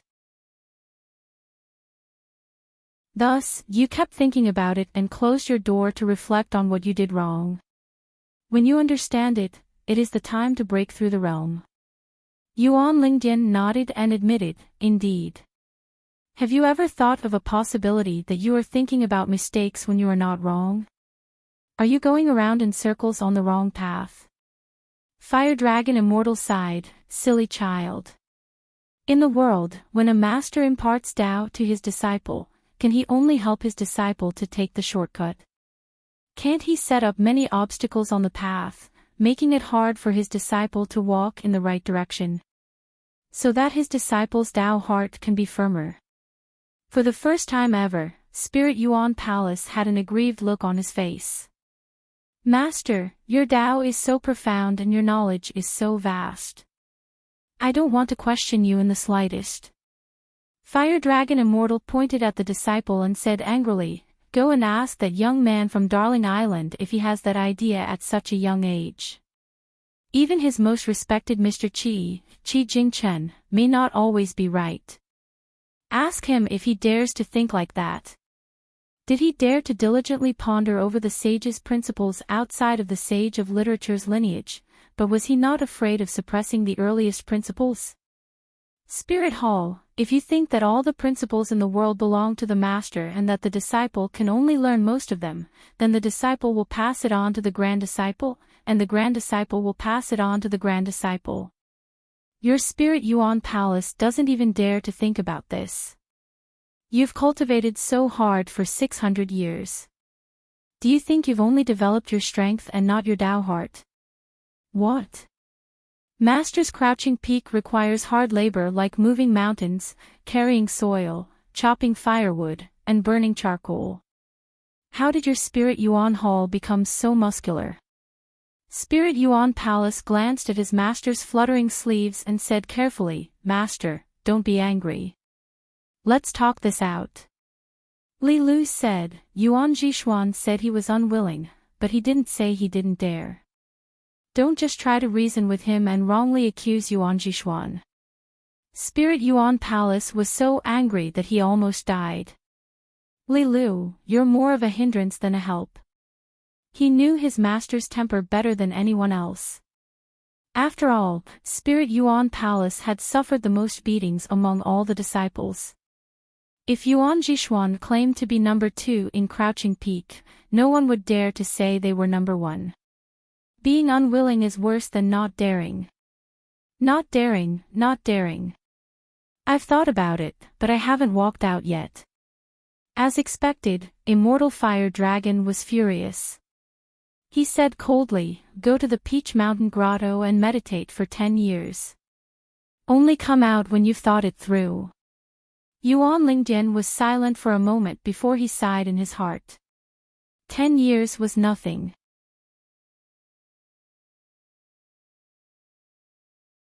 Naturally, they will follow Bai Chang and the others' ideas to spread their branches, flowers and fruits. To be able to become a sect celestial, who doesn't have their own set of perfect rules. The key is to see who is better, to be able to hide wind and gather water. However, in the matter of the master guiding the way and the disciple walking, this poor Taoist's earth peak is worthy of this saying. Now, this poor Taoist is lacking someone who can help the earth peak improve further. Li Lu smiled and said, Zhang Shanfeng. Immortal Fire Dragon said, I can only say that the mountain peak has the greatest hope, but I hope that Spirit Yuan Palace and the other senior brothers can also do it. However, this poor Taoist gives hope to the disciples inside and outside the earth peak. Everyone is different. It is not to say that the mountain peak has the highest hope, but it does not look down on others. Li Lu shook his head and said, It is easy for you to say. If it was an earth celestial cultivator, Jade Unyielding Realm sect master, would he be willing to think so? Immortal Fire Dragon smiled and asked, Since when did this poor Taoist force other mountain peaks to think so? Finally, Immortal Fire Dragon said in a deep voice, But you have to understand that if the cultivators in this poor Taoist's position are not willing to think so, then the world will not be good. Li Lu smiled playfully, Not good. Immortal Fire Dragon said, In the small chess game between you and me, losing a few games to you, even if it is 1,000 games, is nothing. However, in the chess game of the world, if this poor Taoist is not bragging, you really cannot win. Li Lu smiled and said, We do not care. Immortal Fire Dragon said, What a coincidence, we do care. Li Lu was about to leave for the Dragon Palace Grotto Heaven. The North Continent had already reached the official stage. Lion Peak, the Great Yuan Dynasty's Chongxian office, the Yang family, and the Water Dragon sect were all pawns. In fact, most of the pawns were because of her unreasonable hands. In the end, only a few pawns were left on the chessboard according to the rules. She could only get one of the positions to help Lord Lingyuan and Marquis Long Tinting. Originally, Shenlin of the Southern Mistwater Temple and Shu Weijing of the Jidu Middle Temple, Li Yuan, both of them had a chance to rise to the highly respected position of the water god. In fact, Li Yuan was more logical. However, it was Li Lu's business that she did not care. What was the point of thousands of years for a little Shu Weijing? If it were not for Immortal Fire Dragon's willingness to chat with Li Yuan and say a few words at the beginning of the chess game, she would have smashed Li Yuan's golden body into pieces when she went to the Dragon Palace Grotto Heaven, turning him into water and returning to the Jidu Middle Temple. If it was a new Shu Weijing who was willing to protect the Water Dragon sect, the Water Dragon sect would only be more grateful. Immortal Fire Dragon suddenly said, Li Lu, let's start a new game. You surrender and lose half, how about that? Of course, Li Lu was not willing to play another game. Immortal Fire Dragon had deliberately waited here for the Spirit Yuan Palace and then played a game of chess with her because he had nothing to do. After all, the cultivation of a cultivator at the peak of the ascendant state was not based on the heart, let alone the absorption of the spiritual qi of heaven and earth. Daoist Fiery Dragon's words might seem like he was stepping on watermelon skins, but the meaning behind them was not only to guide his disciple to the Spirit Yuan Palace, but also to clarify things with Li Lu as a friend. He wanted to sort out the big and small of the earthly peak and help Li Lu see through people's hearts. However, this was the first time that Immortal Fire Dragon had directly pointed out the true relationship between them. Then, there was Li Lu's return to the Dragon Palace Grotto Heaven. Then, there was the final result of Li Yuan obtaining a 3 feet of sweet rain, jade token and Shenlin obtaining a future deity position of Lord Lingyuan. Shenlin could not believe it, and Li Yuan even beat his chest and stamped his feet. As for whether Li Yuan knew that he would have died, and that someone would have impersonated him, the water god. However, his life was saved by Immortal Fire Dragon, and the hornless dragon jade token was obtained because of Qin Pingan. Li Yuan might still be in the dark and muddle-headed. If one were to say that it was bad, Li Yuan did not do much. It was as if he was lying down and enjoying life. He did a few small things and obtained a jade token to gather incense. If one were to say that it was good, he lost the deity position of Lord Lingyuan, the future water god of the North Continent, because he had resigned himself to fate and did nothing for thousands of years. Venerable Fiery Dragon stayed at the peak of the mountain, alone. He thought of some old things that had happened in the past, and it was quite annoying. Some of them were from the ground peak, some were from the North Continent, and some were from the entire vast world. When the old immortal thought of these, he felt sleepy. Previously, he had come from the ground peak with a stomp of his foot. Now, he had returned to the peak of the ground peak with another stomp of his foot. Once he dozed off, it would snow on the ground peak, and the little guys would have a snowball fight happily. Zhang Shanfeng squatted on the square, surrounded by a large circle of Daoist children. Most of them were new faces, but Zhang Shanfeng had always been familiar with children. At this moment, the young Taoist was telling them about how difficult it was to slay demons and devils at the foot of the mountain. The little guys listened with their ears pricked up, eyes widened and fists clenched. Each one was more immersed than the other and was anxious. Why was it that youngest uncle only talked about how powerful the demons were and how amazing his methods were? He didn't talk about how the peachwood sword flew around and how the demons were beheaded to their heart's content. Zhang Shanfeng stopped talking, raised his head, and smiled. "Master, you're back." The little Daoist children were all in high spirits, and they bowed to the Grandmaster. One of the bolder ones secretly tugged on the sleeve of Uncle Master's Daoist robe. Zhang Shanfeng looked around, and everyone nodded vigorously, giving him a look. Zhang Shanfeng said, "Master, it's almost New Year at the foot of the mountain, and it's ridiculous that it doesn't snow in winter." Venerable Fiery Dragon walked to their side, and stretched out his hand to touch the head of a little Daoist child, and smiled. "Then Grandmaster, try your best and take a nap. Asking the heavens for a heavy snow in your sleep." The little Daoist children with childlike innocence all nodded in unison, like chickens pecking at grains. Once Grandmaster dozed off, it would snow on the mountain. This was an old rule passed down by word of mouth from the generation of the Earth Crouching Peaks Master and the older senior brothers. Venerable Fiery Dragon smiled at Zhang Shanfeng. "After senior brother Yuan returns, he will go down the mountain with you to fulfill his wish." Zhang Shanfeng was stunned. "I begged senior brother Bai Yun for this, and senior brother Bai Yun also agreed. It has nothing to do with senior brother Yuan." Venerable Fiery Dragon scolded jokingly, "This little bastard, he even lied to his own master." The little Daoist children's mouths were wide open. Grandmaster also scolded people. Venerable Fiery Dragon was a little helpless, and walked away to find a place to sleep. Zhang Shanfeng then started to help his master clean up the mess, and said to the little guys earnestly, "Don't learn from your grandmaster and scold people." A little Daoist child crossed his arms in front of his chest, and said angrily, "Grandmaster is the most senior on the mountain, what's wrong with scolding people?" Zhang Shanfeng twisted this guy's ear, and gently pulled it up. The little Daoist child cried out, and quickly stood on his heels, and begged for mercy. "Little Uncle Master, please don't hit people, I know I'm wrong."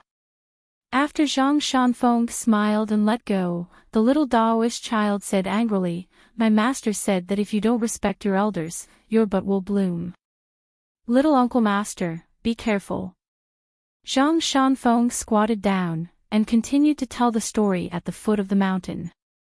The little Daoist nephew listened attentively, and suddenly complained, "Little Uncle Master, are there no good demons and ghosts at the foot of the mountain? If that's the case, why did Grandmaster and the other Uncle Masters allow them to do bad things?" Zhang Shanfeng smiled, "About that, of course there's a reason. When my friend comes to our house as a guest, little Uncle Master will get him to tell you. There are many interesting mountain and river stories at his place. A little Daoist child shook his head vigorously and said, I think it's definitely not as good as little Uncle Master's. Zhang Shanfeng waved his hand and said with a bright smile, speak the truth blindly. When it snows, let's have a snowball fight together. Little Uncle Master will form an alliance with you. The little Daoist child immediately rejected, don't even think about it. He heard from his senior brothers that every time they had a snowball fight, little Uncle Master would be the one who was hit the most by the snowballs. Because he was the tallest and ran faster, he would not be angry even if he was hit. Zhang Shanfeng reached out to tug at the collar of his Daoist robe, and said in all seriousness, how dare you not respect little Uncle Master? Aren't you afraid of your master spanking your butt? The little Daoist child frowned, and said softly, Master left last year. Zhang Shanfeng was stunned for a moment, and sighed. Then, he pointed at the little Daoist child, and said with a chuckle, actually, he didn't leave. Don't you still remember Master? The little Daoist child lowered his head, and with reddened eyes, he grunted, when Master left, he said the same thing. He told me not to cry. He said that as long as I think about Master, Master has not left. I don't have to think about him often, and it's good to think about him occasionally. He also said that when I think of Master, I won't be so sad anymore. When I grow up, I can go down the mountain to slay demons. Little Uncle Master, why has it been so long? It's been more than a year, and I'm still very sad. Zhang Shanfeng thought about it, but he still could not say any comforting words. When he was young, the days seemed to pass day by day, and he counted his fingers. When he was older, every month passed, and every year passed. If he became a cultivator on the mountain, when his realm was high, 10 or 100 years seemed to pass in the blink of an eye. How many people around him could he remember? How many people could be considered as people around him? Zhang Shanfeng had once asked his master many questions, but most of the time, perfected fiery dragon only said that there was no answer to the question. The question itself was the answer, and many seemingly answers were the next question. Zhang Shanfeng did not feel that his master was perfunctory, so he was even more at a loss. Was his master's Dermic Tao powerful? Of course not. That was because his master's Dermic Tao was not on the mountain, in the sky, but in the human world at the foot of the mountain. A little Daoist asked curiously, Little Uncle Master, what are you thinking about? Zhang Shanfeng was about to speak. A little guy said softly, he must be secretly thinking about the beautiful girl at the foot of the mountain. Another little Daoist boy said, you only know how to speak the truth. Zhang Shanfeng chuckled, let's not talk about the previous story of slaying demons. Let's listen to the next time. Little Uncle Master will tell you a more exciting story first. Unexpectedly, a little Daoist immediately said to his companions, don't be afraid, little Uncle Master must be trying to scare us with a ghost story. Zhang Shanfeng looked at the group of clever little bastards. The circle of little Daoists around him seemed to be more difficult to serve than the little disciple nephews before he went down the mountain. Zhang Shanfeng had no choice but to take out his trump card and shouted, Master, why isn't it snowing yet? The old perfected one was dozing off at the edge of the cliff in the distance.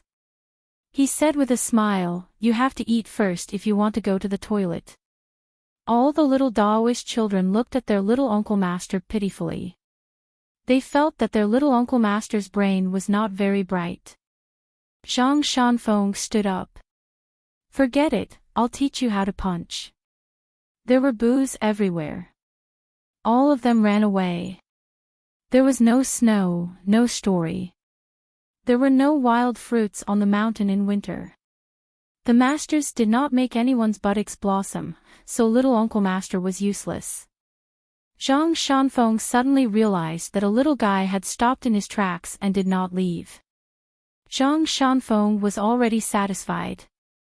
He smiled and waved his hand. All right, all right, all right. Little Uncle Master will teach you fist techniques alone. The little Taoist child chuckled and snorted. He performed a series of punches and then ran off after saying, "Little Uncle Master, have you learned it?" Zhang Shanfeng scratched his head. This group of little disciple nephews were crafty. Little Uncle Master could not teach them. At dusk, in the market town at the foot of Lion Peak,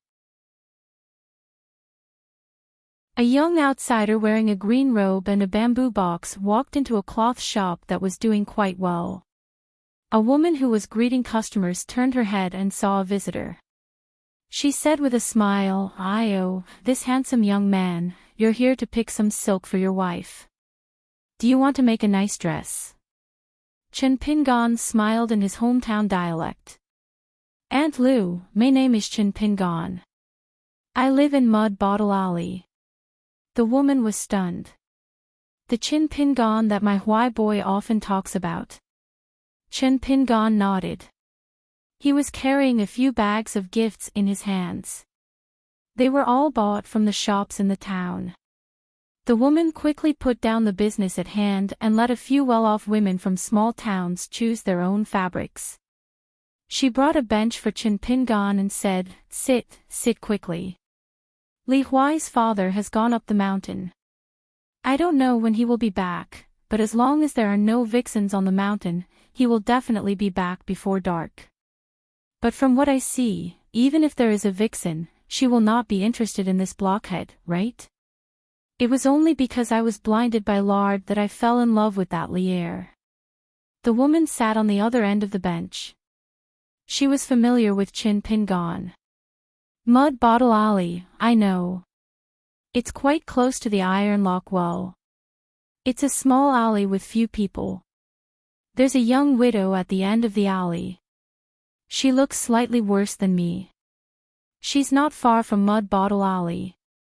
You should know the Witch Ma from Apricot Blossom Alley, right? That old hag, the older she gets, the more sinister her mouth becomes.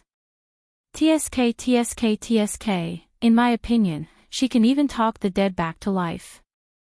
Even the young widow of the Gu family in Mud Bottle Alley can't win against that old hag. Chen Pingan gently placed the gifts behind the counter. He had already removed the bamboo box and placed it by his feet. He slanted his walking stick and turned his body sideways. He quietly and patiently listened to the woman talk about her hometown. The woman suddenly slapped her thigh. Miley Lu is heartless. Have you seen him before? I don't think he's ever liked her. Sigh, Chen Pingan, you don't know, but our daughter rebelled and became a servant girl serving tea to the immortal on the mountain. She immediately forgot about her parents and ran out from time to time. She hasn't been home for a long time. In any case, if she really gets abducted by those glib-tongued people outside, I won't feel bad. I'll just take it that I've raised such a daughter for nothing. I just pity my Li Huai. He won't be able to count on his sister and brother-in-law. Chen Pingan smiled at the woman and said, Li Huai will have a bright future if he studies. I know Li Huai. He doesn't study fast, but he has stamina. Most importantly, this child has a good heart. He's like his uncle and aunt, they're all kind. This isn't something that can be learned from books. In addition, Miss Li has become an immortal on the mountain. She doesn't have to worry about food or clothing.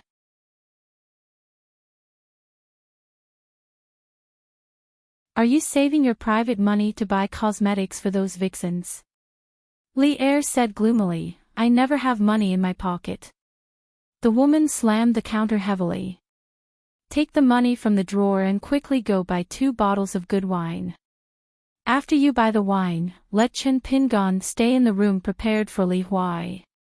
Think about whether there are any items that are missing. When you buy the wine, buy them all at once. When she turned to look at Chen Pingan, the woman's face changed into a smile. Chen Pingan, since you're here, make yourself at home. If you're too polite, Aunt will be angry. Chen Pingan smiled and said, I won't be polite with Aunt. A plate of stir-fried meat with winter bamboo shoots is a must. The woman smiled and said, yes, of course. Li Er took the money and left the shop with Chen Pingan. They were all neighbors and villagers, and they were at the foot of Lion Peak. There was no need to worry that something would happen to the shop when no one was looking after it. The two of them walked on the gradually deserted street. Chen Pingan asked softly, Uncle Li, do you know where Li Shixing of Fortune Street, Li Baoping's elder brother, is in the North Continent now? Li Er said, I know. This person brought a rather strange study companion with him to visit me. I'll tell you in detail later. Chen Pingan heaved a sigh of relief. Otherwise, it would be difficult to find him. Li Er hesitated for a moment and looked around. Finally, he looked somewhere and frowned. Then, he threw a punch. In the entire street, only Chen Pingan vaguely sensed some signs. Even if someone was nearby and happened to stare at Li Er, they would not be able to see Li Er throw a punch. Then, in the distant sea of clouds, there was a dull explosion that could even be heard in the small town. After throwing a punch, Li Er did not explain anything. He only said, Li Shixing asked me to tell you that before you look for him, I have to tell you something first. The peach talisman that he gave you back then was not something he did on the spur of the moment. Of course, you did not accept it in the end. Then, he drew a talisman for the bamboo building of Luopa Mountain. He cut off a lot of karma that was related to you. Therefore, Li Shixing asked you not to be grateful. If you can't do it, you don't have to look for him. Chen Pingan nodded and said, all right. Li Er went to a wine shop at the corner of the street. He took out money and bought 2 pots of the most expensive wine from the shopkeeper. He said, it's all thanks to you. A young customer smiled and asked, Li Er, your Li Lu did not go down the mountain. Could it be that Miss Li is used to staying in the Immortal's mansion on the mountain and looks down on the doghouse at the foot of the mountain? Li Er ignored him. On the way back, Li Er nodded and said with a smile, your 6th realm is very sturdy. Chen Pingan was with Li Er and did not have too many reservations. He said, at a place to the east of Jidu, I was taught 3 punches by Elder Guyu. Li Er grunted in acknowledgement but quickly said, 3 punches is still too little. Chen Pingan said, it can't be helped. At that time, Elder Gu had to hurry to keep the appointment to fight Elder Gu of Ape Ka Mountain. Li Er did not join in the fun of the fight. Because there was no need. Li Er said, it's okay. I don't lack food on the table. I have punches too. Chen Pingan thought for a moment. Let's talk after we're full. Li Er showed a rare serious expression. He turned and asked, I need to know one thing first. What do you want? The word strongest. Chen Pingan shook his head and said with a smile, from the first day I started practicing, I never asked for that. Because of other people, I thought about being the strongest and martial fate. But in the end, I found that the two are not related to fighting. Li Er continued to look at Chen Pingan. Chen Pingan continued, if I only rely on myself to practice, no matter if it's heart chi, strength, or fist intent, I can ask for help once since I know Uncle Li. I don't care about martial fate, but I need to break through with a stronger fist intent. To put it simply, this golden body realm must be the golden body realm that is above the peak of my physique, Chen Pingan. I only want this. Li Er did not mention anything about practicing.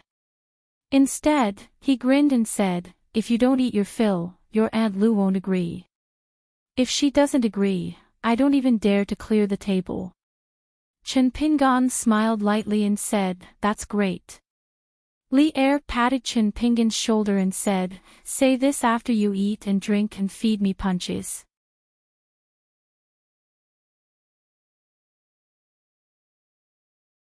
(556) Yuan Lai preferred reading and did not like practicing martial arts. It was not that he could not bear the hardships or pain, but he was not as obsessed with martial arts as his sister. He followed Master Liu Baixiang and came to Luopa Mountain again. He and his sister were still not able to record their names in the ancestral hall because the young mountain master was not at the top of the mountain.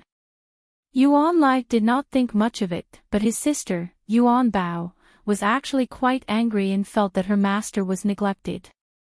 Every day, Yuan Lai, other than practicing martial arts with his sister, would read books whenever he had free time. Yuan Bao wasn't happy about this, so he went to look for Yuan Lai in private and told him that he and his sister had to cherish their fortune after finding such a master. Yuan Lai listened and wanted to say some of his own principles, but when he saw his sister's cold face and the wooden spear in her hand, Yuan Lai did not dare to speak. That wooden spear was the only thing left behind by their father, who was an escort.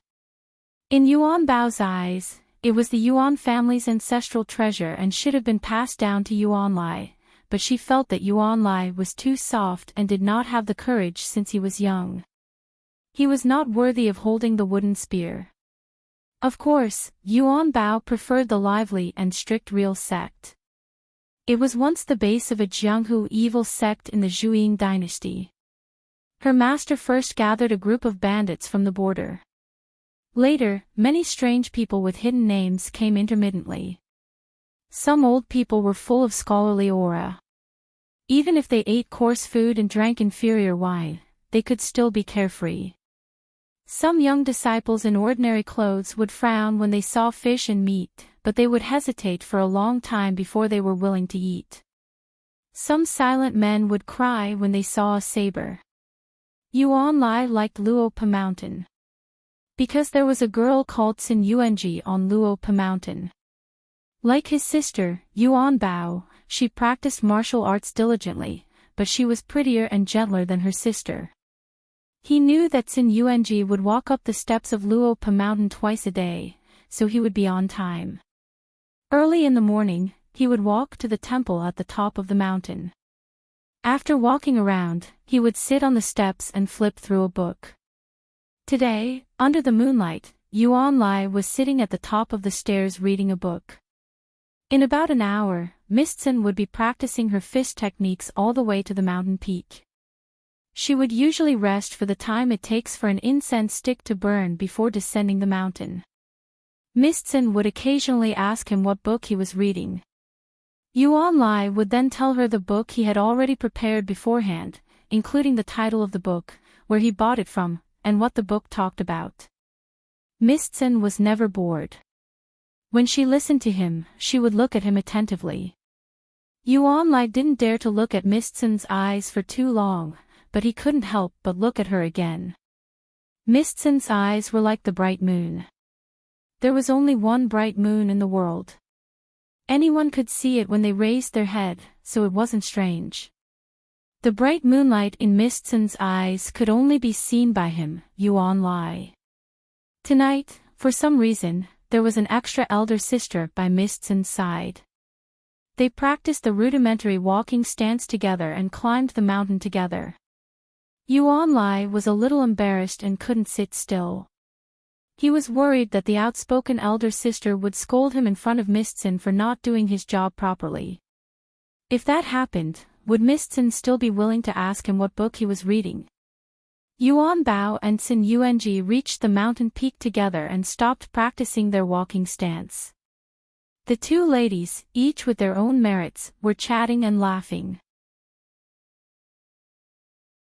However, if they really wanted to argue, Xin Yuanji's beauty was obviously better.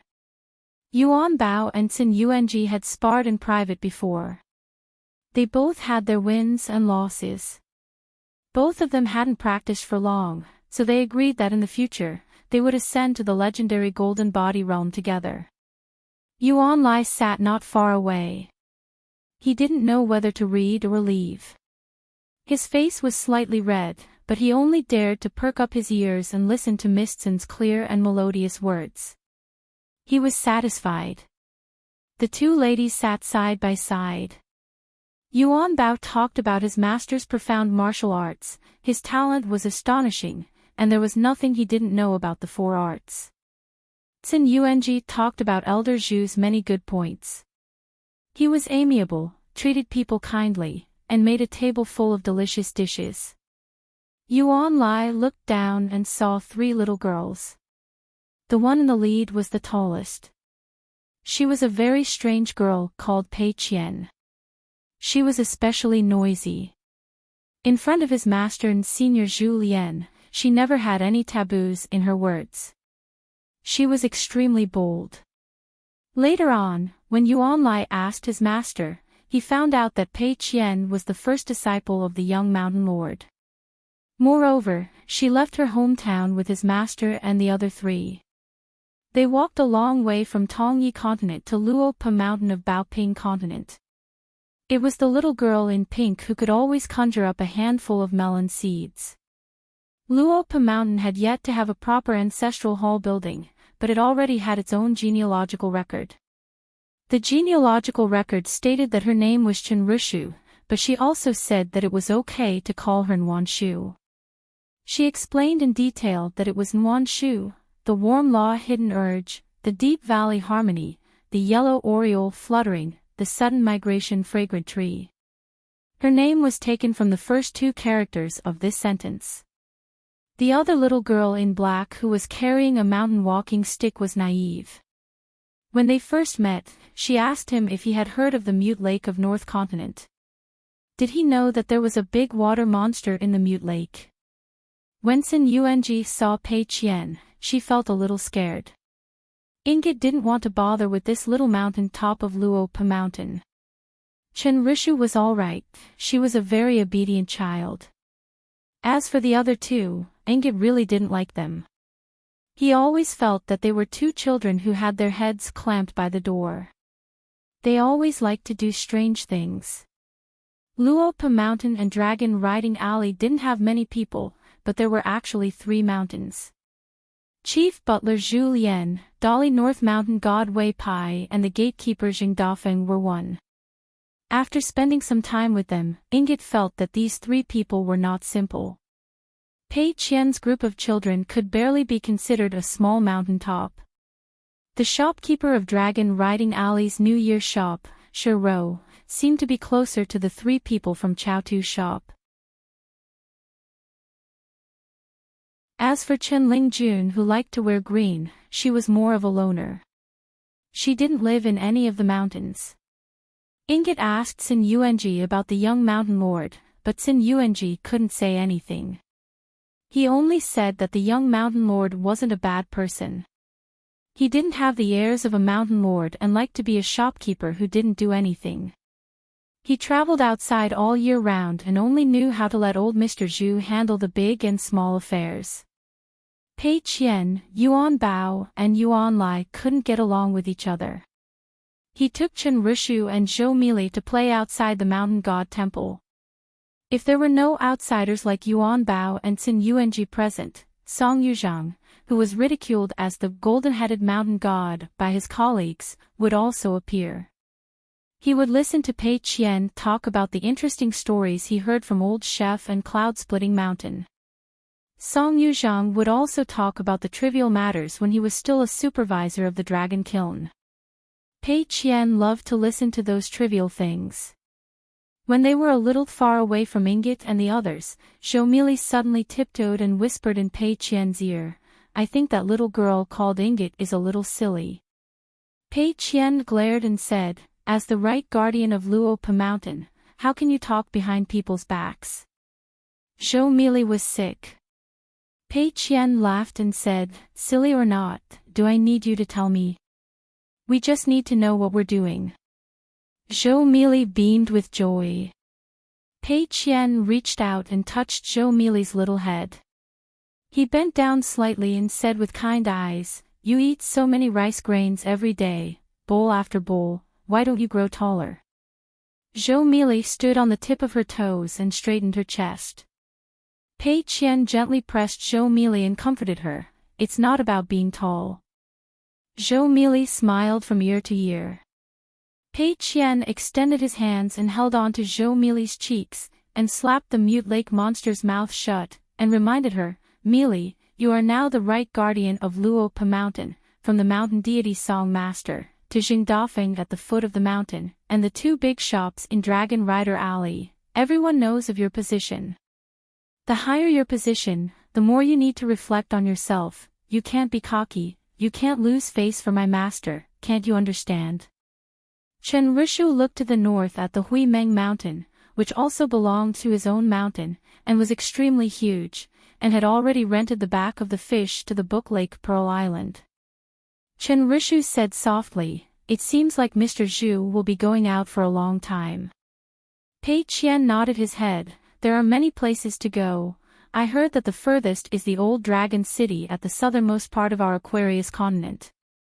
Pei Qian took out a money bag from his sleeve. I told you before, the Aunt Gue who gave me the money bag is the old dragon city's immortal senior. She looks especially good when she smiles. Zhou Mili asked, can I take a look? Pei Qian handed it over. You are not allowed to touch it. The things inside are all priceless treasures. Zhou Mili took the money bag. It's so heavy. Pei Qian's mouth twitched and snorted. This is called family property.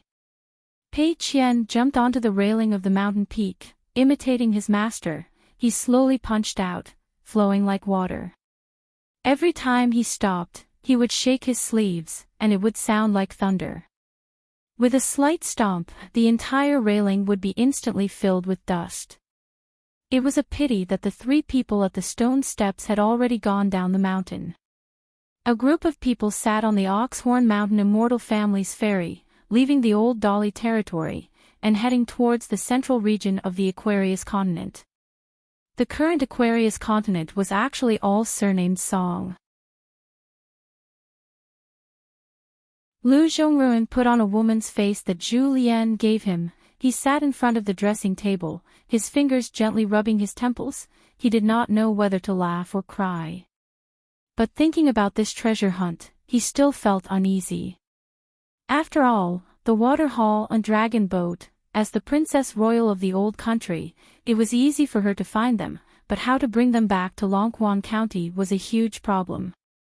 But since Zhu Lian said that he had a plan, Lu Zhongruan would take it one step at a time.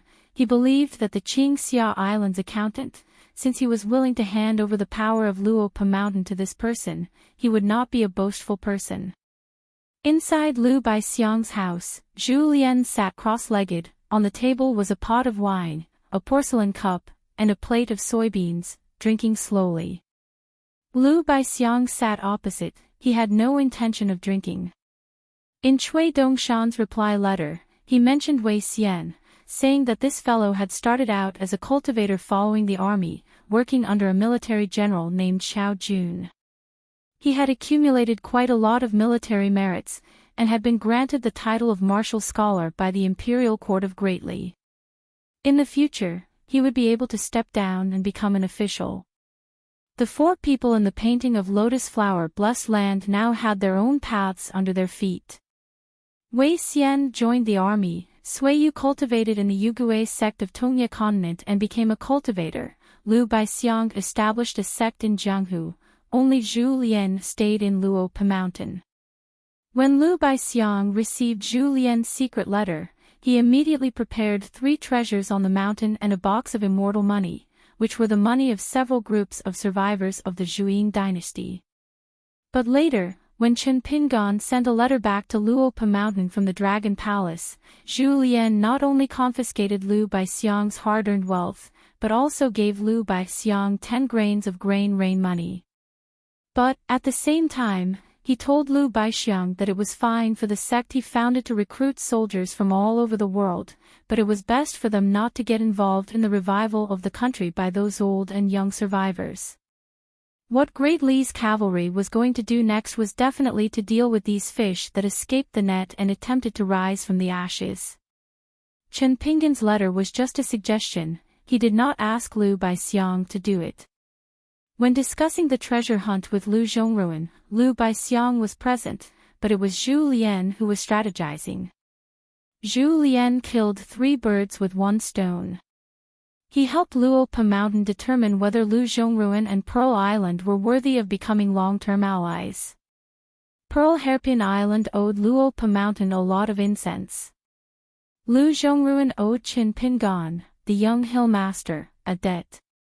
Of course, Luopa Mountain, Qin Pingan, and Zhu Lian would not covet these incense favors. If Lu Zhongruan and Pearl Island expressed their goodwill in the future, Luopa Mountain would find a way to return it elsewhere. He believed that Lu Zhongruan was still not very clear, whether the direct disciple of Pearl Island could stay on the back of the fish to cultivate or not. It was all up to her. If he was blinded by profit and still insisted on taking risks after knowing that the treasure hunt was full of hidden dangers, then it would not be the current situation. Liu Baixiang asked with a smile, if Lu Zhongruan made the wrong choice, then you, Zhu Lian, would be drawing legs on a snake. Wouldn't you be asking for trouble? If you found out that Lu Zhongruan was not a suitable ally, then should Luopa Mountain take the Waterhall Dragon boat? If you don't take it, you'll lose the 5 elements account for nothing.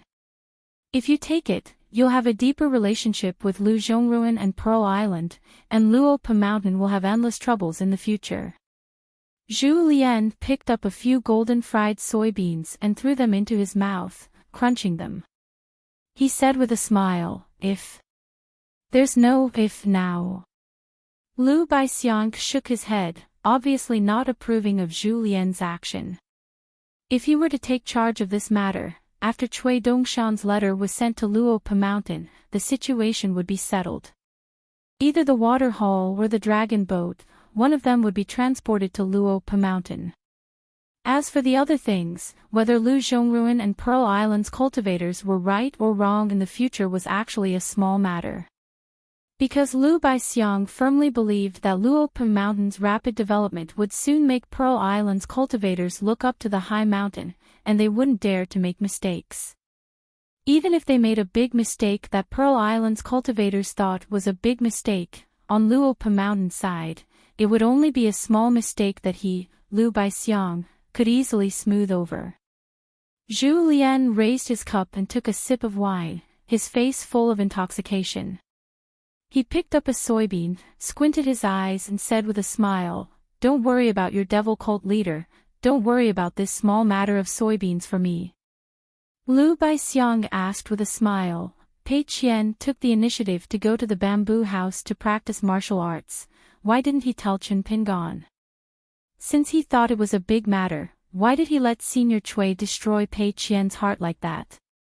Was he really not afraid that Pei Qian's martial arts path would come to a dead end early? Zhu Lian put down the wine cup he raised halfway and said seriously, when Cui Qing punched, was it just to temper the body of a martial artist?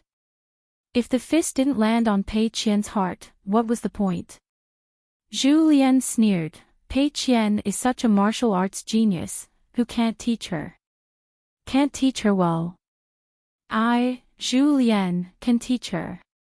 You, Liu Baixiang, can teach her. I reckon even Xin Yuanji can teach her. In any case, as long as Pei Qian wants to practice martial arts, she can learn very quickly, so fast that even her master can't believe it. But if we're talking about who can teach the best in the world, you and I can't, even young master can't. Zhu Lian gently raised his arm and clenched his fist.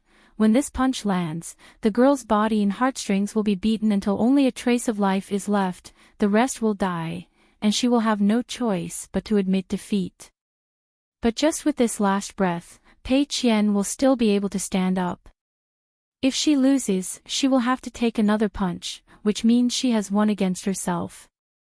This logic, even Pei Qian herself doesn't understand.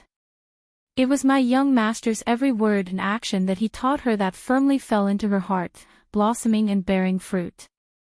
It just so happens that Cui Qing understands and can do it. Can you, Liu Baixiang, do it? To put it bluntly, Pei Qian simply doesn't feel that you, Liu Baixiang, are qualified to teach her martial arts.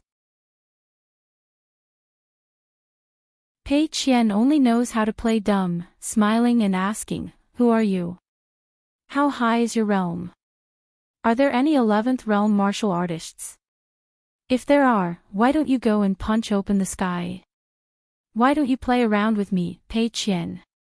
At the end of his speech, Zhu Lian laughed to himself and drank the wine in his cup in one gulp. Liu Baixiang smiled and nodded. She was an extremely intelligent and perceptive little girl. Zhu Lian laughed again. "Do you think she knows what realm Cui Qing is at?" Pei Qian knows nothing. She only knows one thing, and that is that her master's punches were made by that old man called Cui Qing, one punch after another. Then there are only two people in the world who can teach her martial arts. Other than her great master, only that old man on the second floor is qualified to teach her. No one else, no matter what realm they are at, is qualified to teach Pei Qian. Zhu Lian stretched out a finger and casually drew a circle on the table. In here, Pei Qian's words and actions are unrestrained. Liu Baixiang asked, "If one day Pei Qian's martial arts realm surpasses her master's, what will happen? Will she still be able to control her temperament?" Zhu Lian sneered, "My young master thought of this situation hundreds of years ago. Does he need an outsider like Liu Baixiang to worry about it? Do you think you're the one teaching those siblings fist techniques? So easy to worry about. Just throw a few fist techniques and let them practice. If you're in a good mood, just give them a few punches and that's it." Liu Baixiang, "It's not that I look down on you, but if this continues, Yuan Bao and Yuan Lai are lucky enough to practice their fist techniques to death in the future. As their master, you should be burning incense." Liu Baixiang did not care. Zhu Lian shook his head. Poor two children, to have a master who has never seen martial arts as the only pursuit of his life. Master himself is not the least bit pure, how can his disciples' fist intent be pure? Liu Baixiang smiled and asked, "If there is a day when we really need these siblings to survive, can I trouble you to lend a hand and help?" Zhu Lian chuckled. "It's hard to say what will happen to Yuan Bao in the future. If Yuan Lai wants to break through the bottleneck, I really do have a plan." Liu Baixiang said, "Those 3 treasures on the mountain, I'll give them to you as a private gift. As for how you, Zhu Lian, deal with them, whether you give them to Luopa Mountain or keep them for yourself, I don't care." Zhu Lian sipped his wine. "It's a deal." Liu Baixiang nodded. Only then did Zhu Lian give an answer. "In the future, in front of Yuan Lai, let Pei girl punch Tsin Yuanji half to death, won't that do?" Liu Baixiang laughed heartily. Zhu Lian pushed the plate of fried soybeans, which was not much left, to Liu Baixiang. "Always taking money from my own family, my conscience is uneasy. Fortunately, cult leader Liu is righteous, giving me the opportunity to tear down the east wall to pay the west wall. Later on, I'll take out one of the treasures and give it to Qinling Jun." In this past year, a handful of snow today is money, and a small summer tomorrow is money. Liu Baixiang remembered the little boy in blue who held his head high every day, laughed and said, "Wanting to save face to suffer." But Zhu Lian said, "Wanting to save face is a good thing." Liu Baixiang looked at this guy with a ruminating expression. Zhu Lian said righteously, "It's mountain god Wei who's shameless. What does it have to do with me?"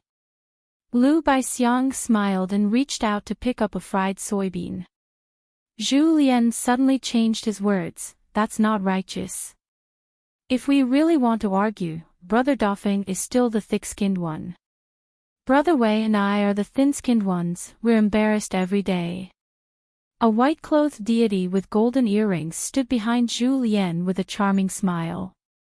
He reached out to press on Zhu Lian's shoulder, while his other hand gently reached towards the table. There was a landscape painting the size of a calligraphy copybook. On it was a hunched man sitting on a small stool at the mountain gate, basking in the sun and scratching his feet.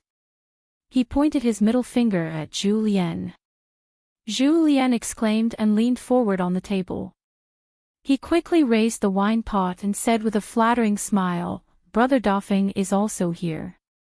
A day without seeing you feels like 3 years, I've missed you. Come, let's take this opportunity to drink a pot of wine." Jean Dauphin continued to point his middle finger, as if to say, "Scram." Julien pretended not to see and turned to complain to Wei Pai, "Why didn't you use your powers and give Brother Dauphin a pot of wine?" Wei Pai waved his sleeve and a pot of wine fell from Luopa Mountain onto Jean Dauphin's head. Jean Dauphin caught it with one hand. Julien held the painting in one hand and the wine pot in the other. He stood up and left, drinking as he walked and chatted with Jean Dauphin. The two brothers were separated by thousands of miles of mountains and rivers, but they each took a sip of wine. Liu Baixiang smiled and gestured for the mountain god to sit. Wei Pai did not leave, but he did not sit down either. He held on to the armrest and smiled. "A close neighbor is better than a distant relative. I'm going to Mount Zhong to pay a visit to the new mountain lord. It's on the way." Liu Baixiang was puzzled. Isn't this against the rules? The righteous deities of the 5 mountains of the mortal dynasties would not meet easily. Wei Ba smiled and said, "There are 3 night banquets. The borders of Lord Zhongyue's territory are connected to my north peak. No matter what, it is in accordance with the rules to attend one. Since the other party is busy, I will pay him a visit. Then there's the former Longquan Prefecture father and mother official Wu Yuan, who is now near the foot of Mount Zhongyu. I can go and catch up. There's also Moism's Mr. Su, who is now adjacent to Mount Zhongyu. I'm old friends with Mr. Su, and we had a night banquet before. Mr. Su sent someone to give me a gift, so I should thank him in person." Liu Baixiang nodded. It made sense. As the great Li cavalrymen marched southward, they had wiped out countless vassals of the dynasty, banned thousands of temples of various sizes, and destroyed countless golden statues of deities. Wei Pai of Northern Yu was the only righteous deity to receive 100 gold essence copper coins from Dali's Ministry of Revenue. The other 4 new mountain lords of Aquarius continent did not receive such an honor. In their own house, Julien and Jean Dauphin were drinking wine. Even if the ferry was still in Northern Yu, this landscape painting created by Wei Pai could not be maintained for long. Julien asked, "What's the matter?" Jean Dauphin nodded and said, "Old Master Chui suddenly wanted to bring Pei Qian to Lotus Root Blessed Land. I did not say no, but I did not agree immediately. I can only say that Wei Pai is not in Mount Zhongyu, and even with the umbrella, he cannot enter." Julien thought for a while and said, "The later you agree, the better. We must delay until young master returns to Luopa Mountain. If we get through this, old master will not be able to hold on any longer." Jean Dauphin scratched his head and said, "Must we meet Chen Pingon one last time? I feel that it will only increase the sorrow of separation." Old Master Chui purposely spoke at this time. He has his own intentions. Julien said helplessly, "Let's meet." Jean Dauphin asked, "What about the money-losing goods?" Julien shook his head, "Don't mention it." Jean Dauphin sat on a small stool, looking at the mountain gate not far away. Spring flowers bloomed, the sun was warm, drinking wine, it was a special feeling. What was the most moving thing on the mountain? Apricot flowers bloomed in February. Limping all the way to the peak, he looked at the small town in the east, the county city in the north. There were sparse lanterns accompanying the moon. Jean Dauphin liked to live in this kind of dull life, day after day. And he also looked forward to Luopa Mountain in the future, when more people lived there. If there were more beautiful women, it would be even better. Zhu Lian smiled and said, "Keep an eye on the mountain." Jing Dafeng raised his wine pot and pointed at the mountain gate, saying, "Isn't that right there? If a female fly sneaks up the mountain, I, Jing Dafeng, am not doing my job." Lion Peak, inside the Immortal's cave. Chen Pingan's body was badly mutilated, and he lay on the small boat on the verge of death. Li Er returned to the ferry and said, "Your punches are almost fast enough, but in terms of strength, you are still not mature enough. I guess it's because you pursued the matter of one punch too much in the past." A fight between martial artists sounds straightforward, but it's actually not that simple. Don't always think that 2 or 3 punches can determine life and death. Once you enter a stalemate, you will be going downhill. How can you do that? Chen Pingan nodded slightly, indicating that he understood. In fact, after the first punch, Li Er had already noticed the flaw in Chen Pingan's fist intent. The second time, he let Chen Pingan punch 100 times, and he did not fight back. Then he only punched once, and it was not too heavy. The only requirement was that he could hold on and not fall. After that, Chen Pingan's pure Jinqi could not fall. For the next 100 punches, the fist intent could not be reduced by too much. Li Er purposely showed some flaws. If Chen Pingan could not forcefully hold his breath and quickly punch through the flaws, then Li Er would not be polite. If that punch landed on the body, even if you were a martial artist in the remote travel realm, you would feel that death was better than living. Today was the 3rd round of punch feeding. Li Er changed his approach again, each punching out. Chen Pingan used all his strength, and when he stopped, he asked how many times Chen Pingan had died. After Chen Pingan gave a definite answer, Li Er nodded and said that he was right. He rewarded the opponent with a punch of the 10th realm, and directly sent Chen Pingan flying from one end of the mirror to the other. In a battle of life and death, if one could not put one's life on the line and remember these useless things, what was it if not seeking death? Fortunately, this punch was the same as last time. It only landed on Chen Pingan's shoulder. Soaking in the tub of medicine, the flesh and bones grew back. What kind of suffering was that? When the broken bones healed, it could barely be considered a little pain. During this period, a pure martial artist had to guard his mind. He had to deliberately magnify his perception to deeply experience the growth of muscles, bones, and flesh. Only then could he be considered to have reached a higher level of skill. A crude thatched hut was built at the ferry. Chen Pingan was now recuperating there. Li Er felt that he had been very restrained when he fed his punches. He would not beat Chen Pingan to the point where he needed to recuperate for a few days in one go. Every day, even after Chen Pingan's wounds were healed, there was still a surplus of pain. The second time he fed his punches, he was injured on top of his injuries. He required Chen Pingan to stabilize his fist intent every time. This was equivalent to using a gradually broken martial artist's body to maintain the original peak of his fist intent without any drop. Li Er did not say what would happen if he could not do it. In any case, Chen Pingan did it. There were not so many complicated things in the world. As for whether this method of punch feeding would work if it were someone else, Li Er never thought about these questions. Firstly, he was too lazy to teach. Secondly, with the same punch, Chen Pingan would be fine. It would not delay the next time he fed his punches. A normal person would die. What was there to teach? Li Er did not say whether Chen Pingan had done well or not. In any case, how many punches he could take in the end would depend on Chen Pingan's own ability. Li Er rowed the boat to the ferry. Chen Pingan had already struggled to get up. Li Er said that the feeding of punches had come to an end. More haste, less speed. There was no need to blindly ask for more. He would do it every 2 or 3 days.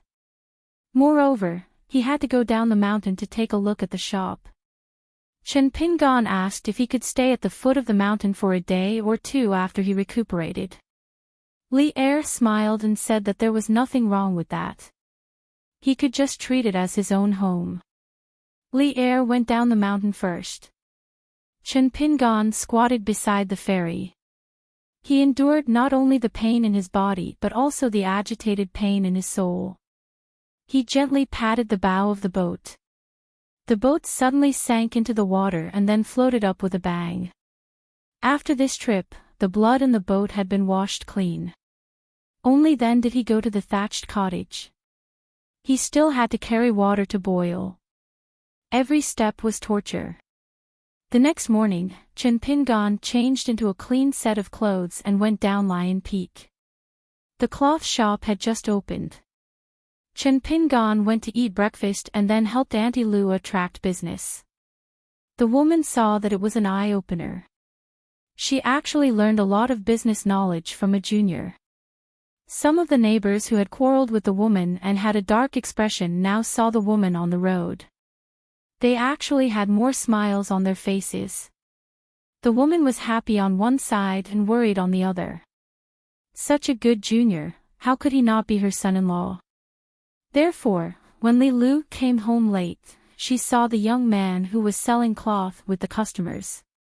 Li Lu was stunned. As soon as she stepped over the threshold, she stealthily extended 2 fingers to her mother and gently pinched Li Lu's slender waist. She was not willing to use too much strength. In the end, Li Lu was her daughter and not her man. The woman complained, "You useless thing." Li Lu smiled and narrowed her eyes. She was gentle and weak. At home, she was always the submissive big sister Li Huai. With Chen Pingan helping to attract business and Li Lu overseeing the shop, the woman went to the kitchen in the backyard to cook. Li Er sat on a stool and blew on the fire with a bamboo tube. Taking advantage of the fact that there were no customers in the shop, Chen Pingan walked to the counter and said softly to Li Lu, who was standing behind and calculating an abacus, "It seems that Auntie Lu misunderstood. I'm sorry, but Uncle Li has already explained it clearly." Li Lu raised her head and smiled, "It's fine." Chen Pingan let out a breath of relief. Chen Pingan hesitated, lowered his voice and asked with a smile, "Can I ask you something?" Li Lu gently calculated an abacus. Looking at the account book that looked like scribbles on her mother's hand, she calculated the income and expenses of the cloth shop these days. She raised her head and smiled, "Lin Shui and Dong Shui Jing, I don't like either of them." Chen Pingan was a little surprised. He thought that Li Lu would like one of the two. But who she liked and who she didn't like, there really was no reason. Li Lu asked with a smile, "The reason why you didn't stay on the Lion Peak is because you feel that this city where no one knows you is more like your childhood hometown. You feel that the small town of your hometown is very unfamiliar." Chen Pingan leaned against the counter, looking at the street outside and nodding his head. Li Lu did not speak anymore.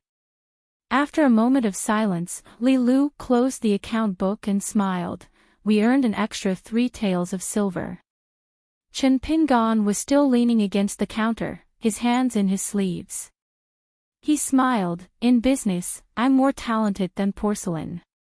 Li Lu asked, "Have you heard about the change in the Qingliang sect?" Chen Pingan nodded his head, "On the way to the Lion Peak on the ferry, I saw it on the court bulletin." After dinner, Chen Pingan bid farewell and went up the mountain. He did not choose to spend the night in Li Huai's house. The woman sighed faintly. She turned her head and saw that Li Lu did not move. She poked her daughter's forehead with a finger. "What are you in a daze for? Send him off." Li Lu looked at Li Er. Li Er was as motionless as a mountain. The woman sighed, muttering, forget it, a forced melon is not sweet." Li Lu smiled sweetly. Li Er grinned. The woman glared at Li Lu. "Li Huai follows me, you follow your father. Chen Pingon reached the peak of the Lion Peak. He walked past the mountain and river restriction and came to the thatched cottage. He closed his eyes and meditated for a moment. Then he got up and went to the ferry. Alone, he went to the mirror on the lake. He took off his boots and stayed on the boat. He rolled up his sleeves and trousers, imitating that Zhang Shanfeng boxing.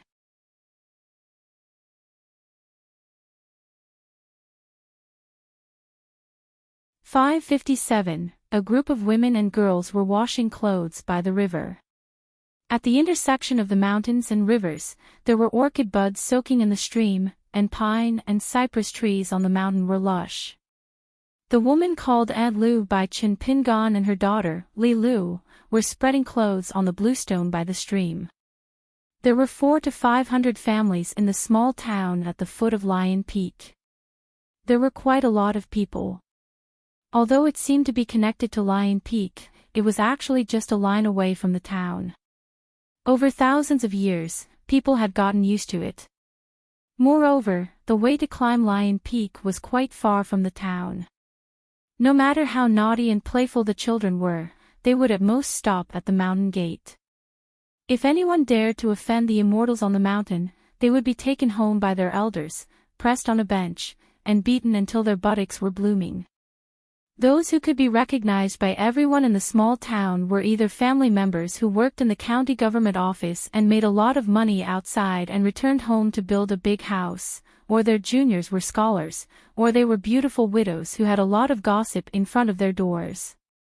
Aunt Lu, who opened a shop to do business in the countryside, was often not spared by others. Gradually, they all got to know Aunt Lu. The women in this small town always liked to laugh at Aunt Lu. They often said that her son was a scholar in a big academy, but no one believed her.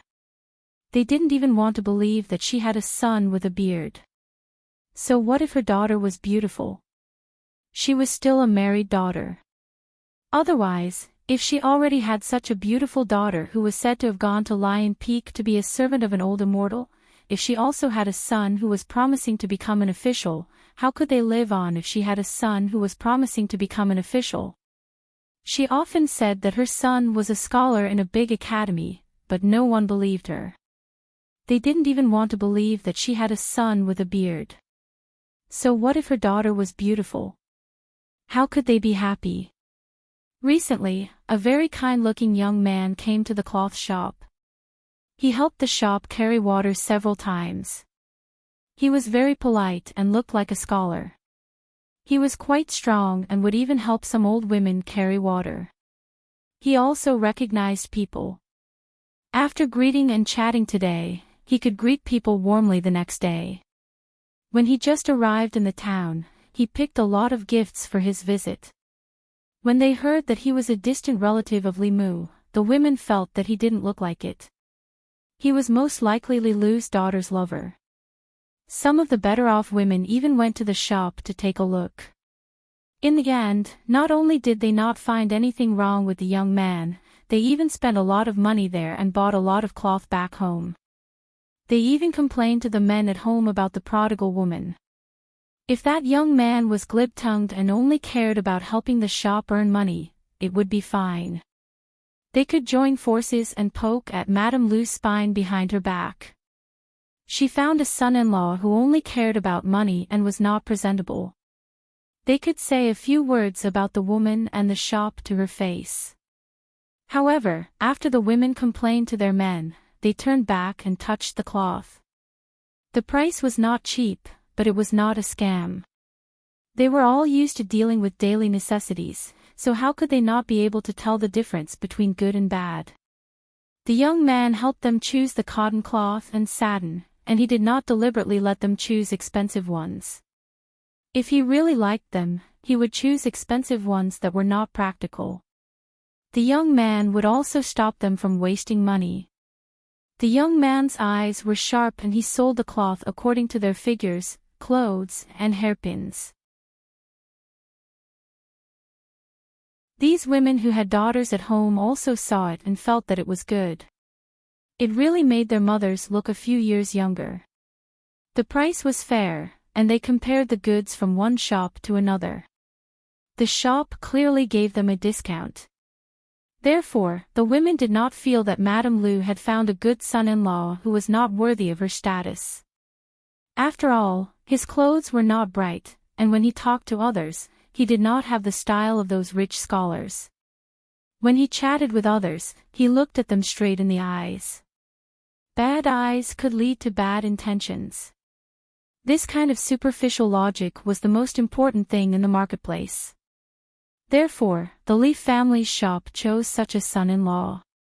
Although he was not good enough to make the neighbors jealous, they had to admit that such a young man was not bad. He could live a long life. Other people's son-in-law was not very good, but he was not bad either. The women felt a little different in their hearts.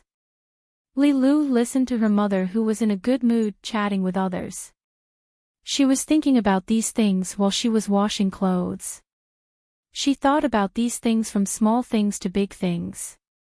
Small things happened in shops and small towns, but big things were not only in the vast world.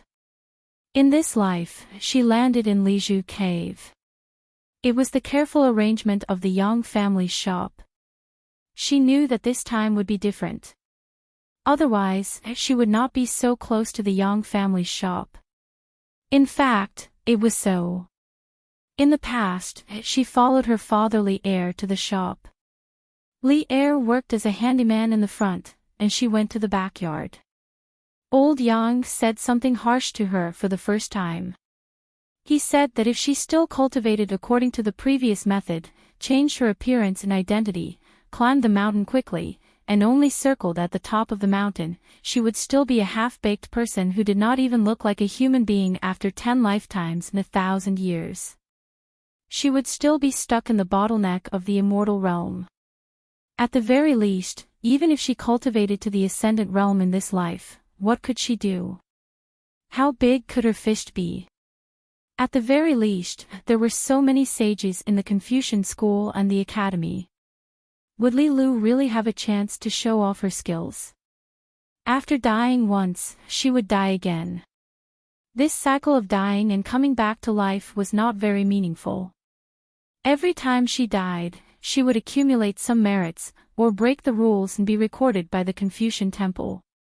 During those years in Liju Cave, Li Lu did not show up in public. The neighbors in the west side of the town thought that she was pretty. She looked like her mother, but her character was like Li Er. She was diligent and did not talk much. It seemed that there was nothing worth talking about. She did not have any friends of the same age as her, and there was nothing that the elders could criticize her for. Li Lu often went to the school to pick up Li Huai from school, but she never talked to Mr. Qi. When Mr. Qi was teaching, he would also look at the girl outside the school when he saw her. At most, he would smile and nod gently. It seemed that he was just treating her with respect. Or did he see her as a human? Li Lu had seen all kinds of strange things in the world. With her identity, she was used to ignoring the world.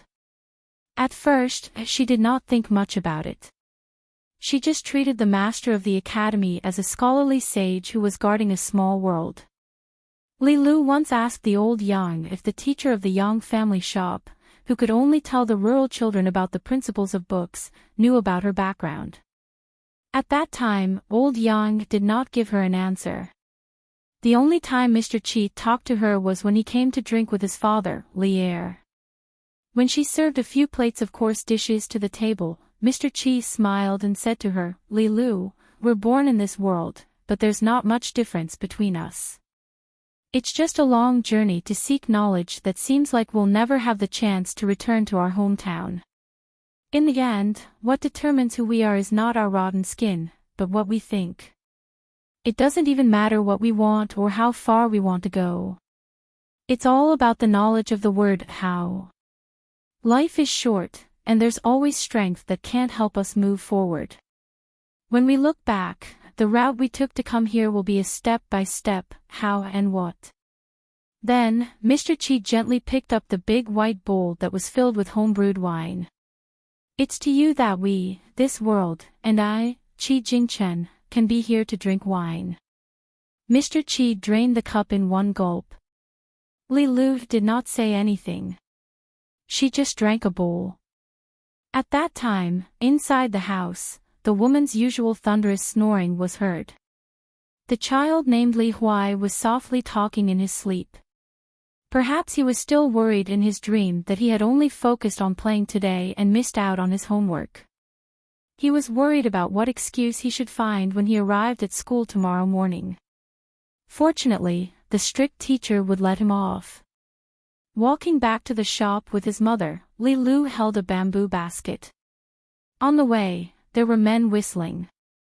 The woman was nagging Li Huai about how heartless he was. Why didn't he send a letter back after so long? Did he forget about his mother because he behaved atrociously outside? However, she was worried that Li Huai was alone outside. He didn't have enough to eat or warm clothes, and he would be bullied. The people outside were not just quarreling. If Li Huai was taken advantage of and there was no one around to support him, what should he do? Li Lu comforted her mother with words. The woman then turned around and said that she was the most heartless. Li Huai was far away from home, so he couldn't be filial to his parents. Li Lu, as his elder sister, was enjoying life on the mountain alone and let his parents work hard at the foot of the mountain to earn some money every day. Li Lu was a little helpless. It seemed that Chen Pingan was better at this kind of thing. He could reassure people with a few words. In the mirror of the Lion Peak cave. Today, Li Er was not in a hurry to let Chen Pingan punch. Instead, he talked about the theory of boxing for the first time. Li Er went straight to the point and said, "For us martial artists, we practice martial arts. In the end, what we nurture is the strength to break the enemy's attack. The children in the marketplace probably all hope that they can break the wall and break the bricks with one punch and kill the enemy. It's their nature. Therefore, I, Li Er, have never believed that human nature is good. It's just that the Confucian school has taught people well, so they believe it. They always feel that being a good person is a good thing. As for whether they do it or not, let's not talk about it." Therefore, when evil people do violence, many martial artists also know that they are doing something against their conscience. This is the virtue of being a scholar. Li Er grinned at Chen Pingan, "Don't look at me because I don't study. I'm just a rough man who competes with the crops all day long. I still have a few principles." However, martial artists are usually taciturn. The villagers are good at calling cats, but they are usually not good at catching mice. My junior apprentice brother Jing Dafeng is not good at this. He's like a woman all day long, talking nonsense. There's no helping it. As long as people are smart, they can't help but think and talk more. Don't look at Jing Dafeng because he's not serious. He's actually quite knowledgeable.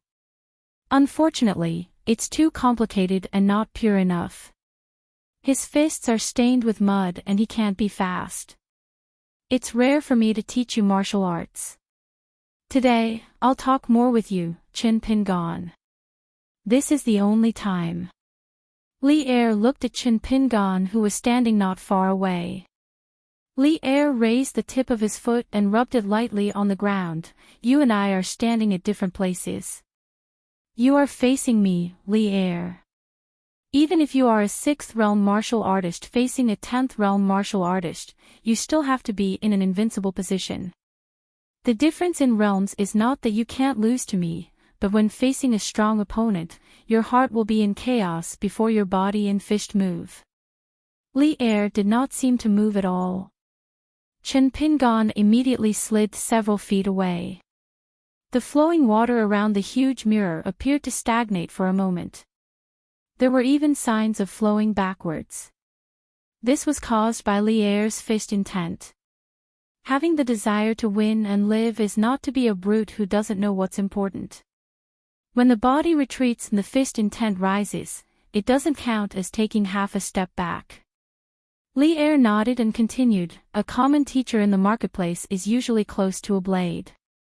Naturally, he doesn't fear a staff. Therefore, a pure martial artist trains himself.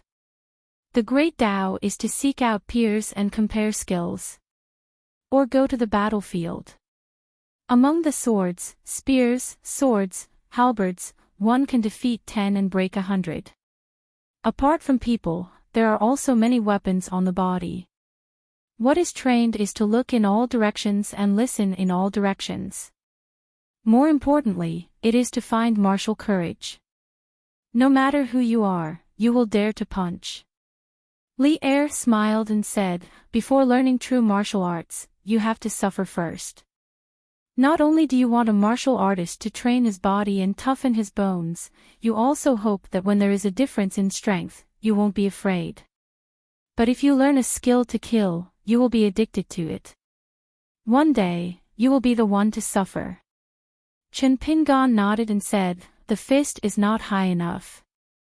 Chen Pingan quickly added, the fist is not high enough. Only then did Li Er stop.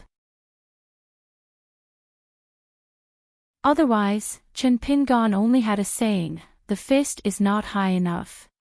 But to take a solid punch, one should at least be at the 10th level. Practicing boxing and martial arts was hard work. If one only thought of not punching if they could, it would be unreasonable. Li Er stood where he was, breathing as usual. He stretched out a left arm and used his right hand to lightly pat his left wrist, forearm, joints, and muscles everywhere. He said slowly, a person's bones are like the roots of a dragon's vein. Muscles everywhere are like the peaks of a mountain.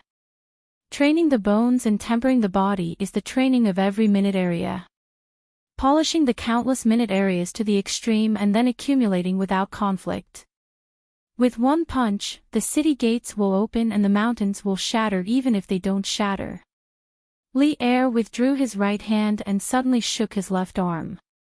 The strong wind blew, causing Chen Pingan's green robe to flutter. The water around the mirror flowed in reverse. Chen Pingan listened to Li Er's words the most. This was similar to how Qi refinement warriors opened up as many mansions as possible to accumulate spirit energy. What one wanted was to appear to be on equal footing in a fight between people of the same level. One could defeat 10 with one's strength. Li Er slowly opened up a fish stance. In the end, the fist stance became a fixed pattern. Li Er said, feet, hands, eyes, stance, force, qi, intent. The internal and external become one. This is what Qi refinement warriors mean by forming a small world of their own. For martial artists like us, a breath of pure vital energy is a cavalry that can expand the territory. Qi refinement warriors, on the other hand, pursue merit in defending the territory. Of course, this is what Jing Dafeng said. I can't think of such fancy words. Li Er lightly stomped his feet. If the legs are weak, it will be like a ghost hitting the wall. At the beginning of practicing martial arts, one wrong step will be like drawing talismans. Don't even think about the state of being full of spirit and being perfect. Li Er casually stretched out his finger, bent it gently and pointed to his eyes. To reach a higher level in martial arts, you have to train your eyes to be clear. You have to anticipate the enemy in your heart and see the fist in your eyes. In an instant, Chen Pingan was punched in the chest by the two fists and flew out. His body floated in the air and his hands grabbed the ground. His 5 fingers were like hooks and there were actually 2 strings of sparks on the mirror surface. Chen Pingan then stopped his retreating figure and did not fall into the water.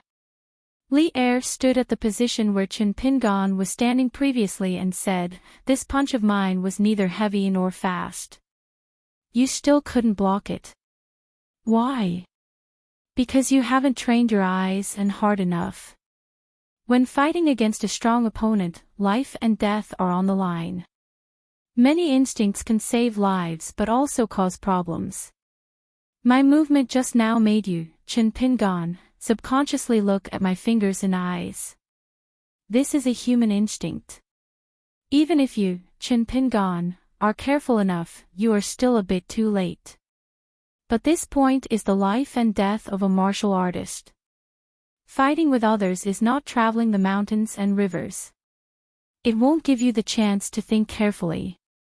Going one step further, the desire to do it but not the hand, is also a major problem in martial arts. Speaking to this point, Li Er asked, "Do you, Chin Pingan, think that you have a good eye for people? That you are careful enough at all times?" Chin Pingan used his palm to wipe away the blood at the corner of his mouth and nodded. Li Er said, "This is the drawback of the flaw in your fist. You always feel that this skill is enough, but it is the exact opposite. It is far from enough. You probably still don't know." In the world, when martial artists of the 8th and 9th realms fight to the death, they often die in the way they are best at. Why?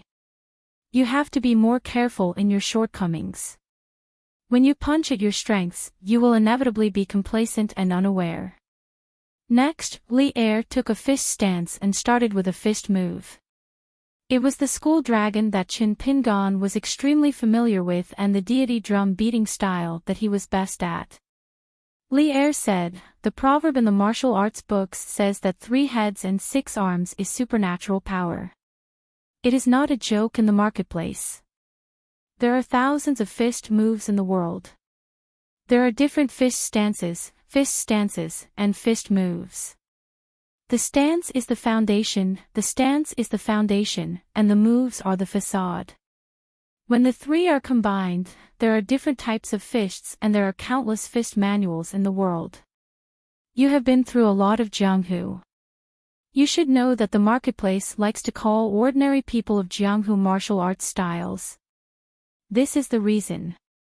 Li Er stretched his body and casually threw out a punch with the deity drum beating style. It was the same deity drum beating style. When Li Er used it, it looked gentle but was full of spirit. When it fell into Chin Pingan's eyes, it was actually a world of difference from when he used it. Li Er threw out another punch with the deity drum beating style. It had a very different fist intent. It was as rapid as thunder. He suddenly stopped and laughed. When martial artists fight with their enemies, as long as there is not too big of a disparity in their realms, fist theories, and thousands of moves, there are thousands of possibilities for victory and defeat. It is just that once it is reduced to a martial arts style, it is just a flowery fist with impractical legs. It is only good looking. Is the fist afraid of the young and strong? Killing an old master with random fists. The old master did not fight. It was just one blow. After shouting and showing off his martial arts style for half a day, he was completely dead. Chin Pingan's head suddenly tilted to the side. Li Er was already standing in front of him. The fist of the 10th realm was just horizontally across Chin Pingan's cheek. Li Er laughed, "You understood after I taught you. You understood and did it. Not bad." This was still a slow but powerful punch. If Chin Pingan could not avoid it, then today's fist feeding would end here. It would be Li Er's turn to return. Li Er withdrew his fist. Although Chin Pingan avoided the punch that should have landed solidly on his forehead, the fine squall wind still cut a bloody groove on his face. He was bleeding non-stop. Li Er said, "You are good at stealing fists. I have been feeding you fists for so long. Come and learn my boxing style. Try it." Chin Pingan nodded and imitated Li Er's punch. Li Er stood at the side and followed Chin Pingan as he punched. He pointed out some flaws in the boxing style and kicked Chin Pingan's calf lightly. Then, He put 2 fingers together and bent Chen Pingan's wrist, elbow and shoulder lightly. Finally, he said, "Don't learn the boxing style to death. Everyone's physique is very different. Just your height and mine are different. Although you have deliberately turned your fists into your own and made some changes, there is still a lot of meaning. Dead force is not expensive. The fist intent is the most powerful. It is superior in the word alive. The fist is alive. It is equivalent to the second life of us pure martial artists. It is more important than the external body of the Qi refinement warrior's yang spirit and the wandering yin spirit." Chen Pingan closed his eyes. After a moment, he punched again. "The direction is right." Li Er nodded. Practicing boxing is not cultivating Tao. No matter how high your realm is, if you do not work on the details, your muscles and bones will rot, your qi and blood will decline, and your spirit will be weak. None of these things can escape. The martial arts style at the foot of the mountain is harmful to the body, especially the external style. It is just exchanging one's life for energy. If the fist is not profound, it is the road to death. Pure martial artists can only rely on the fist intent to nourish their lives. It is just that this thing is unclear. Speaking of this, Li Er sat cross-legged and reached out his hand to invite Chen Pingan to sit together. Li Er was silent for a long time. He seemed to recall some past events. It was rare for him to feel emotional. Beyond realism, beyond imagination. This was taught by Jing Dafeng after he learned the boxing style. He repeated it many times. "I did not think much and remembered it. Listen to it and see if it is beneficial. Jing Dafeng's boxing style is not the same as mine. Actually, there is no difference between us. If you have the chance, when you return to Luopa Mountain, you can chat with him. Jing Dafeng's fist intent is lower than mine. That is why his boxing style is not as good as mine." When Jing Dafeng first started learning martial arts, he had always complained that his master was biased. He always thought that his master was deliberately helping the two of them choose the martial arts styles to learn so that he, Jing Dafeng, would be one step behind. Later on, he actually thought it through himself, but he just didn't admit it. That is why I am quite annoyed with his rotten mouth. He is just a gatekeeper. All day long, he does not have a filter on his mouth. That is why when we sparred, I often beat him up. Li Er clenched his fists and leaned forward slightly. It was just a habitual action, but it had the majestic aura of an arched back like a mountain. It was all fist intent. Li Er slowly said, "When practicing the boxing style, when you are sleeping, your fist intent will slowly flow. When you meet an enemy, you will wake up as if there is a god protecting you. It is like this when you are sleeping, let alone when you are awake. That is why people who practice martial arts, why would they need a magical weapon? This is the same principle as a sword cultivator who does not need anything else to attack." Li Er smiled and lightly knocked on the mirror with a fist. Then he loosened his fist into a palm and clenched it again. He said, "The sky above my head and the earth below my feet, the fist is like holding a baby. This is the combination of hardness and softness. Blindly pursuing a certain extreme has never been the true boxing style. For a long time, the longer you practice the boxing style, the more you can connect the power and the more you can control it. Why do I feel that Chui Chang's god-beating drum style is a good boxing style? It can even be considered one of the best boxing styles in the world. Because it seems fierce, but it has the true meaning of a boxing. It is not a person following the fist." Chen Pingan was somewhat puzzled and also curious. However, the question in his heart was not suitable to be asked. Because Chen Pingan wanted to know, in Li Er's eyes, what kind of pure martial artist was Senior Chui on the second floor of Luopa Mountain. Since they were talking about the god-beating drum style, they naturally had to talk about that old man. Li Er looked into the distance and said, Senior Chui Ching is an extraordinary person. He passed on the boxing style to you and can be said to be a true inheritance. He did not just teach you the boxing style. Chui Ching seems to only teach you the most fierce boxing style, but in fact, it complements Chen Pingan's heart. This is the demeanor of a top grandmaster. I, Li Er, cannot do it. Speaking of this, Li Er shook his head and repeated, I definitely cannot do it. Chen Pingan sighed. Back then on the second floor of the bamboo building, even Chen Pingan, who was not afraid of pain, had to obediently lie on the wooden bed on the first floor, roll up the quilt and secretly cry once. Li Er said, therefore, when you learn boxing, you can only let Chui Ching teach you the basics of boxing first. I, Li Er, will help you mend the fist intent. This is the right path. I'll teach you first, and Chui Ching will come again. He will use 10 kilograms of strength to farm and only harvest 7 to 8 kilograms of crops. It's not very interesting and not very promising. Chen Pingan had a new question. Why did Li Er not spar with Chui Ching? After Li Er left the Dragon Pearl Grotto Heaven, he had made a trip back to the Dragon Spring region. However, the two Realm 10 martial artists who also stood at the peak of martial arts in the world did not fight. It was a pity that Li Er did not talk about this. Li Er patted his knee and stood up with a smile. I've said enough. The words I've said today are more than what I've said in the years since I came to the North Continent. Then next, I will only use the strength of a Realm 9 martial artist to ask you for advice on the mountain quaking fist. Don't worry, there will be no Realm 10 fist mixed in. However, I advise you not to be happy too early. This Realm 9 is very strong. As for the shop, your Aunt Lu wants you to stay for a few more days. I can't agree and delay your journey, right?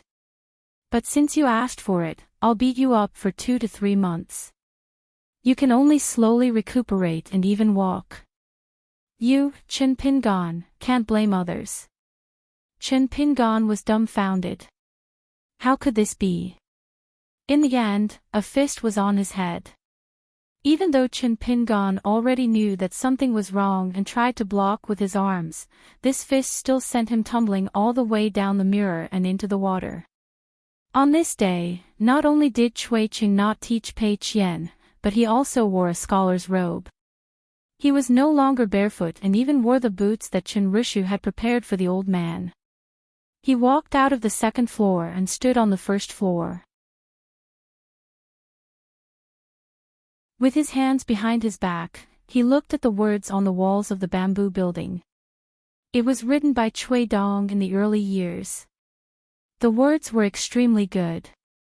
As the old master of the Chui family in the Aquarius continent, Chui Cheng's grandson Chui Dong's early knowledge was laid down by the old man. Of course, he knew the quality of the world's writings and the quality of the words. The words on the bamboo building had a heavy meaning. Otherwise, it would not have caused the entire Luopa mountain to sink. Otherwise, he would not have been able to stay on Luopa mountain.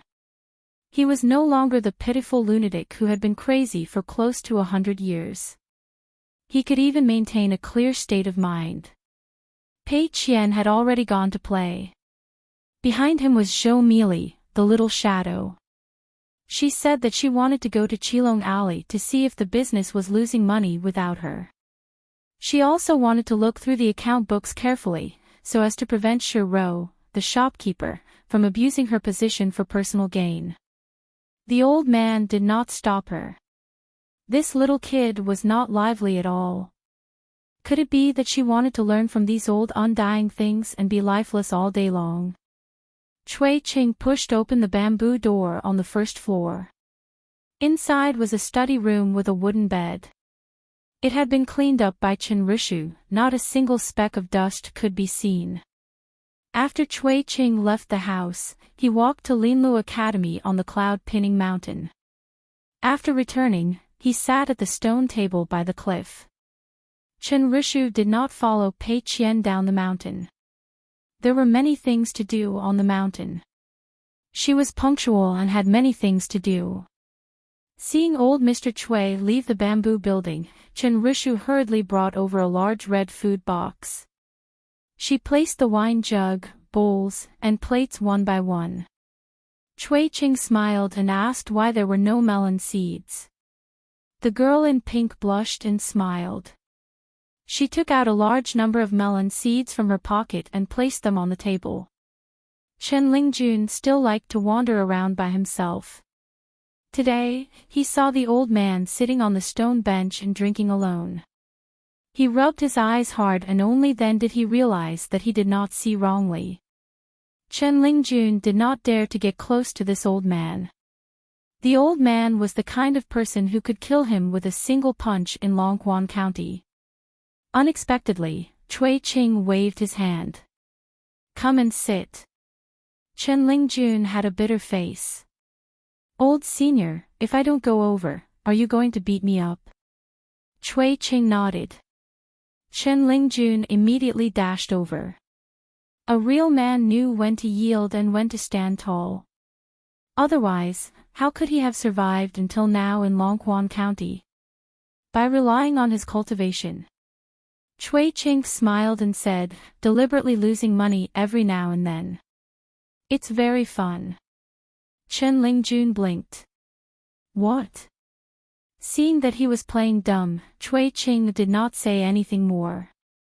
He casually asked, "Didn't Chen Pingon persuade you to draw a clear line between you and your brother, the Imperial River Water God?" Chen Lingjun shook his head. He gently raised his sleeve and wiped the table that was cleaner than a mirror. "He's even more of a goody two-shoes than I am. He blindly spouts nonsense and squanders money recklessly. He wouldn't say that about me.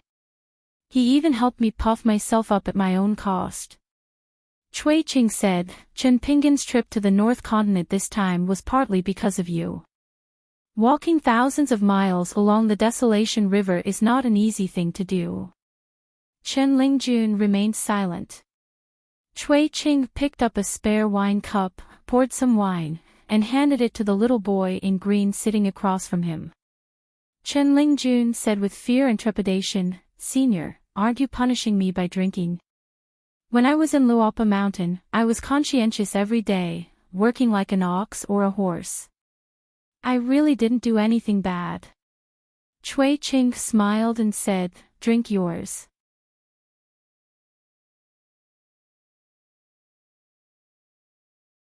Unknowingly, they chatted from the North Continent to the Tongyi Continent, and then to the Aquarius Continent and his hometown. Chen Pingon laughed. "I remember the first time I went to Fulu Street and Peach Leaf Alley to deliver letters to earn copper coins. I was used to the mud roads of Clay Bottle Alley and Dragon Kiln. It was the first time I stepped on the limestone road. I was afraid that my straw sandals would dirty the road, and did not know how to walk. After that, I sent Aquarius, Li Huai, and the rest to the Great Sui Kingdom, where they were guests at an old assistant minister's house in the Huang Court Kingdom. I had the same feeling when I ate at the table. The first time I stayed at the Immortal Inn, I pretended to be calm and composed, and controlled my eyes not to wander around. It was a little tough. There was a meal at the Book Lake, which was organized by Gu Kan. At the table were the princes of the royal families, the sons of the great generals, and the disciples of the immortal masters. If I did not mention my disappointment with Gu Kan, I would have been happy to see the little slug who handled everything so naturally. This was what Venerable Fire Dragon said about my selfishness. At that time, I felt that the little slug at the tail of Clay Bottle Alley could live well without Chen Pingon. At the Book Lake, that was the only time I wanted to leave and not care about anything. It was not about what happened after that. There were many things that I was not used to. I could not say whether I liked it or not, I could only adapt. What is the underworld, and what are immortals? I widened my eyes and looked at all the unfamiliar people and things. There were many things that I did not understand at the beginning, and some things that I could not accept even after I understood them. Li Er asked, was it hard to bear? Chen Pingan shook his head, it was just that I was a little unhappy. But sometimes, I would think that along the way, there were not only things that were hard to bear. Moreover, I had seen with my own eyes that there were so many people in the world who had suffered more than me, but they could not live better. They had to live as if there was no end to their suffering. Who could I reason with? I could only bear with it and endure it day by day. When I could not endure it, it was like many people in the alleys of my hometown who fell seriously ill. They just needed to grab some medicine, boil a few bowls of medicine, and die. My family members understood, and those who were lying in bed and suffering understood it even more.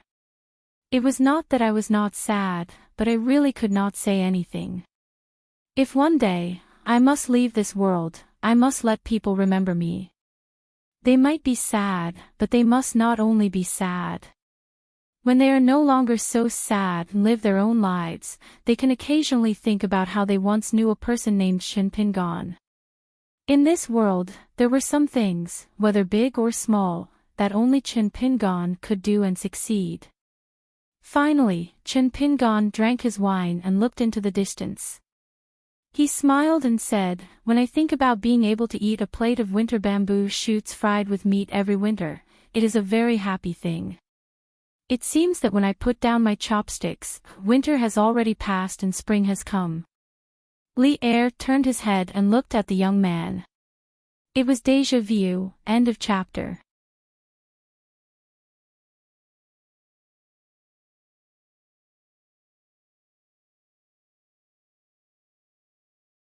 If his spiritual soul was not complete, how could he practice martial arts?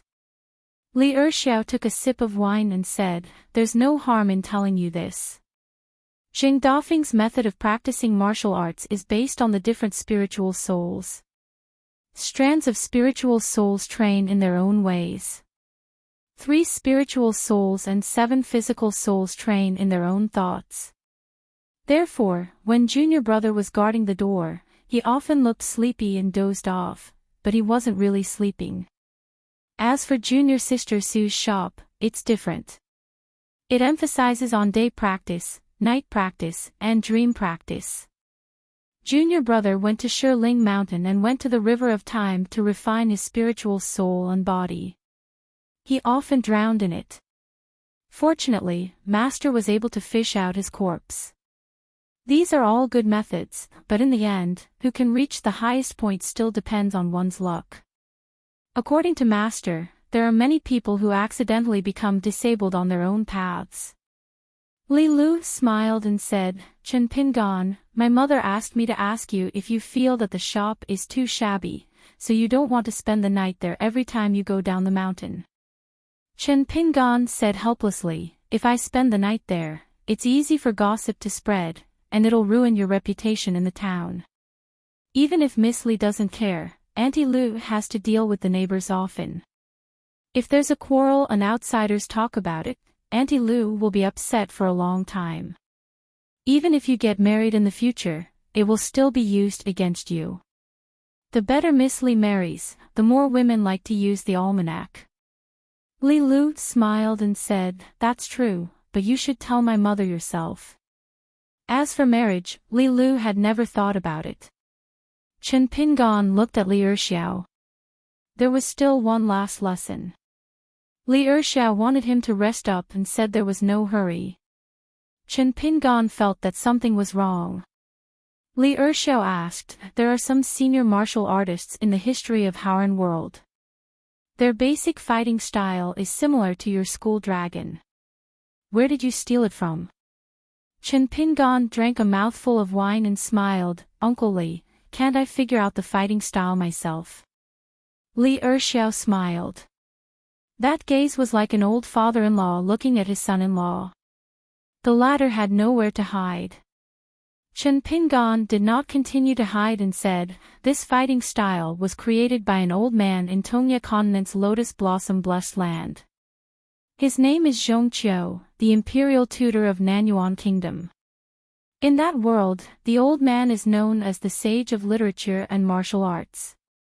I once wanted to invite the old man to leave Lotus Blossom Blessed Land with me. Unfortunately, the old man had too many concerns and did not want to leave.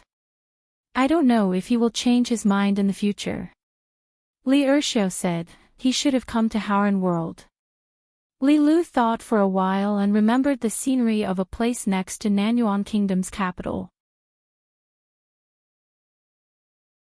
The current Lotus Blossom Blessed Land can't hold this person. A flood dragon curling up in a pond is not a long-term solution. Chen Pingan nodded. When I return to Luopa Mountain in the future, I will talk to Mr. Zhong again. After eating, Li Erxiao went down the mountain. Li Lu stayed on Leo Peak to practice immortal techniques with the old immortal on the mountain. Li Lu carried the food box to his mansion and took Chen Pingan for a walk. This time, Leo Peak was sealed off for no reason. Not only was the mountain gate not allowed to enter, but the cultivators on the mountain were also grounded. No one was allowed to walk around. Therefore, the two did not meet any Leo Peak cultivators on the way. Li Lu asked, after leaving the Dragon Palace Grotto Heaven Duck Island, the spiritual energy on Leo Peak is much thinner. Are you not used to it? Chen Pingan smiled and said, no, I won't. The spiritual energy accumulated on Duck Island, the underwater residence, the mountain temple, and the wooden house have not been completely refined. This is the first time I have eaten too much since I became a cultivator. On Darling Island, I drew nearly 200 talismans by relying on the overflowing spiritual energy that couldn't be retained. Because I was close to the water, most of them were talismans. I used up all the immortal cinnabar I bought from the Spring Dew Garden in one go. Li Lu said, these are all small things. You don't have to be too grateful to Duck Island and Li Yuan. In fact, if Li Yuan was smart enough, he would have given the jade pendant to Mr. Qin. Unfortunately, this guy is too stingy. It's like rain from the sky. He only knows how to use his hands to hold the water. He doesn't know how to bring out a water tank. After the rain, it only quenches his thirst. Chen Pingan took out the rest wooden token. I don't know why Li Yuan left the water dragon sect along Ji Feng and gave me this. It's not a big gift, but the thought behind it is not inferior to the Yuxiang token. Li Lu glanced at the crude wooden token and shook his head. This orange wooden token can't help Mr. Qin in his cultivation, especially in the matter of absorbing spiritual energy from the water. Chen Pingan kept the wooden token and smiled, but in the future, when I come to the North Continent and Ji Feng, I can openly drink with Li Yuan. It's just drinking. If it's the Yuxiang token, I won't accept it. Even if I accept it, it'll be a burden. Li Lu was silent for a moment and said slowly, Mr. Qin, you can break through soon. Chen Pingan nodded and said, it seems like I'm just one punch away. Li Lu suddenly said, it's still the same meaning. On the path of cultivation, don't hesitate. On the path of martial arts, every step must be steady and orderly. Cultivators need a different kind of mentality. Even if it's a great opportunity, you must dare to ask for it and dare to accept it. You can't be timid, cowardly, or too concerned about the admonition that fortune and misfortune are interdependent. Mr. Chen, you might feel that when you have gathered all 5 elements, collected all 5 natal items, and completely rebuilt the longevity bridge, it doesn't matter even if you're still stuck at the 3 realms. In fact, a cultivator with such a state of mind will be at a disadvantage. Chen Pingan thought slowly. Li Lu continued, since you're a cultivator, you should have a detached heart that's thousands of miles away from the ground. Practicing martial arts is to go with the flow, and cultivation is to go against the flow. So when you reach the golden body realm, you should think of ways to break through the bottleneck of the 3 realms of Qi refinement warrior. The willow tendon realm has always been the realm of people. Don't tell me Mr. Chen is still hoping to reach the heavens in one step. Chen Pingon smiled and shook his head. I don't dare to think about it, and I won't think of it that way. Li Lu said, before I returned to Lion Peak, there was a martial artist in the Golden Armor Continent who reached the Golden Body Realm. So other than the martial temples in the Golden Armor Continent, all the other continents had to send a portion of martial arts fate to the Golden Armor Continent. One portion would be given to the martial artist, and the other portion would be left in the continent where the martial artist was. According to the old rules, the martial artist's martial arts fate is similar to the spirit chi of cultivators. It's not that mysterious fate. The Central Plains Divine Continent has the most land and resources, and can be compared to the other continents. So it's usually the martial artists in the Central Plains who get the most martial arts fate from other continents. But once the martial artist breaks through in another continent, the Central Plains Divine Continent will send out more martial arts fate. Otherwise, the strongest martial artist in the world will be taken by the Central Plains Divine Continent. This was something that Chen Pingon had never heard of before. Li Lu joked, if that martial artist from the Golden Armor Continent breaks through later, a good thing will turn into a bad thing, and he will miss out on the martial arts fate. Looks like this person doesn't just have great martial arts fate, he's really lucky too. Chen Pingon understood the meaning behind Li Lu's words. On Leo Peak, after Uncle Li had fed him with his fists, Chen Pingon had begun to catch up and even surpass that genius martial artist's realm's 6 foundation. Of course, he was happy, but he couldn't be said to be overjoyed. Chen Pingon asked curiously, can the cultivators at the top of the mountain see the martial arts fate tracks flowing in the 9 continents? The fate of martial arts in the world has always been something that the Confucian Temple can't see through and can't control. In the early years, the Confucian sage wanted to get involved and wanted to include it in his own rules. But the sage of rites didn't agree, so it was left unsettled. It's very interesting.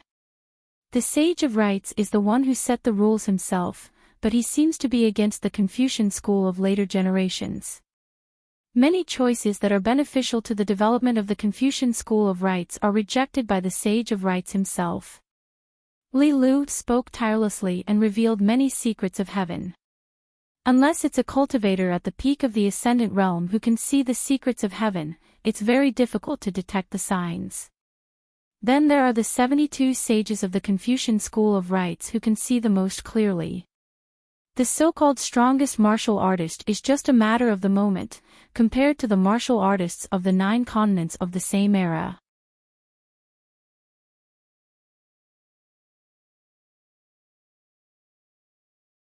It was said that Ma Kuxuan was doing very well, and was recognized as the most talented cultivator in Aquarius Continent after Li Tuanjing and Wei Jin.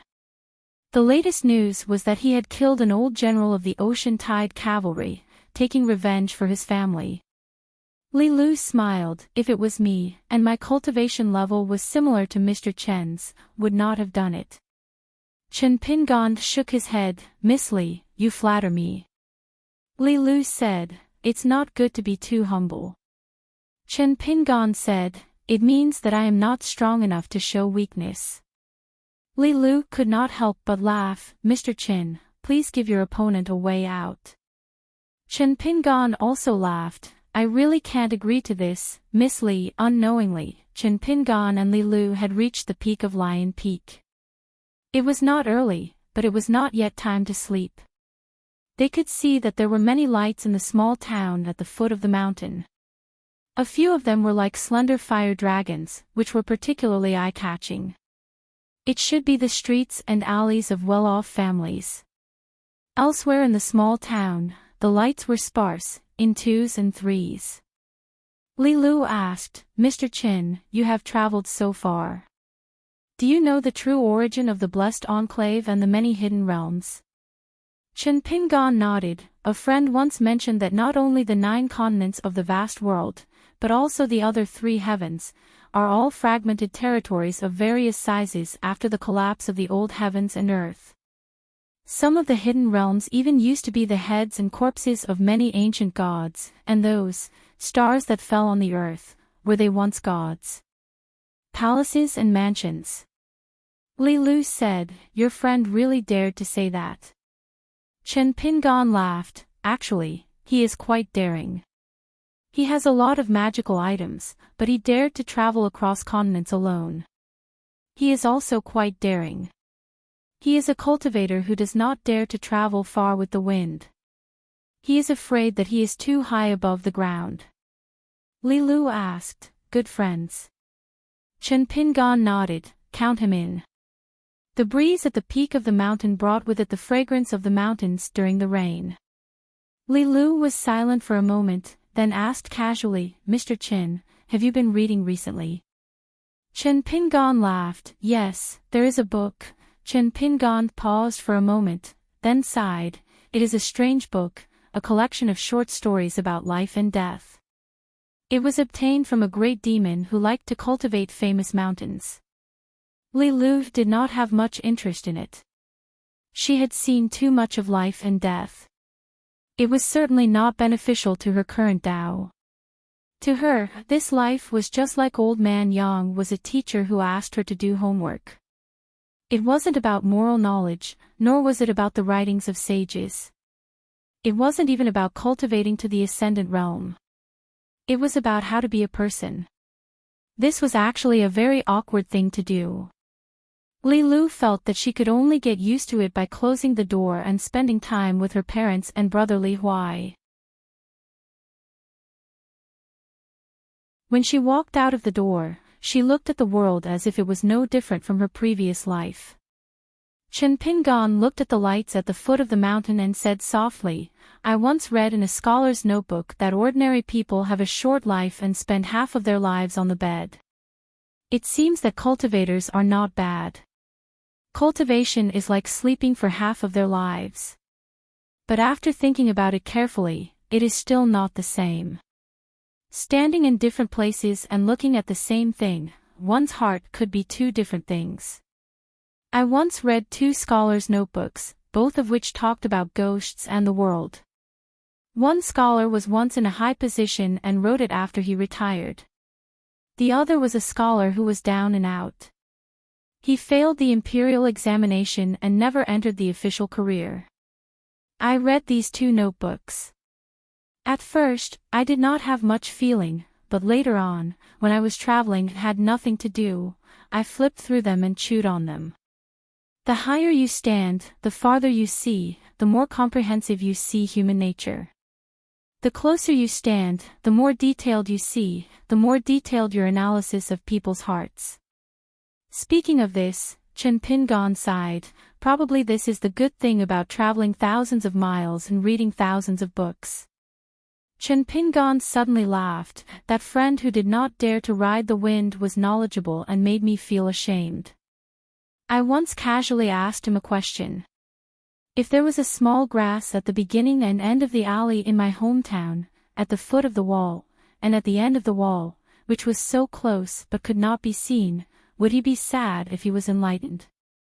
He seriously thought about this question and gave me many unimaginable and mysterious answers, but I kept holding back my laughter. "Miss Li, do you know why I was laughing at that time?"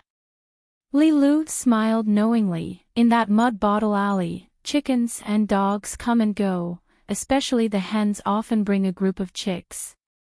Every day, they peck here and there. How could there be flowers and plants?" Chen Pingan smiled from ear to ear and nodded vigorously. Li Lu suddenly stopped smiling and bowed. "Thank you for your teaching, teacher." Chen Pingan was stunned on the spot. He did not understand what Li Lu was doing. "I was just casually chatting with you, Miss Li. Could it be that I could comprehend something from this?" Chen Pingan only had one thought at that moment. He was indeed not a cultivator and his aptitude was mediocre. Therefore, after this boxing practice at Lion Peak, he had to cultivate diligently. Li Lu stood up and said goodbye. She actually carried the food box and rode the wind to the shop at the foot of the mountain. Chen Pingan was confused. He returned to the immortal's cave and went to the mirror. He continued to learn boxing from Zhang Shanfeng. He did not seek to increase his fist intent, only to truly calm his heart. In the night, the woman behind the counter of the cloth shop was calculating with an abacus. She flipped through the account book and sighed. It had been more than half a month and there was not much income. There was not even a profit of 3 taels of silver. Compared to Chen Pingan's previous help in the shop, he could earn 3 taels of silver in 1 or 2 days. It was really frustrating to compare oneself to others. Fortunately, they were in a small town and did not have much expenditure. The woman looked at the lamp on the counter and was in a daze. Then, she turned her head to look at the man who was standing not far away and said angrily, "Li Er, what are you doing here? Are you going to order me around like an oil lamp?" Li Er shook his head. Understood. Recently, he had been buying alcohol more often. However, it was not entirely his fault. Chen Pingan drank a lot. The woman seemed to have seen through Li Er's thoughts and said angrily, "It's one thing to feel sorry for spending money. It's another thing to entertain Chen Pingan. You, young Master Li, are bringing Chen Pingan into the picture. If you have the ability to spit out your portion and sell it to me, I won't blame you. All you do is wander around and work for others. How many taels of silver can you earn in a year? Is it enough for you to drink and eat?" Li Er said sullenly, "Chen Pingan is leaving soon. I'll stop drinking for half a year. Is that okay?" Unexpectedly, when she heard that Chen Pingan was leaving, the woman was even angrier. "Your daughter can't get married. She's just a burden to you. If you have the ability, go and be an official. It seems that the matchmaker who comes to our shop to ask for a marriage will trample our door." Li Er did not say anything. The woman complained, "In the future, if Li Huai gets married and the girl looks down on our family background, I'll make you sleep in the yard in the winter." Li Er scratched his head. The woman was about to extinguish the oil lamp when she suddenly heard the door open. She immediately ran around the counter and hid beside Li Er. She said in a trembling voice, "Li Lu went to the mountain. Could it be that thieves came? If they come to ask for money later, Li Er, don't mess around. Just give the broken taels of silver in the shop to the thieves." Li Er nodded. Fortunately, the person who opened the door was her daughter, Li Lu. The woman immediately stepped on the back of Li Er's foot. "All right, if a thief really comes, I reckon that skinny monkey like a bamboo pole, you can't even rely on Li Er. When the time comes, it's hard to say who will be protecting who." The woman scolded the man endlessly. After extinguishing the oil lamp, the family of 3 went to the backyard. The woman did not have the strength to scold and went to sleep first. Li Er and Li Lu sat on a bench. Li Lu produced a pot of immortal wine out of thin air. Li Er shook his head. If it was really a person who liked to drink, Li Er would not be able to drink anything if he really wanted to drink that good wine. This time, Li Lu insisted, "Father, make an exception this time." Li Er was a little puzzled. He took the pot of wine but did not open the mud seal. He laughed softly and said, "The rest, drink with Li Huai later. At his age, it's about time for him to drink. When the time comes, say that it was given by the old immortal master of Lion Peak." Li Lu smiled and did not speak.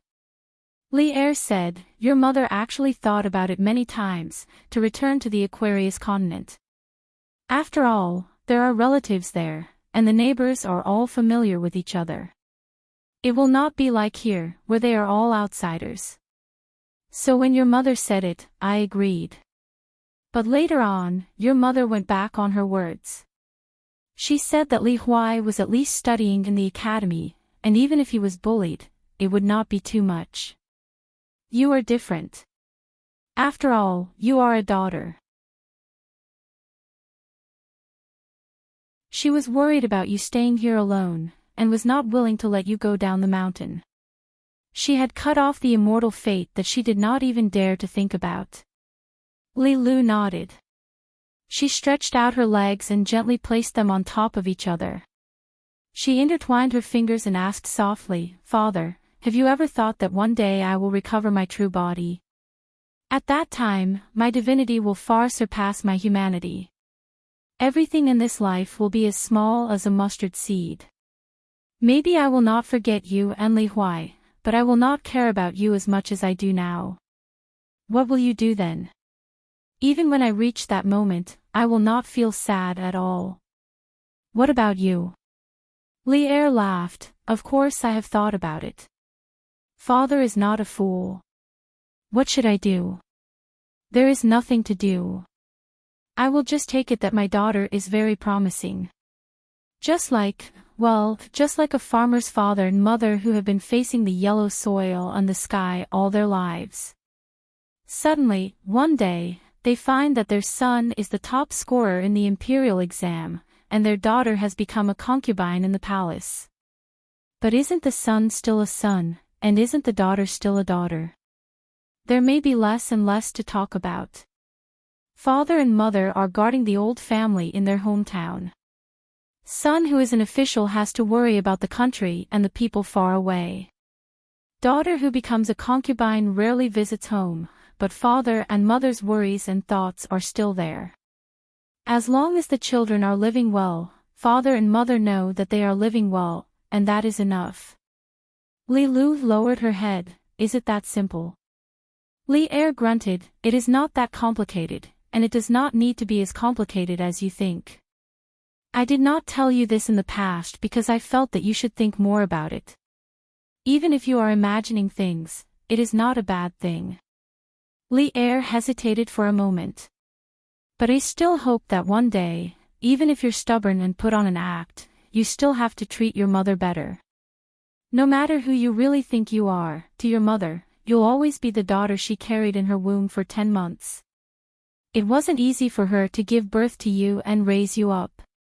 If you can agree to this, as a father, I really have no more requests."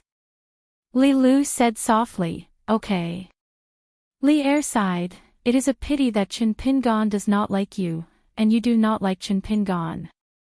Li Lu complained, "Father." Li Er grinned. "Father is just saying, what is there to be angry about?" Li Lu's pair of beautiful eyes narrowed into a pair of crescent moons as she smiled. Li Er said, "Knowing that Chen Pingan does not live here, is there any reason that he cannot say?" Li Lu was puzzled. What is he worried about? Is he afraid of causing trouble for us? Li Er shook his head. "Our family is reunited, but there is an outsider. That Chen Pingan can endure all kinds of hardships, but this is the only thing he cannot bear." That day, Li Lu returned home. Chen Pingan smiled and left. A young man in a green robe, in a foreign land, walked alone on the street. He turned his head to look at the shop, and did not withdraw his gaze for a long time.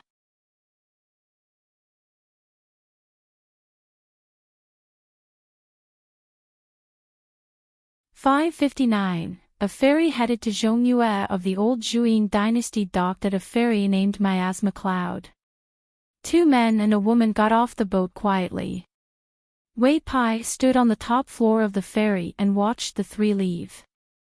Approaching Zhuiying dynasty was tantamount to leaving one's own mountain and entering someone else's territory. Wei Pai's perception of Mount Biyun weakened a lot. When he arrived at the new Zhongyue of Dali, he would only be suppressed by nature. This was an invisible rule that all the gods of mountains and rivers had to abide by. Mountain gods waded through water, water gods climbed mountains, their hands and feet were bound. It was the same for a king of Zhongyue to leave his own territory and visit a king of Zhongyue. But even so, it was not a big problem. It couldn't be helped. He, Wei Ba, was now the first Upper 5 Realms mountain monarch in the history of the Aquarius continent. That middle mountain monarch, who didn't care much about etiquette, was still not a true upper five realms god. This time, Wei Pai left the northern mountains, both for public and private reasons. Dali Imperial Court was willing to turn a blind eye even if they were not happy to see it. Wei Pai's referral in Dali Imperial Court was Mahist Ranger Su Ruo. Back then, Wei Ba had left the Chest-Dun Mountain with Su Ruo and went to the Cloud-Splitting Mountain. The stooped Zhu Lian was barehanded. The slender Lu Baixiang was carrying a narrow saber to stop Shui. At the ferry, after Lu Zhongruan got off the boat, he could not help but say to Zhu Lian, who was walking beside him, "Mr. Zhu, it's not difficult to find the Waterhall Dragon boat. The Waterhall is an object that was completely refined by an ancient immortal. I have the method to open a mountain and collect it. The Waterhall is only the size of a horse carriage and can be transported to the ferry. However, the dragon boat has always been at the level of a small refinement. If you want to bring it back to Longquan County, you can only spend some immortal money and use the dragon boat as a ferry and parade it through the city." Zhu Lian smiled and said, "It doesn't matter. The Dali cavalry will have people to protect us and search for treasures. After that, we will take the dragon boat back to Luopa Mountain. It will only be smooth sailing." Lu Zhongruan smiled bitterly. "Mr. Zhu, are you sure you're not joking?" Zhu Lian said in all seriousness, "Island Master Lu is the master of a sect, and a gold-core earth immortal who can ride on clouds. I'm just an old man. How would I dare to offend you?" Lu Zhongruan felt that he could only take one step at a time. The Waterhall on the dragon boat had always been Lu Zhongruan's sore spot. Who to give it to was a great learning. Even if he gave it to the wrong person, the Pearl Island would not have peace for the next 100 years. It was hard to say whether the ancestral Master Hall could be preserved. Before making a deal with Luopa Mountain, Lu Zhongruan had revealed the Waterhall incident to True Realm sect after weighing the pros and cons in order to maintain a foothold in Calligraphy Lake and not be annexed by True Realm sect as a vassal island. Pearl Hairpin Island relied on others' charity and had no choice but to lower its head. Lu Zhongruan took it as a financial loss to avert disaster. True Realm sect was indeed a subordinate sect of Jade Gui sect, the leader of Tongya continent. True Realm sect did not harbor any evil intentions and would not commit such despicable acts as silencing the witnesses and monopolizing the treasures. Pearl Hairpin Island not only retained its ancestral hall, but also exchanged it for a peace token issued by the Ministry of Justice of Greatly to the cultivators on the mountain. This was the reason why Lu Zhongruan did not personally visit Luopa Mountain for the first time. However, the subsequent development was beyond his imagination. The True Realm sect inexplicably gave up on seizing the Waterhole. Not only that, the peace token was not taken away from the Pearl Island. For this reason, Lu Zhongruan made a trip to the Palace Willow Island with trepidation. Of course, he did not meet the elusive Master Jiang. He only met the chief executive of the True Realm sect, Lu Laoqing. Lu Laoqing said it was the master's order and told Lu Zhongruan to rest assured that the peace token would not be a problem. Lu Laoqing dismissed Lu Zhongruan with a few words. When he left the Palace Willow Island, he was not worried. Lu Zhongruan was not at all reassured. However, there was nothing he could do. He could not force the True Realm sect to take the Waterhole. Therefore, Lu Zhongruan finally decided to move to the Longquan County. He personally went to the Luopa Mountain as a guest. He chose the location of the Longquan back and mentioned the secret to the Luopa Mountain. Lu Zhongruan did not deliberately hide the fact that the True Realm sect had obtained the Waterhall's dragon boat. He also told the True Realm sect's decision. The chief steward Zhu Lian smiled a little strangely at that time. He also said that Island Master Lu need not worry. Zhu Lian also promised that even if the Luopa Mountain did not dig for treasures, they would at least not leak the news to anyone. This would prevent the cultivators of the Pearl Island from getting into trouble because of the treasures. Lu Zhongruan still did not dare to rest assured. At this moment, Lu Zhongruan had truly embarked on the treasure-seeking path of his homeland. All sorts of feelings welled up in his heart. If it were not for the Waterhall's dragon boat seeing the light of day again, Lu Zhongruan would probably never set foot on this sad place again in his life. Regarding the choice of the Waterhall's dragon boat, Lu Zhongruan had no hesitation. The Waterhall was the foundation of a sect. It could be said that it was a natural immortal's cave. It gathered the ancestral hall, the cultivation place of earth immortals, and the mountain and water formation. If it was placed in the calligraphy lake, even earth immortals would covet it.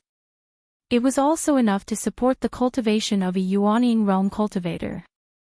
Therefore, the True Realm sect did not hesitate to give Lu Zhongruan a priceless medallion. This was their sincerity. Although the huge dragon boat could not cross continents, it was enough to carry a large amount of goods back and forth between continents. For the small Pearl Hairpin Island, it was of little value, but for the ambitious Luopa Mountain, it was an urgent matter. While Lu Zhongruan's mind was wandering, Lu Baixiang was secretly talking to Zhu Lian through the martial arts method of telepathy. Lu Baixiang asked with a smile, "Even if you successfully get the dragon boat back, you still have to run around. Won't it affect your cultivation? If you become the leading figure of the Luopa Mountain, you can no longer be the unscrupulous martial arts madman. Won't you feel uncomfortable every day?" Zhu Lian replied with a smile, "Being busy every day, I feel very comfortable." Lu Baixiang said, "If you, Zhu Lian, have any ulterior motives, as long as the matter is exposed, even if Qin Pingon let you go because of old friendships, I will kill you with my own hands." Zhu Lian said, "You won't have this kind of opportunity." Lu Baixiang asked, "Are you saying that I'm destined not to be able to kill you, or that you really know your place in the Luopa Mountain?" Zhu Lian asked back, "Cult Master Lu is a great talent and a great strategist. The Lu Baixiang in the history of the Lotus Flower Blessed Land has always been decisive in killing. How did you become so chatty?" Lu Baixiang said no more. In that world, Lu Baixiang was the ancestor, and Zhu Lian was the descendant. Zhu Lian said with a smile, "Sure enough, only my family's young master understands me the best. Cui Dongshan can only be considered half of it. As for you three fellow countrymen, you're even worse." Lu Baixiang dismissed it with a smile, his palm gently stroking the hilt of his saber. Zhu Lian glanced at Lu Baixiang's small movements. "Do you believe that you can't even pull out your saber right now?" Lu Baixiang laughed. "I don't really believe it." Zhu Lian said, "I'll find a chance to practice with you." Lu Baixiang shook his head. "Let's leave it for now. We'll talk about it again in a few years." Zhu Lian laughed. "I'm just afraid that Cult Master Lu will be alone. The sky is high and the Emperor is far away. You're used to living in a remote and desolate place. If your life is too comfortable, it's easy for you to not know the immensity of heaven and earth." Lu Baixiang turned his head to look at Zhu Lian. Zhu Lian met his gaze. "Lu Baixiang, from the Lotus Flower Blessed Land, where there are no cultivators, to the vast world where ghosts and immortals run all over the mountain, especially in the last few years, have you always kept your saber by your side? What's wrong? With the magical saber in hand, does the world belong to me? Why don't you be more straightforward and learn from that Sui Yu, directly cultivating to seek immortality? Wouldn't that be better?" Lu Baixiang frowned. "You hide on the Luopa Mountain and have to constantly be on the lookout for killing. How can you compare to me?" Zhu Lian sneered. "Practicing martial arts is my family's business. Don't ask me.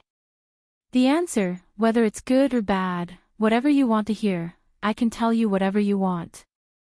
As for the truth, you have to ask yourself."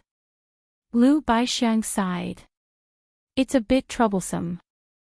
Zhu Lian laughed. In a small place, if your aptitude is good and your luck is not bad, some impurities won't show. In a big world, it won't work. Among the four of us in the picture scroll, I only find you slightly more pleasing to the eye. If you want to please me, you should say less. Lu Baixiang nodded. He had understood. Although Lu Zhongruan didn't know what the two of them were talking about, Lu Baixiang's momentary exposed killing intent actually made her, and Jin Dan Earth Immortal, somewhat fearful. And who was Lu Baixiang? He was just one of the names on the Luopa Mountain Ancestral Hall's registry. Lu Zhongruan's mood was somewhat gloomy. When would the Pearl Hairpin Island become a truly stable immortal sect?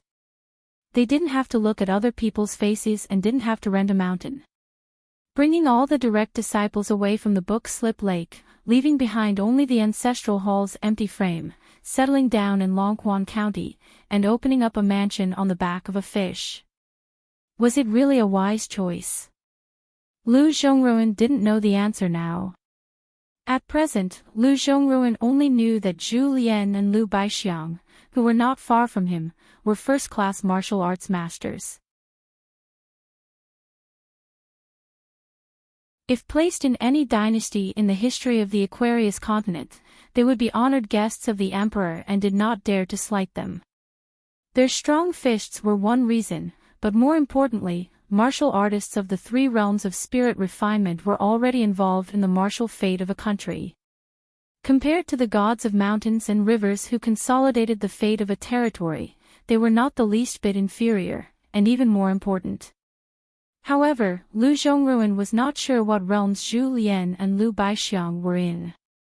As for who was more powerful, Lu Zhongruan had no way of knowing. After all, he had not had the chance to see them fight yet. His impression of Zhu Lian was more of the chief steward of Luopa Mountain, smiling to everyone. In the few times they interacted, other than being watertight and knowing how to do business, Lu Zhongruan actually did not know much about him.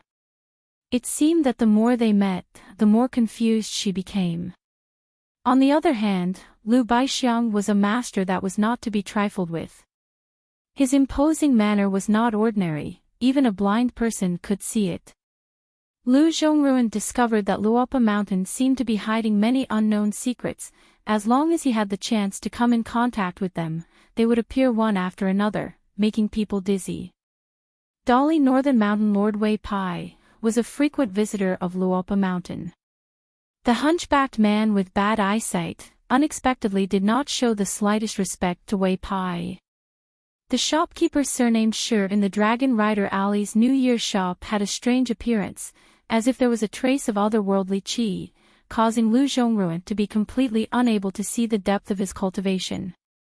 Chen Rishu, Chen Lingjun, Zhou Mili, the three monsters, especially the little boy in green, seemed to be about to reach the bottleneck of the Dragon Gate realm. Once he reached the Golden Core realm, a Jiao dragon monster was not comparable to an ordinary Golden Core realm cultivator, and could be treated as half a nascent soul realm cultivator. But from the looks of it, Chen Lingjun was the most disliked one on Luopa Mountain, and he seemed to be neglected, but did not feel anything wrong. If this happened at Book Slip Lake, he would have rebelled long ago. Lu Zhongruan would occasionally think that the young mountain lord wanted to reach the heavens in a single step and directly create a sect from the originally nameless Longquan County's Luopa Mountain into a sect. Compete with the Dragon Spring Sword sect of Sage Wanjia. Was it a little whimsical? After all, there were more martial artists than cultivators on Luopa Mountain, and it was hard to tell who was the powerful earth immortal who had the potential to reach the upper five realms. On the other hand, the Dragon Spring Sword sect, which was adjacent to Luopa Mountain, had only a few cultivators, not to mention the sage Wanjia himself. Dong Gu was already a Golden Core realm cultivator. As for Wan Jia's only daughter, Wan Shou, because Lu Zhongruan came from Book Slip Lake, she had seen the strange phenomenon of the island from afar one night, and also had a peace and quiet token with her, so she heard some very mysterious gossip, saying that Wan Xiu had once worked together with a young man in white of unknown origin to hunt down an old nascent soul realm cultivator of the Zhuiying dynasty, which was simply shocking. Moreover, it was difficult for a famous mountain to accommodate two golden core realm cultivators. It was an unwritten rule on the mountain to be allies from afar and enemies from close proximity. Even if the territory of Longquan County was not small, and the spiritual qi was even more abundant, it was still unable to support two thriving sections. Zhu Lian, who had clearly never been to the Immortal Fairy before, was extremely familiar with the place. Leading Lu Zhongruan and Lu Baixiang, the three of them had just left the Miasma Cloud Ferry when Lu Zhongruan saw a group of elite cavalry. There were not many of them, only about 20 or so. However, it made Lu Zhongruan instantly feel terrified. In the middle of the three leading cavalry was a travel-worn young man. His expression was calm, and he did not wear any armor, but a Dali standard saber hung from his waist. Beside him was a handsome young master in a black robe, with a pair of long and short swords hanging from his waist. He squatted on the back of his horse, yawning. On the other side was a man with a stocky figure. Lu Zhongruan felt that other than the commander in the middle, the other two were all very dangerous. As for those Dali elite cavalry, Lu Zhongruan was born as the eldest princess of a fallen country, and had been in charge of politics for many years. Managing the household was like managing the country, so he was naturally an expert. With a glance, he could tell that those elite cavalry were valiant and skilled in battle. The Dali cavalry were skilled in battle. Not only were they willing to die on the battlefield, they also emitted an orderly aura. These were all the marks that the imperial tutor Cui Dong had carefully polished. Zhu Lian raised his head to look at that dark-skinned man, rubbing his hands and smiling. Isn't this our Wu Xianlang Lord Wei? The man called Wu Xianlang by Zhu Lian was indifferent. The young man in the middle turned his head and smiled. Big brother Wei, this old senior is? The man replied in a methodical manner. Surnamed Zhu, named Lian, an old acquaintance from my hometown. He's a martial madman, currently in the far roaming realm, working as a steward for someone in Longquan County. The young man was somewhat surprised. Realm 8 Master. How come I've never heard of him? He clearly knew which far roaming realm martial artists there were in Dali, because most of them had thrown themselves into the battlefield, and almost none of them stayed in Jianghu. As for the Realm 8 Qi cultivators, he didn't care to hear of them. He was born in Dali's first-class family, and was born in the capital's Chang'e Street, where martial artists were as common as clouds. He didn't have a good impression of cultivators, but he had a natural affinity with martial artists, no matter whether it was on the battlefield or in Jianghu. His ancestors had all fought for the Dali imperial court, for their own surname, and for their own country and family business. It was the same for himself. He, Lu Xuanmei, was no different from his good friend Guaniran. The people he despised the most were those who rested on the merit books of their ancestors in Ichi Alley. His name, Lu Xuanmei, was personally given by Master Guan.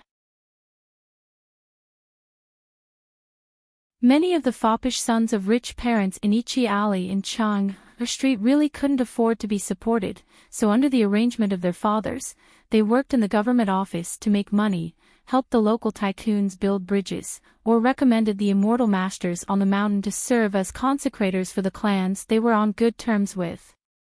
Throughout the year, there were endless wine parties and banquets. These people, regardless of the size of the official circles in the capital, were all big shots at the banquets. Their maids had to be female immortals, and their retainers had to be the immortals on the mountain. How could they go to Chang'e Street and take a look? Which one of them didn't shrink their necks and talk in a low voice?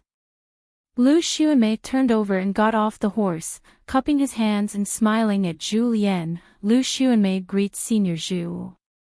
Zhu Lian hurriedly cupped his hands and returned the greeting, chuckling. General Lu is young and promising, burning incense for your ancestors in the ancestral hall.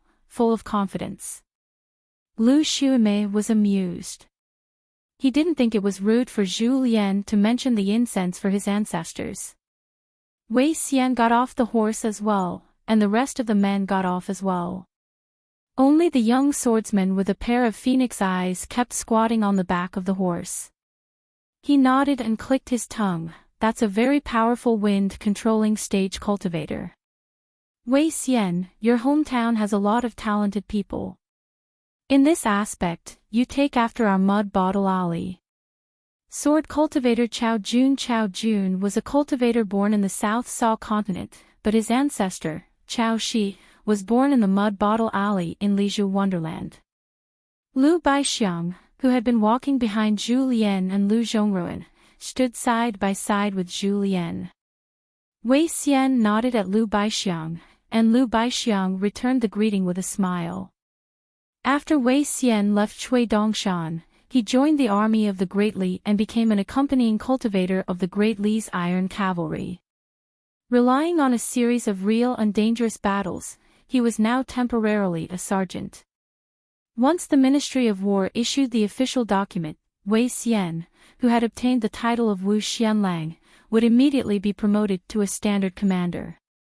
Of course, if Wei Xian was willing to personally lead the army into battle, he could be promoted to a 6th-grade general according to the law and lead a battalion of over 1,000 soldiers and horses. Sergeants like Dolly were the most precious sergeants in the world. They were able to meet all the generals below the 3rd-rank general level on the road. They didn't need to salute. If they were in the mood, they could just cup their hands. If they didn't want to, they could even turn a blind eye. As of now, Wei Xian had been given the 6th grade of the 12 grades of Great Li's Iron Cavalry, Wu Xianlang, whose name started with the word Wu. Normally, the first 5 grades of Wu Xianlang would only be given to generals who had made great contributions to the battlefield. In the Dali imperial court, which was founded on martial arts, the first rank of Wu Xianlang was the Shang Zhuguo. However, the highly respected title of Shang Zhuguo was not only given to martial artists. Chao Jun had always been Wei Xian's immediate superior. With his military achievements, he was in charge of all the cultivators of Dali Iron Cavalry. Although Wei Xian was only a sergeant, he was somewhat like an assistant to Chao Jun. According to Chao Jun, the lazy man, he should not use his brain if he could. Therefore, he liked to throw all the troublesome tasks to Wei Xian, who didn't know his background. Wei Xian was said to be a military cultivator, but he was more like a pure martial artist. At first, there were some criticisms. They always thought that this guy was a hanger-on of some big boss in the Ministry of War. After the battle ended, he shamelessly came to gain military achievements. However, after a few battles, there were no more rumors. The reason was simple. The cultivators who fought side by side with Wei Xian were all alive. Dali's elite cavalry prepared the horses. Everyone rode to the place where the treasure was hidden. It was not too far from the Miasma Cloud Ferry, more than 200 miles away. The Waterhall Dragon boat was buried at the bottom of a river. The secret passage was extremely well hidden. Only Lu Zhongruan knew how to break the many mountain restrictions. Otherwise, even if they found the treasure, they would not be able to enter the secret realm unless they destroyed the foundation of the mountain. However, if they did so, they would trigger the mechanism and the Waterhall Dragon boat would be destroyed. When Lu Zhongruan learned that this young cavalry general Lu Xuanmei, who was not even 30 years old, was a Dali 4th-grade military official, he was even more shocked. On one hand, he was surprised by this person's meteoric rise in his official career. Dali's military general must have a foundation of military achievements. This was an iron law. The general family with ancestral influence may have a higher starting point, but there was a limit. On the other hand, he was surprised by the loyalty of the officials in Luopa Mountain. The one who showed up was the military general Lu Xuanmei. Then the one who nodded and promised this matter must be a powerful general.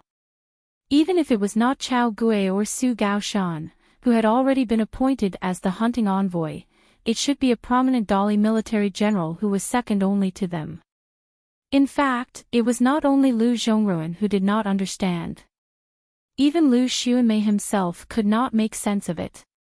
This time, he led the team because a confidant of Grand General Chao Gui personally conveyed the message. Among the cavalry, there were also 2 Green Wave Pavilion spies who were monitoring the troops. Looking at the signs, they were not monitoring the actions of the 3 people, but monitoring whether Lu Xuanmei would cause problems. This was very interesting. Could it be that the new hunting envoy, Chao Gui, was very resourceful and wanted to fill his own pockets with a certain leader of Green Wave Pavilion? Then Grand General Chao chose to hide behind the scenes and sent his confidant to personally handle this matter. If he was really so daring, shouldn't he, Lu Xuanmei, be replaced by another loyal general? If Lu Xuanmei felt that this matter violated Dali military law, he would definitely report it to the imperial court.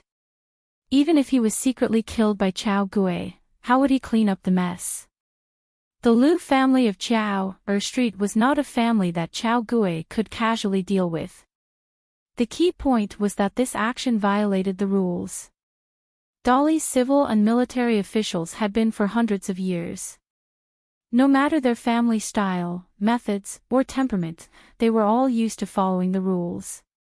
Being pursued by the imperial court and having his confidant killed to take the blame. This did not seem like Grand General Chao's style. But to say that there was someone who was so resourceful that even Chao Gui had to listen to orders and make a hunting envoy, who was equivalent to a pillar of the imperial court, personally make a plan, Lu Xuanmei did not dare to believe it. Could it be the imperial tutor's idea? Was there a need to be so sneaky for a mountain treasure that had someone leading the way? Dali's cavalry went south, collecting mountain treasures and piling them up into a mountain. Banning and destroying thousands of mountains and temples were all done according to Dali's established rules. Was this one thing missing? Lu Xuanmei was full of curiosity. And he hoped that he could live to know the answer. Lu Xuanmei and Lu Zhongruan rode side by side, discussing the route. Wei Xian and Lu Baixiang followed closely behind, chatting about the past. Lu Baixiang was the easiest to get along with among the 4 people in the picture scroll. He could chat with anyone. The other 3 almost did not talk to each other. Somehow, Zhu Lian was hanging at the tail of the cavalry with Chao Jun. They chatted happily, calling each other brothers and talking about everything. Of course, the 2 men did not talk much about women. No matter what you say, Chao Jun, Zhu Lian's reply will never reach your heart. Even if this old chef's cooking skills aren't that good, I don't know how to cook according to the person's taste. Chao Jun's eyes lit up. He even wanted to leave the army and go to Luopa Mountain to be a servant. After Li Shixing left Lion Peak with Cui Ci, he returned to the capital of the Artemisia nation. The Artemisia nation was a small and remote country in the North Continent, but it was not a vassal of a big country. In the capital, Li Shixing bought a small house in a place called Dongxian Street. Across the street lived a family with the surname Qin. They were well-to-do and were not considered wealthy in the capital. There was a person of the same age as Li Shixing. Coincidentally, there was the word Bao in his name. His name was Qin Baozhou. He was an idle scholar who did not have any achievements in the imperial examinations. He was good at music, chess, calligraphy, and painting. Li Shixing often traveled with him, but they did not go far. When Li Shixing came to the North Continent from the Aquarius continent, he traveled all the way to the north before stopping here. Through some connections, he got a job at the prefectural education office. Before going to the Cool Breeze sect, Li Shixing had to walk past the opening of Astronomical Luck Memorial Arch at the entrance of the office every day. The office had 12 entrances, so it was not considered small. Li Shixing was very fond of Li Shixing. He felt that this young outsider was quite knowledgeable. Of course, Li Shixing was famous for being a clean and honest civil official. To be able to suddenly rise from a low-paid yeoman to the center of the imperial court and become the assistant minister of the Ministry of Rights, there must be some extra knowledge involved. Once, when he exchanged cups with Li Shixing to drown his sorrows, Li Shixing gave him some of his knowledge. The next day, Li Shixing became an official in the government office of the government office. Cui Ci initially felt like he was struck by lightning. Why would his honorable teacher do such a thing? How could a scholar do such a thing? Li Shixing did not explain anything to Cui Ci. This time, when he returned to the capital, there was no longer a position for Li Shixing in the government office. He gave a random reason and removed Li Shixing's identity as an official. Li Shixing did not care. On the way, Cui Ci asked his teacher how long he would stay in the Arden Kingdom. Li Shixing replied that it would be a long time, at least 30 to 40 years. At first, Cui Ci was a little flustered. He was afraid that it would be a few hundred years. But when he heard that it would be a short 30 to 40 years, he felt relieved. After all, he and his teacher were not ordinary people at the foot of the mountain. As for Cui Ci himself, when he thought of his origin, there was always a lingering worry. But every time he worried about this, he would no longer be worried. Because he had that worry. Today, Li Shixing spread out another calligraphy painting and looked at the reflection of the moon in the water. Cui Ci knew his teacher's habit and burned incense at the side. In fact, Li Shixing was not so cultured, but Cui Ci liked to do this and did not stop him. On the scroll, there was an old teacher sitting and discussing the Tao. The old teacher was a sage of Yufu Academy. At first, Cui Ci listened attentively, but later on, he really felt that it was boring. His lecture was like an old woman's feet wrapped in cloth. Every time he lectured, he would only talk about one principle. Then, he would go around and around in circles, talking about the various small principles of this big principle. Cui Ci felt that it was very boring. Who would not understand these principles after a few days of reading? Was there a need for the old teacher to explain in such detail? No wonder his teacher later took him on a tour of the Yufu Academy. He learned that the old teacher was laughed at as an old vulture who only knew how to pick up phrases. The old teacher was also regarded as a sage with the least real talent in the academy. Later on, the Confucian students in the academy could not stand the teaching, so the old teacher arranged this task for the academy. He was in charge of the reflection of the moon in the water and preached to those cultivators on the mountain. Not only the academy knew that this was just a formality, but the old teacher himself probably knew that no one would listen to his nonsense. But he still lectured for 30 years. The old teacher was happy and leisurely. Sometimes, he would even bring a few books, letters, and copybooks that he liked. He would choose a sentence from them and talk about it according to his mood. Cui Ci heard a lot of old stories about the old teacher in the streets of the Yufu Academy that were filled with bookstores. It was said that the reason he obtained the title of a sage back then was because of great luck. It had nothing to do with how knowledgeable he was. At the beginning, there were smart people from all walks of life who became friends with the teacher who was not considered old at that time. The scholars of various countries and the major academies all warmly invited this person to lecture and preach Tao. In the end, even the cold stove and the officialdom lost interest. This person's copybook, calligraphy, fan inscriptions, couplets, and so on could be sold for 1,000 taels of silver in the earliest days. Later on, it was sold for a few hundred taels of silver. Later on, it was sold for less than 100 taels of silver. Now, not to mention 10 taels of silver, no one would buy it. They might not even be willing to accept it as a gift. But Chui Ci discovered that every time his teacher listened to this old teacher's lectures, he would not miss a single time. Even when he was lecturing the 9 registered disciples of sect master He in the Qingliang sect, he would still look at the Yufu Academy's catoptric deflection. In the painting, the old teacher sat in the same position that he had not changed for 30 years. He sat upright and still, moistened his throat, and picked up a book that he had just obtained. It was a travel book about mountains and rivers.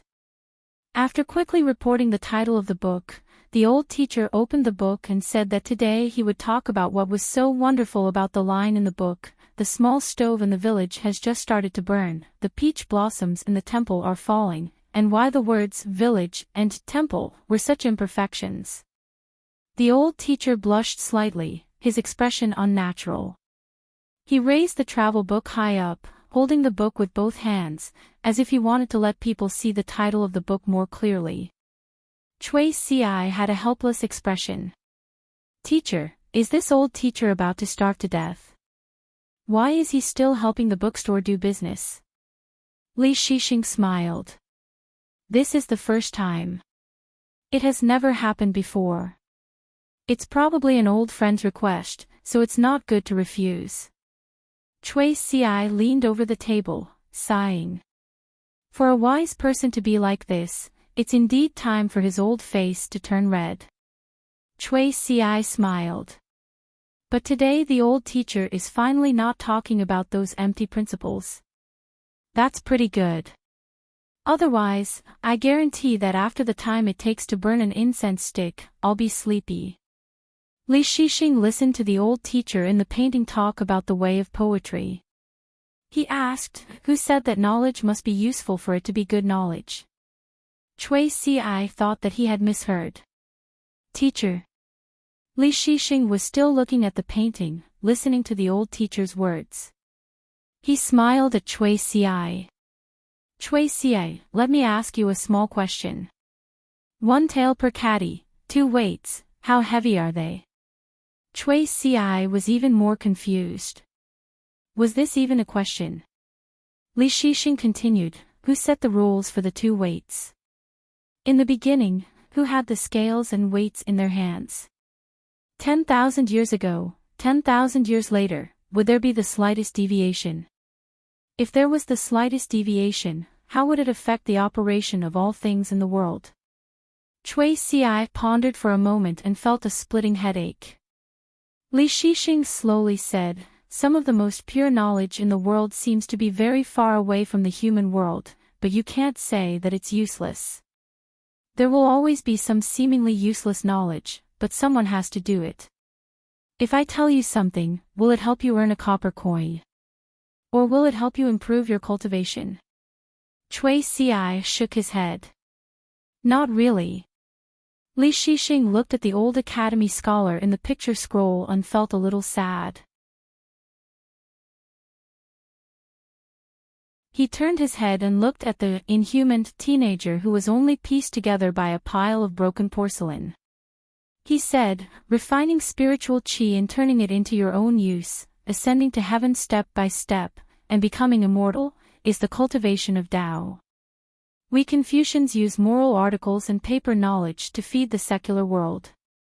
This is the Confucian persuasion. The spring breeze sneaks into the night, moistening things silently. This is the ultimate realm of knowledge." Li Shixing was silent for a moment. He looked at the incense above the incense burner and said, "Collecting is the unity of heaven and man, and attaining immortality. Since ancient times, sages have been lonely, leaving only articles for thousands of years. The real disciples of Confucianism never only seek immortality." The old man was old. He felt tired as he talked. In the past, he could talk for an extra hour of the academy's 2-hour homework. Today, after an hour, he no longer had the energy and spirit to continue his lecture. The old master's expression was sorrowful as he looked into the distance and muttered to himself, "I actually know that no one is listening. No one is listening to me." The old man said softly, 20 years ago, I heard from the hill master that occasionally there would be some snow, and the spiritual chi would increase. 10 years ago, there was very little snow. Every time I heard that someone was willing to spend money on my poor knowledge, I would find someone to drink with. Speaking of this, the old man squeezed out a smile and grabbed the travel book. I'm the old guy who engraved this book and sold it for money. In the blink of an eye, I've become old after a few drinks. In recent years, I haven't been able to earn enough money for the academy to spend on a single snowflake with my knowledge. I feel bad about it. The old man looked sad. He put down the book and suddenly laughed. Old bastard Chien, I know you're looking here. Are you afraid that I won't help you sell the book? Put down your legs. It's okay if you don't want to. Remember not to finish the wine and food. Leave some for me to chew after I leave the academy. The old man stood up and bowed. This lecture is the last time I humiliate myself in the academy. It's better if no one listens, so I don't have to waste money. It's not easy to cultivate on the mountain. The knowledge that I've taught for 30 years is really useless. Look at me. Do I look like a scholar? I don't think so. The old man was about to put away the book. He had the title of a sage of the academy, but he was not a cultivator. He could not raise the wind and rain with a wave of his hand. At this moment, Li Shixing of the Artemisia kingdom gently threw down a grain rain money. He stood up and bowed. The scholar Li Shixing has benefited a lot. Thank you, sir. The old man was stunned on the spot for a long time. He even had tears in his eyes. He waved his hand and said, I don't deserve it, I don't deserve it. Then the old man was a little embarrassed. He mistakenly thought that someone had thrown a small grain rain money. He whispered, don't buy that book. It's not worth it. It's too expensive. It's not worth it at all. No matter how much money you have, you shouldn't squander it like this. The two things in the world, cultivation and family, are big things, but in fact, they should be small. The old man was habitually nagging about those principles. Suddenly, he shut his mouth. He looked lonely and said self-deprecatingly, I won't say it anymore. Suddenly, another person threw a grain rain money and said loudly, Lu Jinglong has listened to Sir's teachings for 30 years. I'm here to thank you. This time, I didn't miss your last lecture. Not only was the old man shocked, even Cui Ci couldn't help but ask, Sir, are you the young sword deity Lu Jinglong from the Taihui sword sect? Li Shixing smiled and nodded. The old man was in tears. Finally, he straightened his clothes and straightened his back. He smiled and said, if you have the chance in the future, you must come and drink with me. I'm not in the academy anymore, but I'm not far away. It's easy to find me. Just say that you're looking for Mr. Bound Feet and you'll find me. When the time comes, I'll complain about why you didn't reveal your identity earlier so that I can be proud in the academy. Suddenly, a third person didn't throw money, but his voice echoed, this lecture is the worst. You're quite good at helping people sell books. Why don't you open a bookstore? Show me, am willing to buy a few books. The old man lowered his voice and asked tentatively, Mountain Lord Zhou. The man laughed and said, of course. In the North Continent, who can say the words show me so confidently? The old man hurriedly ran away and closed an open sage book, not letting the three people see his embarrassment. As an old scholar, he still had to care about his face. Just as Shan Jun and Wei Pai were leaving him to covering clouds. A fleet of carriages moved majestically, leaving Huaihuang town in Longquan County. It wasn't that they didn't have the money to take the immortal ferry to Oxhorn Mountain, but that someone didn't agree. This made a woman who was in charge of money and power feel very regretful. She had never taken an immortal ferry in her life. She had no choice. Her son didn't agree. As his mother, she had no choice but to go along with it. In the Ma family of Apricot Blossom Lane, after the old woman's death, her grandson quickly left the town. The ancestral home had been empty since then. The old woman's son and daughter-in-law had long moved out of the ancestral home in Apricot Blossom Lane. The Ma family was rich, but they didn't show it. They were just like Lin Shui's father, who worked in the kiln supervision department. He had power but didn't show it. The impression he gave people was that he was just a lowly official. The two families were similar. The Ma couple had moved out of Apricot Blossom Lane in the past, but they didn't purchase property in Fortune Street or Peach Blossom Lane.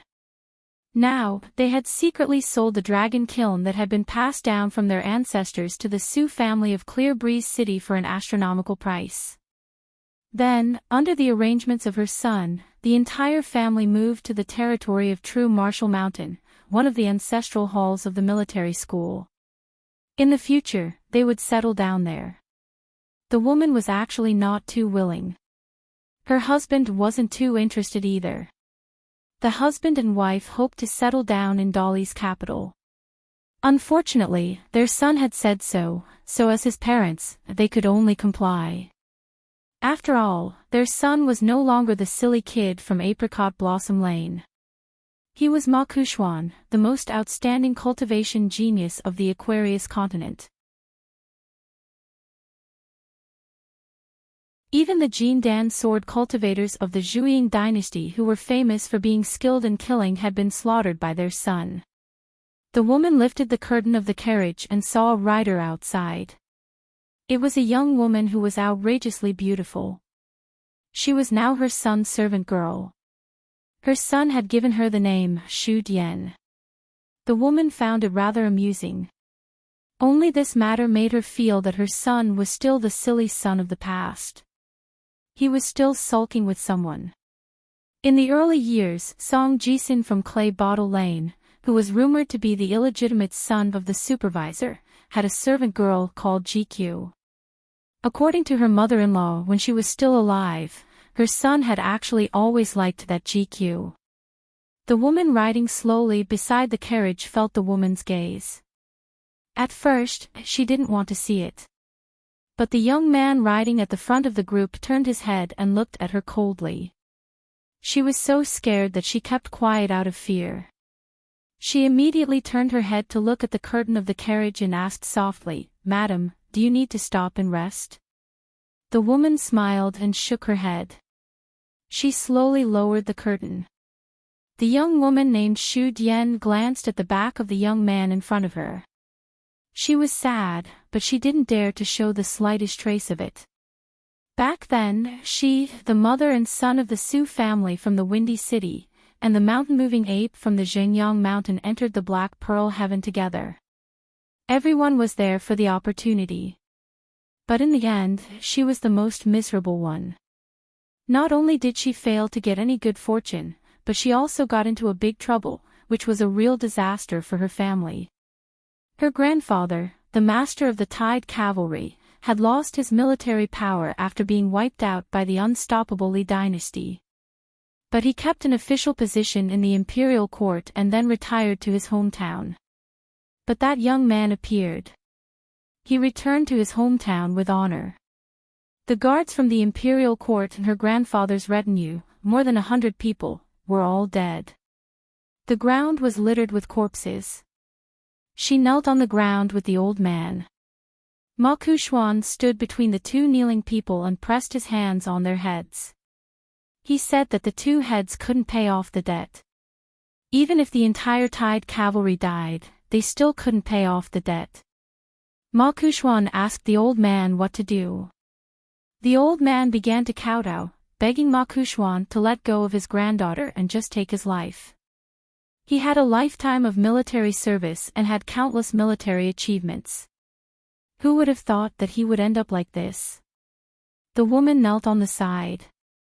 Ma Kuxuan pressed his palm down, leaving behind a miserable corpse on the ground. In the end, Ma Kuxuan didn't kill her. He kept her by his side and gave her the name Shu Dian. Shu Dian, who was in a daze, followed Ma Kuxuan to Longquan County.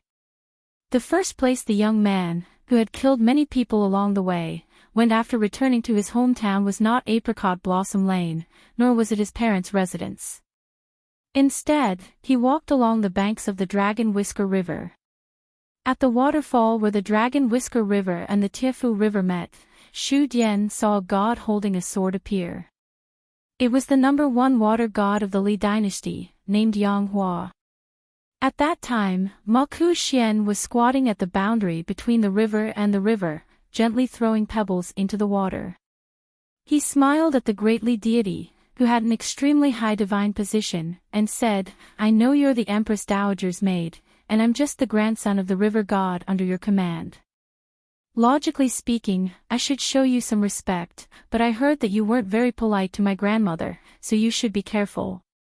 In life, regardless of whether you're a cultivator, a deity, or a ghost, if you owe a debt, you have to pay it back. When I return next time to visit my grandmother, if you still haven't paid off your debt and dare to order this Dragon Whisker River around, then I'll detain your golden body on Marshall Mountain and temper it every day. I'll feed you as much incense as you break, and I want you to pay it back for 1,000 years. Even if I, Ma Kuxian, die, as long as Marshall Mountain still exists, you'll have to suffer for 1,000 years."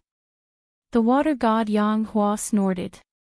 Ma Kuxuan added, "Since you can become the main god of the river, you naturally aren't afraid of suffering. It's alright, you're a woman after all, and you don't have a human nature. Some of your natural instincts are hard to get rid of. Every few years, I'll capture some deities or spirits of the mountains and lakes and bring them to Marshall Mountain.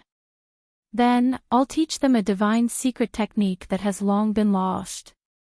I'll let them profit from their misfortune and let you know what it means to repay a debt with your body." Ma Kuxuan finally said, "I'm telling you all this in hopes that you won't be like some people who are stupid enough to think that many small things are just small things. Otherwise, if I, Ma Kuxuan, break through too quickly, you'll pay back your debt very quickly." The water god of the Iron Seal River didn't say anything, only sneering. Ma Kuxuan tilted his head. "You don't believe me, right?" Ma Kuxuan smiled. "Then wait. I've changed my mind now. One day, I'll ask the Empress Dowager to personally issue a decree for you to go to Marshall Mountain's territory and become the main river's water god. At that time, I'll visit you as a guest. I hope that the water god will treat me with great hospitality, and I'll return the favor by inviting you to the mountain as a guest." Yang Hua's expression became serious. Ma Kuxuan shook his head. "Sorry, it's too late." Yang Hua narrowed her eyes. A Tao protector of Marshall Mountain appeared behind Ma Kuxuan and smiled. "The water god has killed someone without permission. It's against the rules." Yang Hua sneered. "Ma Kuxuan is already your Marshall Mountain's mountain lord." That military cultivator shook his head and smiled. "Of course not. It's just that Ma Kuxuan's words seem to be more effective than our mountain lords. I've been dissatisfied for a long time, but I can't do anything about it." Yang Hua noticed that the cultivator secretly gave her a look. Yang Hua sighed and said to Ma Kuxuan, "Ma Lanhua will be able to have her own river god temple very soon." Ma Lanhua, the river granny of the Dragon Whisker River, had been unable to build a temple ever since she became a river god. If the water god of the Iron Talisman River spoke up and built a temple for incense, then both the local government of the Dragon Province and the Ministry of Rights of the Dali Imperial Court would not make things difficult for her. Ma Kuxuan stood up and clapped his hands. "All right. Then I, Ma Kuxuan, will also go back on my word. In the future, the water god will be my esteemed guest." Afterwards, the tall and slender Ma Kuxian, dressed in black clothes and a white jade belt, looked like an elegant young master who had come out of a wealthy family to enjoy the scenery.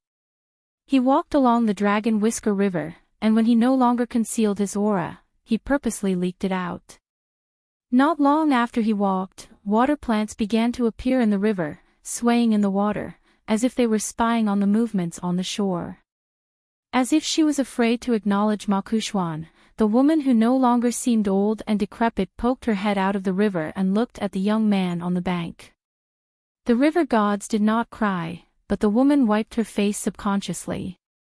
This was the first time the maidservant, Xu Dian, had seen the young demon Ma Kuxuan. She smiled resplendently. She even discovered that even such a cold-hearted wretch could cry. That day, Ma Kuxuan sat beside her on the bank of the river. The woman held Ma Kuxuan's hand gently as she constantly murmured. Ma Kuxuan only sat there and did not say anything for a very long time. Her face was rather unfamiliar, but it was the nagging that he was most familiar with in his life. His grandmother talked about many trivial matters and scolded many people, but in the end, she told him not to worry about anything. In the end, she told her grandson to wait for a while, and then went to the shabby residence in the river. She brought back all of her accumulated belongings and placed them neatly beside the two of them.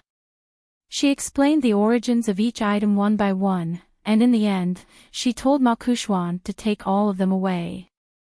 She said that these were all the money she had saved for her grandson's future wife, but she did not know if there was any girl he liked over the years.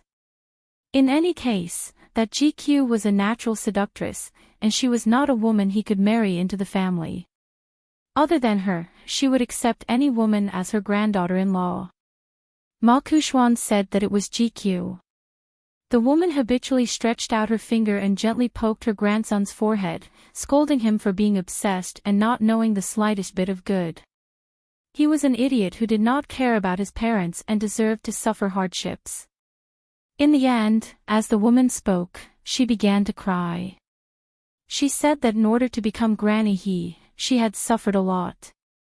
If it wasn't for the fact that she still had a grandson like him and had no one to take care of her, she wouldn't have been able to make it through. Ma Kuxuan took a deep breath and wiped his face with his hand. The woman said that Ma Kuxuan had to promise her one thing. Ma Kuxuan said that there was no need to be afraid of this.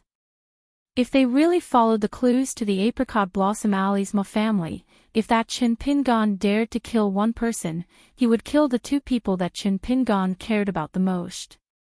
The woman only shook her head and insisted that Ma Kuxuan promise her. She said with a sobbing tone, "They are your parents, how can you settle accounts like this?" Ma Kuxuan remained silent. In the end, the woman used her trump card, saying that if he did not agree, she would not have a grandson in the future. Ma Kuxuan could only agree. Deep in his heart, he had his own plans. After parting, Ma Kuxuan did not go to find his parents, but instead went to the Yang family's shop. After learning that his grandmother had to stay in Dragon Whisker River, there was no room for discussion. Ma Kuxuan had no choice but to change his mind and have his parents sell the ancestral dragon kiln at a high price, and leave Longquan City with the family.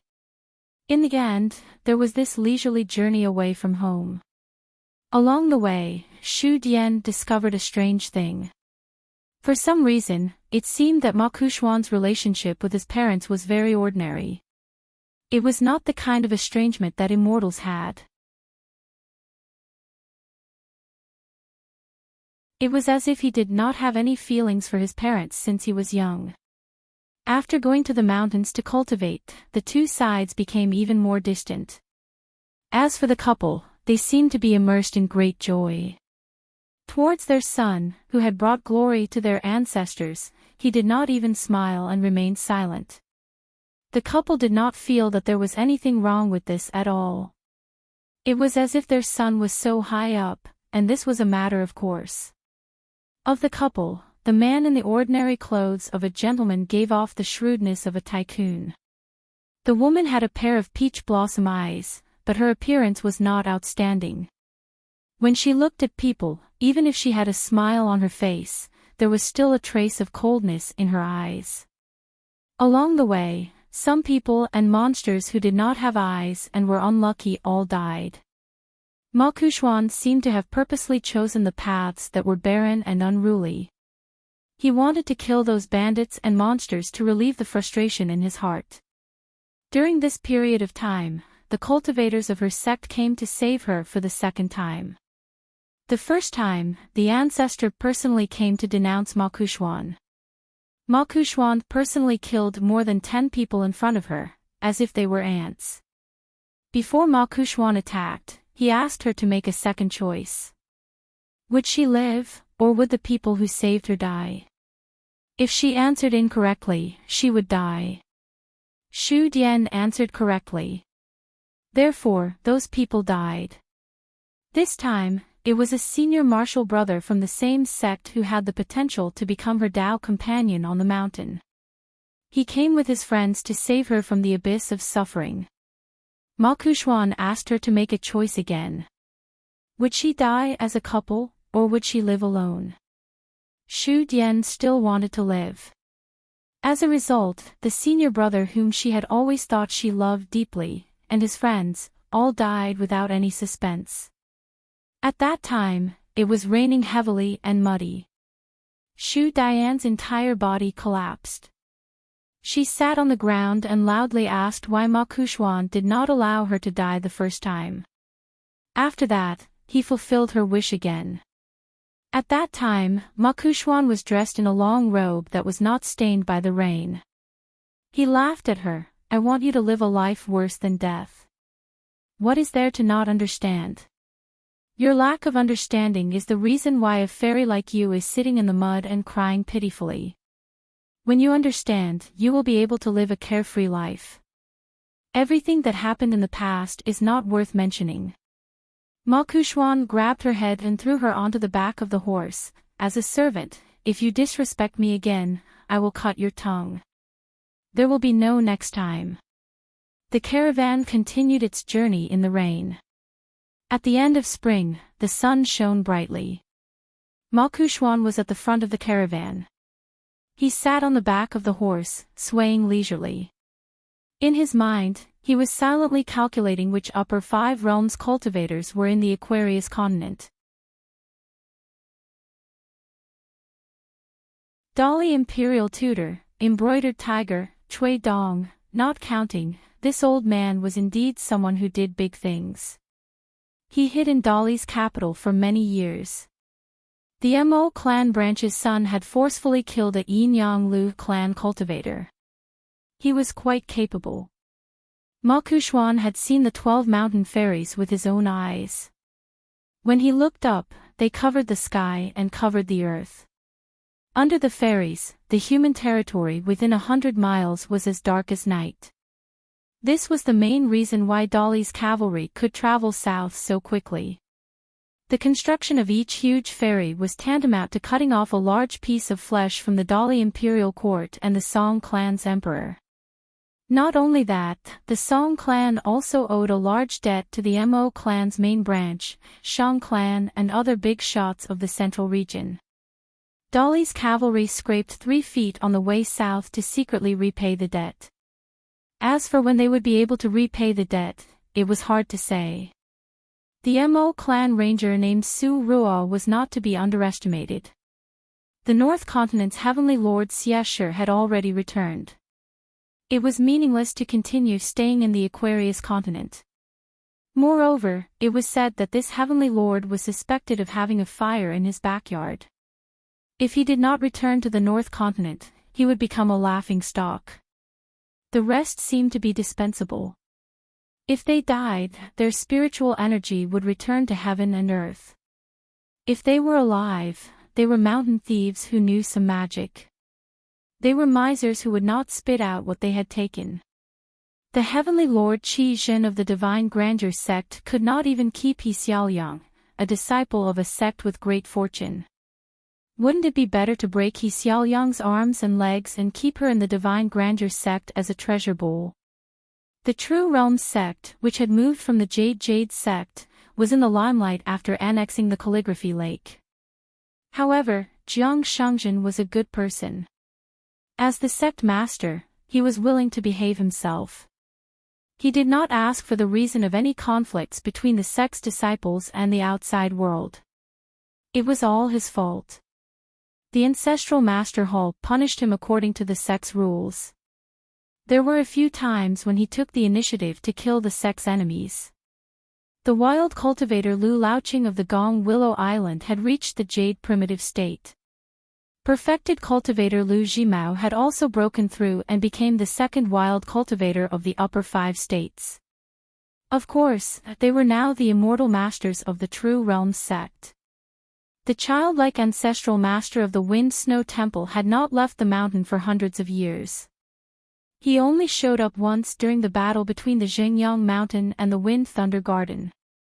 A female cultivator of the Martial Mountain was even quieter than the ancestral master of the Wind Snow Temple, who was also from the military ancestral court of the Aquarius continent. However, many of her disciples had been very active in the Dali border army. The family master of the Jiang family of Cloud Forest, who had been hiding behind the scenes. The first god of the upper 5 states in the history of the Aquarius continent, Wei Pai of the Cloud Pagoda Mountain. The sword cultivator of the upper 5 states from the Zhuiying dynasty had not shown up until now. No one knew if he had died in seclusion or if he had chosen to continue hiding. As for the storyteller of the Great Sui Kingdom, he was now a prisoner of the Cloud Pagoda Mountain, protecting a prince of the Gao family. It was not that Ma Kuxuan looked down on this old man, but what else did he have other than the jade primitive state? In the end, Ma Kuxuan thought of the bumpkin from the clay bottle alley. Ma Kuxuan opened his eyes on the back of the horse. He crossed his fingers and pressed them down lightly. He felt that it was a little fun. After leaving the small town, it seemed that all the people of the same age as him were trash. Instead, it was this guy from his hometown who was a real opponent that could pique his interest. He wondered if he would need to use all his strength the next time they fought. He probably would not. This was a little boring. Ma Kuxuan closed his eyes again and began to think about the genius of the Central Divine Continent. As for the maidservant behind him, one day, she would sadly discover that she had unknowingly lost all desire for revenge. Instead, one day, she would sincerely feel that staying by Ma Kuxuan's side was the only stability in the world. When that time came, it would be time for her to die. Ma Kuxuan would still leave behind a part of her soul and memories. Using some lost secret techniques that even the ancestors of Martial Mountain could not grasp, he would follow the clues and find her reincarnation. When the time came, he would return her memories, so that she would never be free.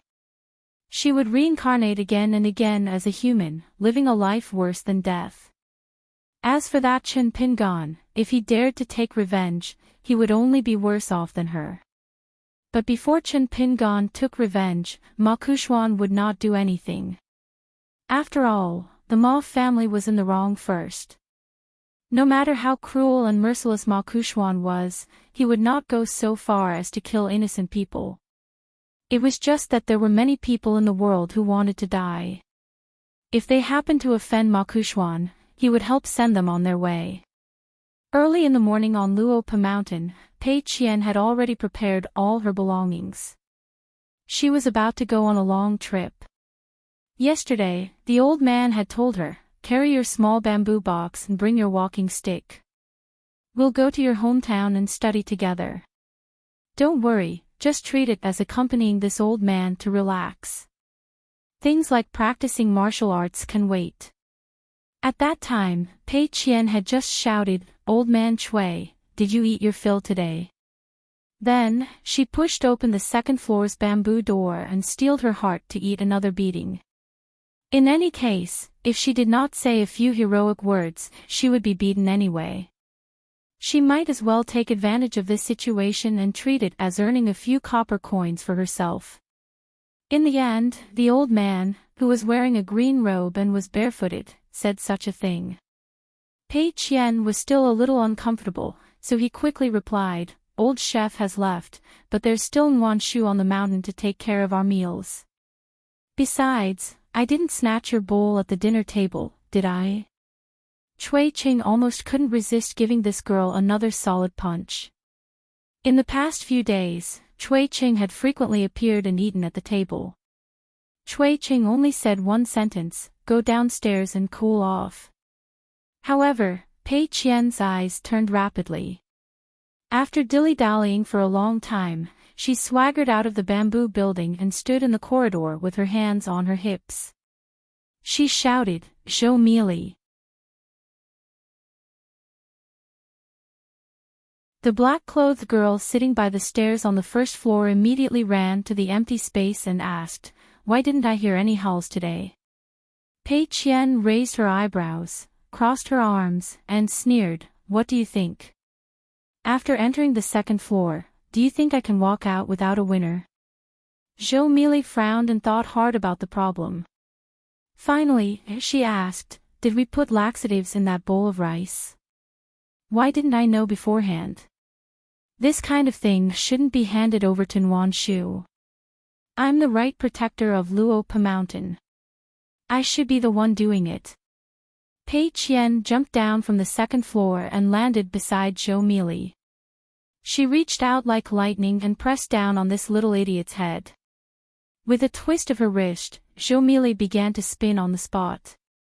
In the end, Zhou Mili found it interesting and ran on the spot. Pei Qian stretched out 2 fingers and shouted, "Freeze!" Zhou Mili immediately stood still. She didn't forget to widen her eyes and remain motionless. Pei Qian straightened 2 fingers in front of her and made a gesture of qi sinking into her dantian with her other hand. She nodded and said, "My immortal immobilization technique is indeed amazing. Even the big water monster in Mute Lake can't dodge it." Zhou Mili still didn't dare to move.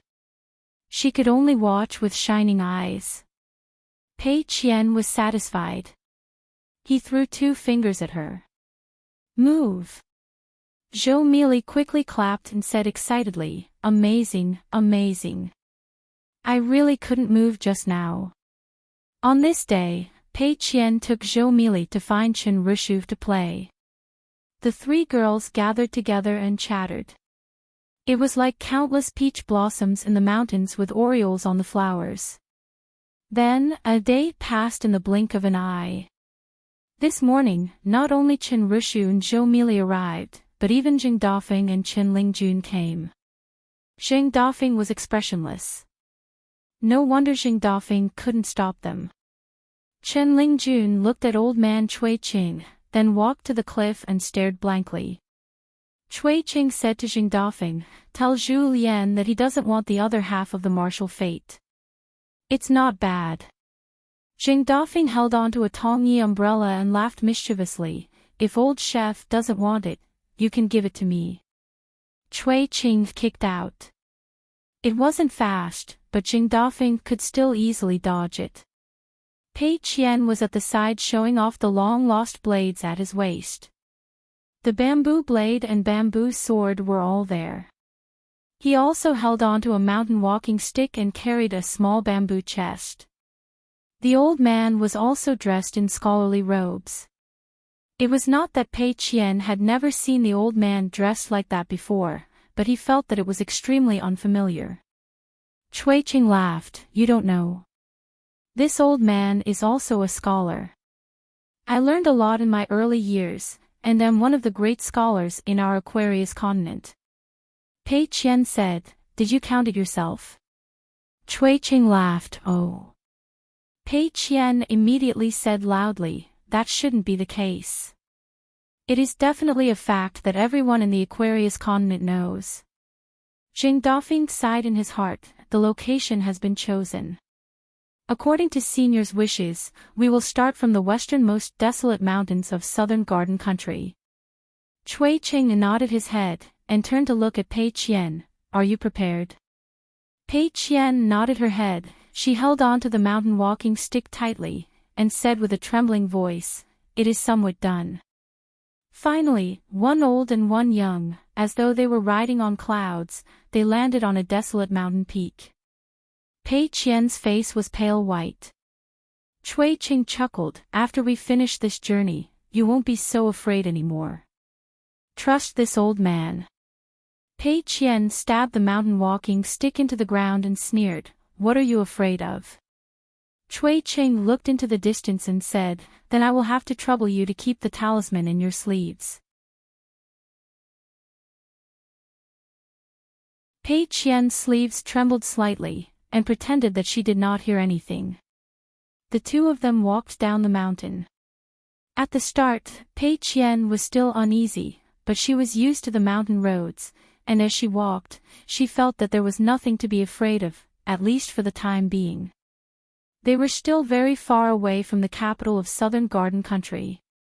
Below their feet was only the barbarian land of the Lotus Blossom Blush Land, not even the real territory of Southern Garden Country. At dusk on this day, Pei Qian had already familiarly cooked a small pot of fish soup and rice. There was a river at the foot of the mountain. Pei Qian cut a bamboo pole, tied a fishing line and hooked to it, and then threw the pole into the water. She quietly squatted by the river, and when the fish completely took the bait, she suddenly pulled it up and went ashore. Cui Qing had a headache when he saw the thick fishing pole. How could this be called fishing? It should be called pulling fish, right? However, when he drank the fish soup in a big bowl, the old man sitting cross-legged did not care about this. It was a little salty, so when Charcoal asked him how it tasted, the old man went against his conscience and said it was okay. Pei Qian scooped some fish soup for herself and ate it with rice. It was fragrant, and with the fish soup, it went really well with the rice. Pei Qian squatted on the ground, her shoulders shaking, and the little girl was overjoyed. The old man was too lazy to say that he should sit properly and eat properly. He was not that Qin Pingan. In the future, if Qin Pingan dared to talk about such trivial matters, the old man felt that he might not be able to resist reprimanding him. What was so great about being a master, being in charge of everything? How old was Pei Qian's temperament? But when he thought of this, the old man felt a little self-deprecating, and said softly to Pei Qian, Eat slowly, no one will snatch it from you. Pei Qian made an "oh" sound, and began to chew slowly. After clearing away the bowls, chopsticks, and the pot of soup, Pei Qian took out the kettle and washed her hands. Then, she took out a brush, paper, and ink from the small bamboo box where the various items were arranged neatly. Using the small bamboo box as a desk, she began to earnestly copy the book. Cui Qing sat at the side and smiled, You don't have to copy books here. If master blames you in the future, just say that I agreed. Pei Qian meticulously copied the entire sentence, then turned her head and glared at him. What nonsense are you talking about? Cui Qing waved his hand. When Pei Qian finished copying the book, the sky was already dark. She carefully put away all the items. In fact, to the current Pei Qian, night vision was as simple as drinking water and eating. Seeing that old man Cui was dozing off, Pei Qian held the mountain walking stick and tiptoed to the mountain peak far away to practice the crazy demon sword art. Cui Qing smiled and asked, Since it's a sword art, why don't you use the bamboo sword at your waist?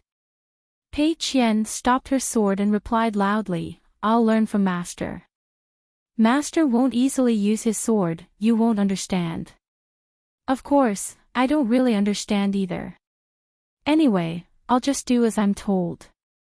Cui Qing asked, Then what if your master is wrong? Pei Qian continued to practice the crazy demon sword art, whistling like the wind, to the extent that her words, when falling into the ears of ordinary martial artists, sounded a little intermittent. Fortunately, Cui Qing naturally heard it clearly, Master is on my side. How can he teach the wrong disciple? He won't be wrong, not in this lifetime. Anyway, even if he's wrong, I still feel that he's right. None of you can control him.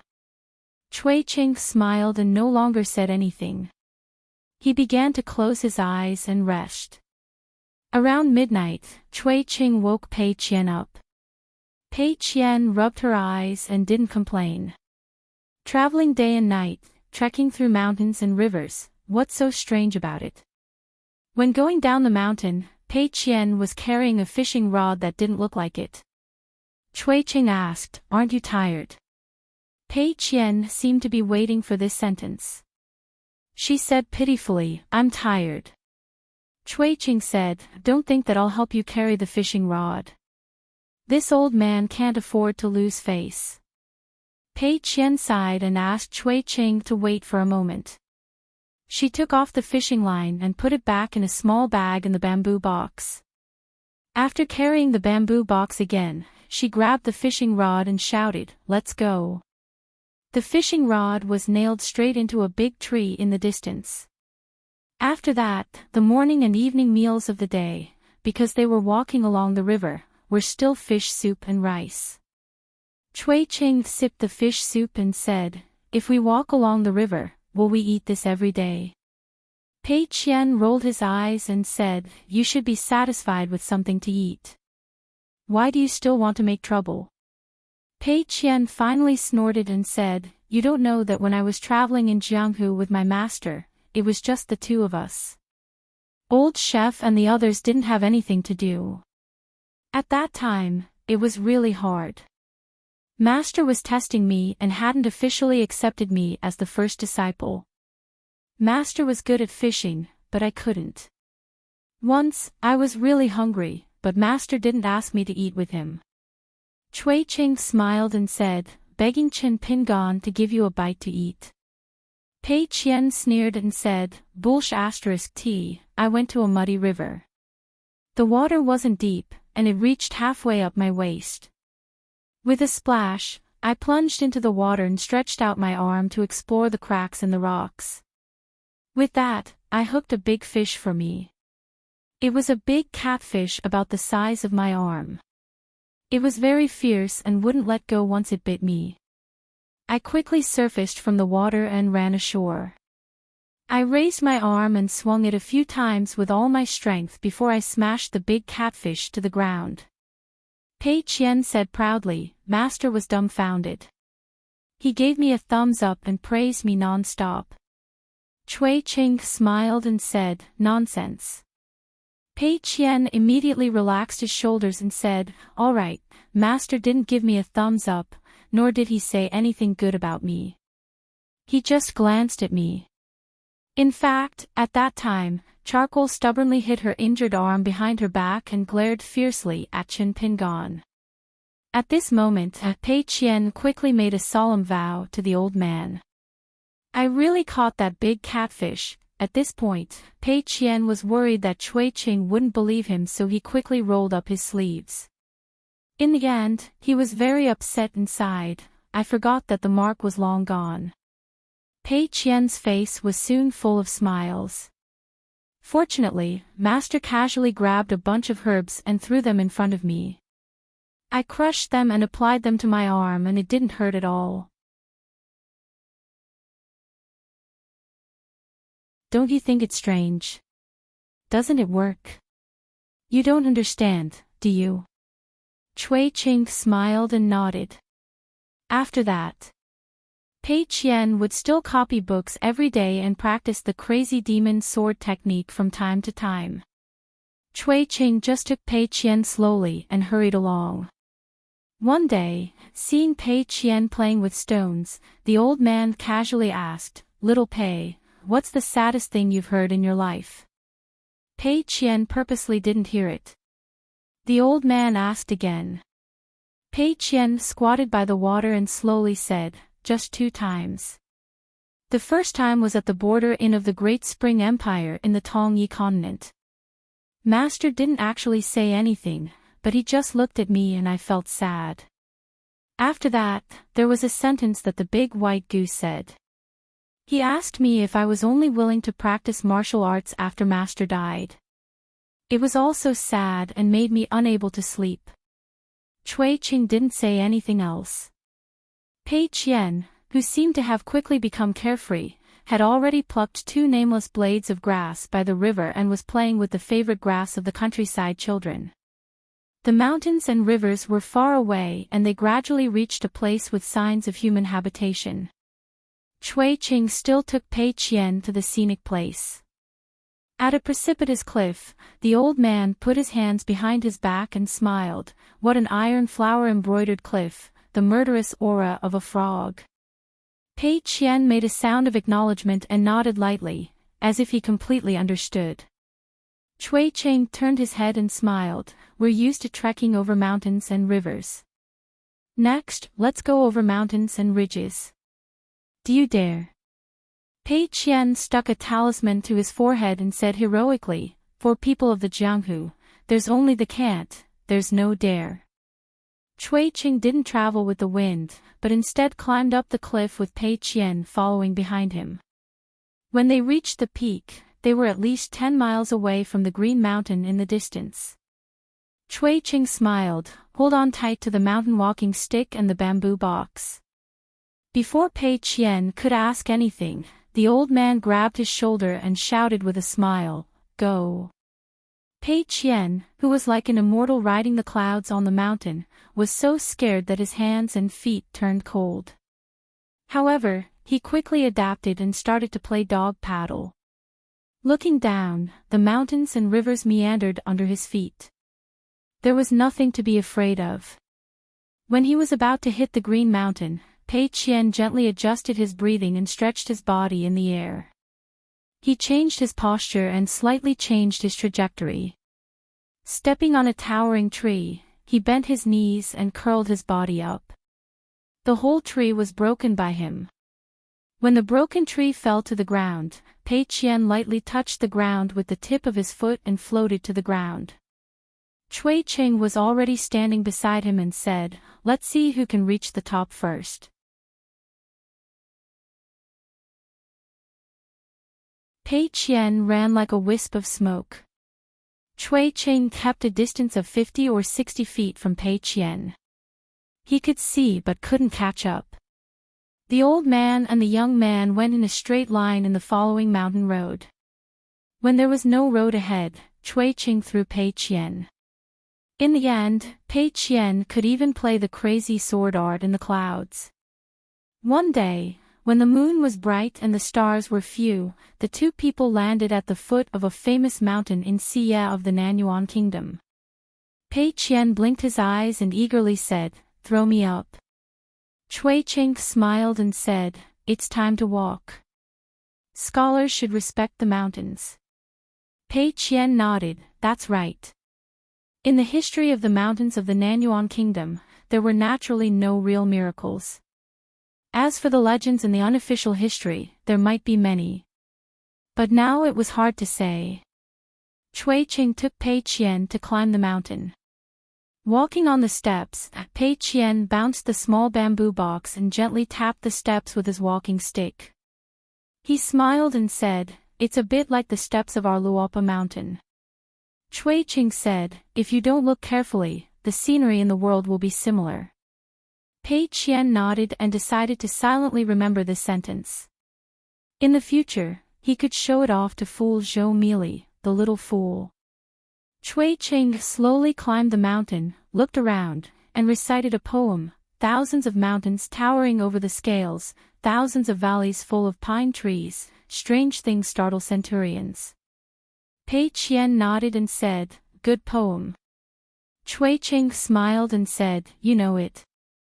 Pei Qian grinned and said, I said it for my master. Cui Qing laughed heartily. At the top of the mountain, there was a Taoist temple with a closed door. Cui Qing didn't knock on the door. He just walked around with Pei Qian and looked at some inscriptions on the cliff. Cui Qing looked into the distance and said with emotion, the sages once said that the life of a person is in the vitality, and the life of a country is in the people's hearts. Pei Qian turned to look at the old man and finally remembered that the old man said that he was a scholar. It was rare for the 2 to go down the mountain on foot. As they went down, they saw the smoke of the countryside, the market, the town, and the post road. Along the way, they saw a lot of people from all walks of life. Most of them passed by without any disturbance. On this day, the two were at a roadside tea stall. Pei Qian paid for 2 big bowls of herbal tea. Pei Qian made a bamboo hat for herself. She carried a small bamboo box on her back and a sword on her waist. Wearing a bamboo hat and a walking stick on the side of the table, she looked very funny. A group of Jianghu people came to the table next to them. Pei Qian was a little flustered. She, who was sitting opposite the old man, quietly sat on the bench next to the old man. Quickly looking at the group of real Jianghu people, Pei Qian lowered her voice and asked the old man, "Do you know what things are necessary to travel in Jianghu?" Cui Qing smiled and said, "Tell me." Pei Qian said softly, "A big bag of golden leaves, a tall horse, a treasured sword that can cut iron like mud, and a famous Jianghu nickname. Master said that if I have these, I will be popular everywhere in Jianghu." Pei Qian was suddenly happy. "I don't want a tall horse in the future. Master promised me that when I travel in Jianghu, he will buy me a little donkey." Cui Qing smiled and nodded. The Jianghu people with swords and sabers were sitting next to them. One of them didn't sit down immediately. He reached out and pressed the little girl's bamboo hat. He laughed and said, "Where did this little black charcoal come from?" "Oh, a little heroine. Carrying a sword and saber, so impressive." That person reached out and pressed Pei Qian's head heavily. "Tell me, who did you learn it from?" Cui Qing just drank his tea. Pei Qian's face was pale. She didn't say a word. She slowly raised her head and said timidly, "I learned it from my master." That Jianghu person smiled and took a step back. He lifted his leg and kicked the bamboo hat girl's green bamboo box. "How can you travel in Jianghu with a broken book box?" Pei Qian wanted to ask Cui Qing for help, but the old man smiled and said, "Solve it yourself." Pei Qian wiped the sweat off her face. Seeing that the person was going to kick the bamboo box behind her even harder, Pei Qian stood up and moved to avoid it. She subconsciously reached out and grabbed the mountain walking stick in her hand. That person stepped on empty air. Just as he felt that he had lost face, his embarrassment turned into anger. When he saw the scene of little charcoal grabbing the item in the air, he began to sweat profusely. He tried his best to put on a friendly expression, then lowered his head and bent his waist. He rubbed his hands and laughed dryly, "Wrong person, wrong person." Pei Qian thought for a moment and sat back down. Cui Qing smiled and asked, "You don't dare to fight back?" Pei Qian shook her head and said unhappily, "At first I was a little afraid that he would break the bamboo box. After seeing his kick, I was even more afraid that I would accidentally punch through his chest." Cui Qing asked again, "Why are you afraid of this? Shouldn't the other party be afraid of you?" Pei Qian still shook her head. "Master said that in the martial arts world, it's not only about revenge and fighting. When encountering a small matter, being able to hold back one's fist is the skill of a martial artist." Cui Qing laughed. It was unknown whether he was laughing at the little girl's big words or at the small town saying, "At the door." Cui Qing finished drinking the tea in his bowl and said, "You only have a few copper coins. Losing a copper coin, of course you will be worried. Wait until you have a big pile of divine money, then lose a few copper coins." Pei Qian said resolutely, "I will still have to search everywhere." What a joke! How could there be no reason to lose money and not find it back? Master said that every copper coin that belonged to one's money bag, if lost, would be a poor homeless worm. Pei Qian saw that the old man didn't speak and said strangely, "If you say it in another way, I will listen." Cui Qing laughed and said, "Old Mister also has old words to say. There's no time for old logic." Pei Qian was a little disappointed. "Think again." Cui Qing shook his head and said, "No. The people at the next table didn't even drink the tea and rode away. It seemed that there really was something urgent. Cui Qing took Pei Qian and continued on their way. Looking into the distance, he said with a smile, "Catch up with them and tell them something from the bottom of your heart. Anything is fine." Pei Qian was a little hesitant. Cui Qing waved his hand. Pei Qian took a deep breath, adjusted his bamboo hat, and began to run. Then, he carefully considered what he should say in order to appear reasonable, courteous, and polite. A moment later, Pei Qian, who was running faster than a horse, had already caught up to the man and his horse. She gradually slowed down and said to the man on the horse who looked like he had lost his parents, "In the martial arts world, you have to be righteous." That person's face was blank. Pei Qian emphasized and asked loudly, "Do you remember?" That person said with a trembling voice, "I remember." Not only him, even his other friends in the martial arts world couldn't help but answer. Pei Qian received the answer and suddenly stopped, waiting for the old man behind her to catch up. After that, Pei Qian and the old man walked over the high city wall of the city. Pei Qian burned incense in various Taoist temples, sold all kinds of delicious food in the market, and visited the bookstores in her hometown. Pei Qian also bought books for Sister Bao Ping and Li Huai. Of course, her friends on Luopa Mountain also bought gifts from her own pocket. Unfortunately, in her hometown, Nanyuan Kingdom, the immortal money didn't work. Looking at the copper coins and silver coins, Pei Qian felt a little sad. When Cui Qing walked out of the bookstore with Pei Qian, he asked, "Do you feel bored learning from your master's way of life?" Pei Qian swaggered along the bustling street. "Of course not. What's the point of living? I can eat and drink to my heart's content every day. What else can I do? I used to be a beggar in the capital of Nanyuan Kingdom. My clothes were ragged and I couldn't even get through the door. How pitiful. I could only lean against the wall and pray to the gods and bodhisattvas as close as possible. But the bodhisattvas couldn't hear me. Their stomachs would grumble when they were hungry and their intestines would spin when they were beaten." Cui Qing smiled and said, "You can't think like that. In the end, didn't the bodhisattva hear you and let Chen Pingon stand in front of you and become your master?" Pei Qian suddenly stopped and her eyes instantly turned red. She asked the old man to wait for her and ran to the temple in the city alone. Not only did she burn incense, but she also took down the small bamboo box and put it aside. She kowtowed many times on the futon at the feet of the bodhisattva.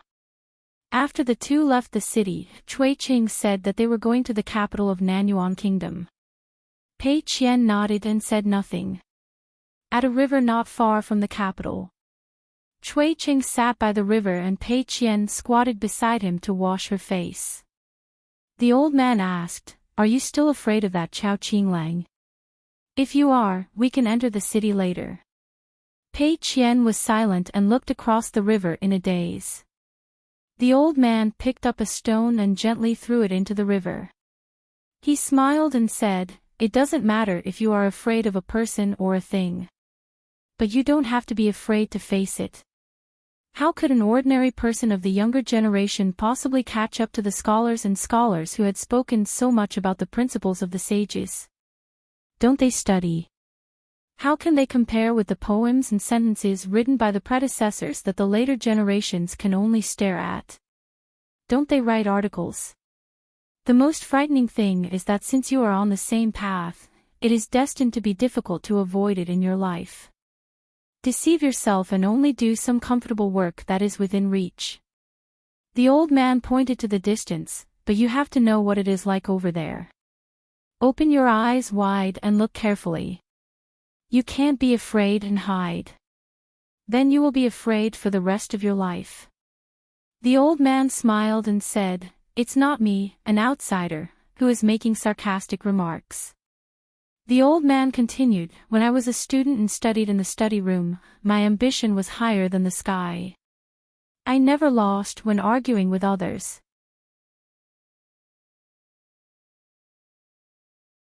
Later on, when I practiced boxing, I traveled thousands of miles with only my fists. It was even more so. What I seek is the same as learning martial arts. It is written in books that I will go forward even if there are thousands of people. The old man sighed and said, there are no heroes in time. The saddest thing about this sentence is that there are no heroes in time. So we don't have to be afraid of how good others are. If others are good, we can be better. That is true growth. You, Pei Qian, will not only be Chen Pingan's first disciple one day. You, Pei Qian, will be Pei Qian. Of course, Chen Pingan will always be willing to take care of you. He is such a person. It's easy to change mountains and rivers, but it's hard to change one's nature. Perhaps he will not meddle in other people's business in the future. But all of you who are close to him are the responsibilities that Chen Pingan will have to bear for his entire life. He is not afraid of hardships and enjoys it. For such a person, if you advise him to think more for himself, it will be like a chicken talking to a duck. He will definitely listen to reason, but it will be hard to change. The old man did not say anything else. Pei Qian raised her head, let's go to the capital. I will lead the way. The old man and the young girl went to the capital of Nanyuan Kingdom. As usual, if there were no customs documents, they would quietly climb over the wall. Anyway, it was old man Chui who brought her to do it. Even if her master knew, he would not be too angry, right? After entering the capital of Nanyuan Kingdom that Pei Qian was still very familiar with, Pei Qian slowed down. The old man did not rush her. After walking through the alley, passing by the martial arts school that was still open, they arrived at the Temple of Heart. Pei Qian's footsteps quickened. However, when Pei Qian was not that afraid, the old man stopped at the entrance of the small temple. There were no visitors coming in or out. Pei Qian wanted to follow in, but Chui Chink shook his head and said, you should walk the last part of the journey by yourself. Pei Qian nodded vigorously and turned to leave. He walked along the main street and went alone to the alley. The old man kept looking at the thin and small figure.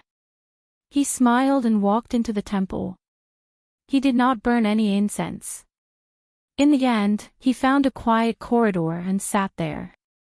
On the other side of the alley, Pei Qian found that the courtyard door was locked. She sat on the steps outside the door. She sat until dusk, when a young man in a green shirt walked into the alley. Pei Qian stood up and looked at him.